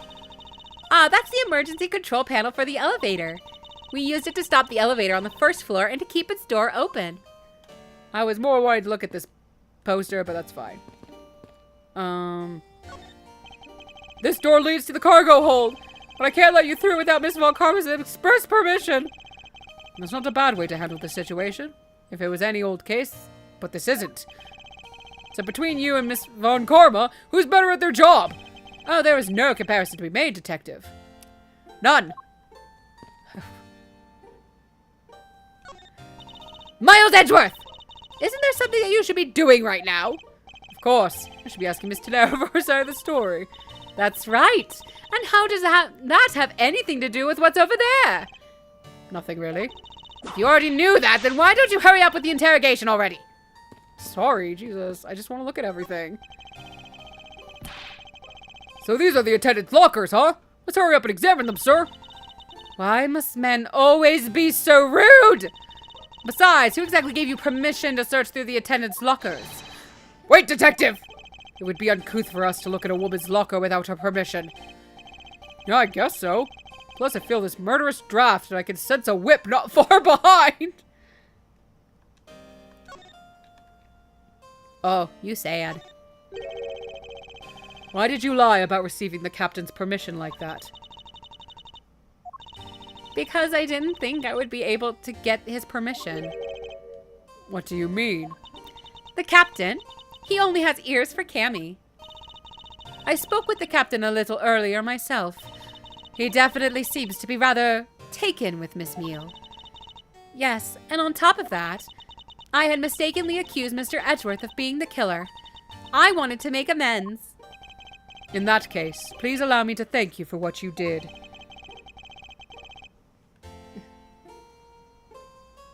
Oh, no. Oh, I don't know. Been a while. We'll see if you're right, though, Val. Thanks to you, I was able to clear myself of all charges. Really? You were able to prove your innocence? Oh, thank goodness. Miss Tenero, is it? There is one more thing I'd like to ask you. You were in the flight shop just before the turbulence, weren't you? Please, answer honestly. Yes, I was. And why were you there? Well, Why the sudden hesitation? Francisca seems to have struck a nerve. all I did was go check up on the shop like I always do. You're saying it was for work, then? Yes, I'm in charge of the shop, so I have to keep an eye on it. I don't have any reason to go there otherwise. After your visit to the shop, you paid a visit to this room, correct? Yes, I came back to freshen up and adjust my makeup. I'm sorry, but there isn't much else to tell. Miss Tenero claims to have no reason other than duty to go to the shop. Is that all there is to it? Maybe I should ask her about that thing. I want to ask about this thing you designed. If you could please take a look at this for me, Miss Tenero. Oh, that suitcase. Yes, about this suitcase. You're the one who designed it, correct? And I think I figured something else out about it. This suitcase is the reason you went to the shop, isn't it? There's nothing you won't find out eventually, is there? Won't you please tell me more about this suitcase? Yes, I was interested in seeing how the suitcases I had designed were selling. I know that as a service professional, I'm not supposed to care. But I really wanted to know. And I was glad to see that it was the last one there. The last one there? The fuck did you just say? So you're saying, Miss Tenero, that the suitcase in question was the last one? Yes, they're just so popular, they're practically flying off the shelves. That's not exactly the impression I got. The one in the shop is most definitely the last one. Well, we're currently looking at that suitcase. Really? Then I guess we sold all of them. Thank you very much for taking the last one. I didn't say anything about buying it! Then say you'll buy it! I'm sorry, I can't. But why? I think it'd go great with your complexion, Mr. Edgeworth. It really suits you. I guarantee it personally as a service professional. Well, that is... How should I put this? It's hideous. I can't even do that. My throat. Oh my god. Maybe that was a bit too direct. Moving on. My issue with the suitcase isn't the design, it's the number of them remaining. Remaining? There were 2 suitcases in the in-flight shop when I investigated it. 2? But that's impossible. I'm sure there was only 1. Looks like her story has generated quite the contradiction. Oh my god. Hiccups. Holy shit. When I left the shop, I'm positive there was only 1 suitcase left. Something is amiss here. What could be the meaning of this inconsistency? By the way, Miss Tenero, what is one of those suitcases doing here?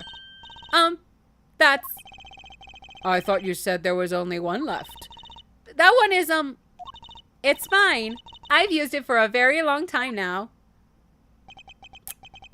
She used it for a long time? I think not. Miss Tenero, I'd appreciate it if you wouldn't lie to me. Excuse me? I don't believe for even 1 second that you've used this for a very long time. What proves that this hasn't been used for nearly as long as the tag, bitch?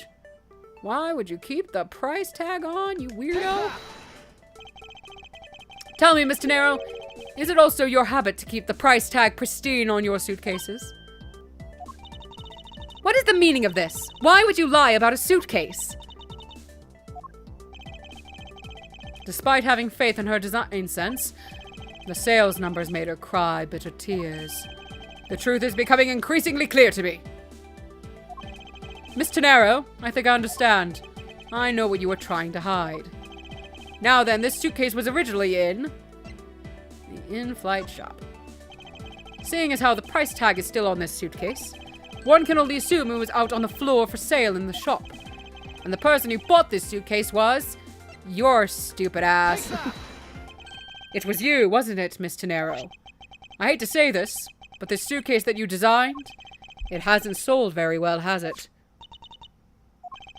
You saw how poorly this design that you poured your heart into was selling, and were deeply hurt. That's why you wanted to make it look like it was selling by buying it yourself. Isn't that right? Then the reason you went to the shop and came back here was...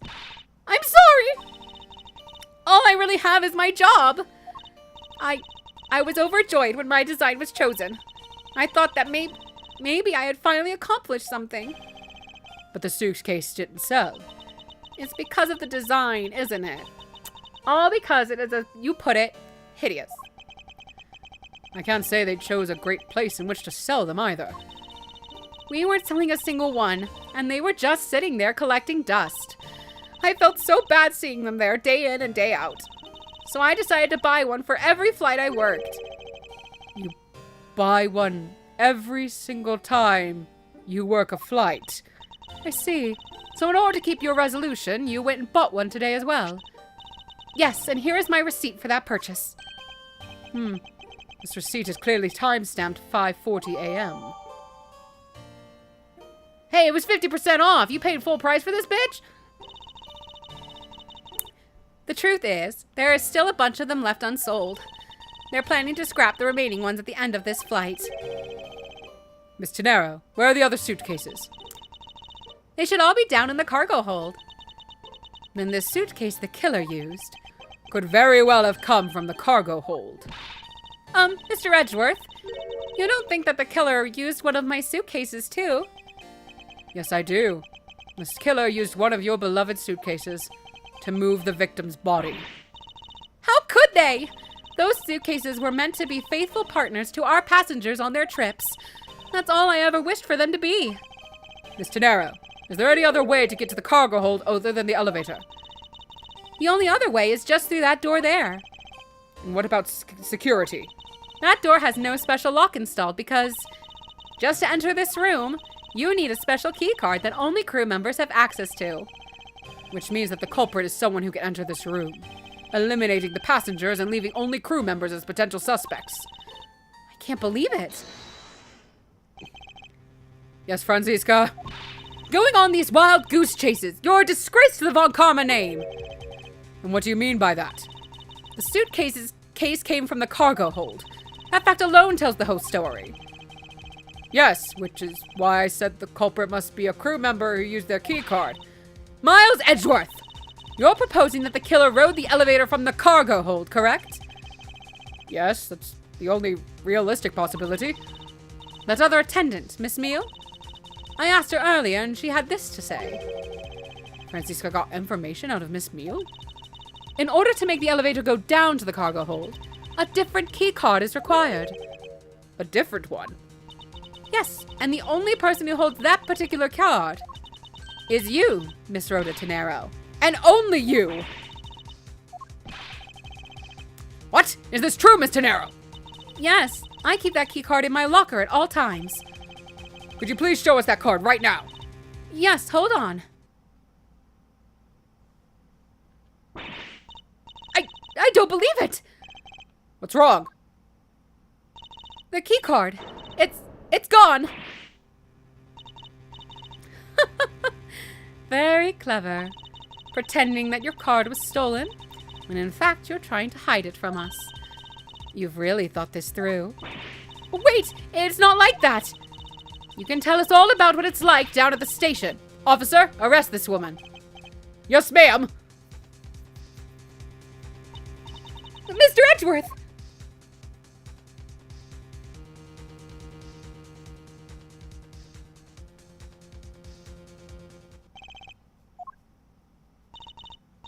wrong? There's disbelief written all over your face. Francisca, I know that you are the lead investigator on this case. However, hold it! Don't even think about wasting any more of my time! You know the rules as well as I do. Evidence speaks louder than words. Even in this, if this isn't a courtroom, that basic tenet still applies. I intend to investigate the cargo hold now. What will you do, Miles Edgeworth? I intend to do likewise. Okay. Hey, honey, are you watching? Because I would love to know if I need to stop so I can start, to start cooking.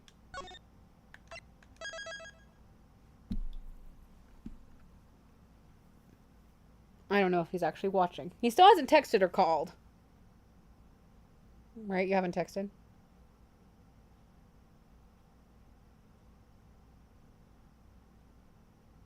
What?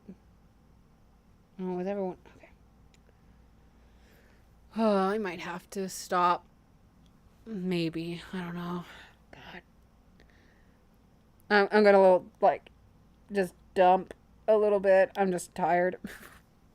Well, my mom to dad. But she and my dad are going through a divorce right now. Another reason that I was like, this is going to be a chill stream. I'm trying to watch chat, but I'm not very good at it right now. And it's been going on since, when did I find out? July? Yeah, it was like June or July.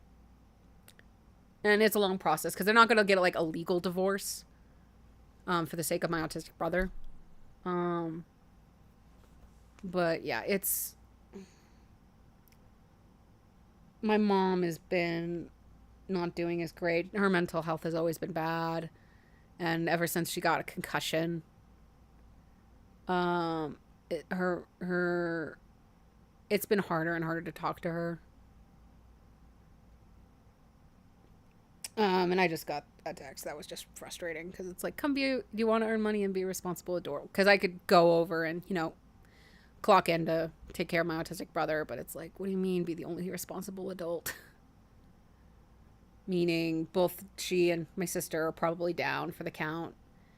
Probably have both taken some medical marijuana, for the record, to deal with both their pain. Because, again, they both have medical problems.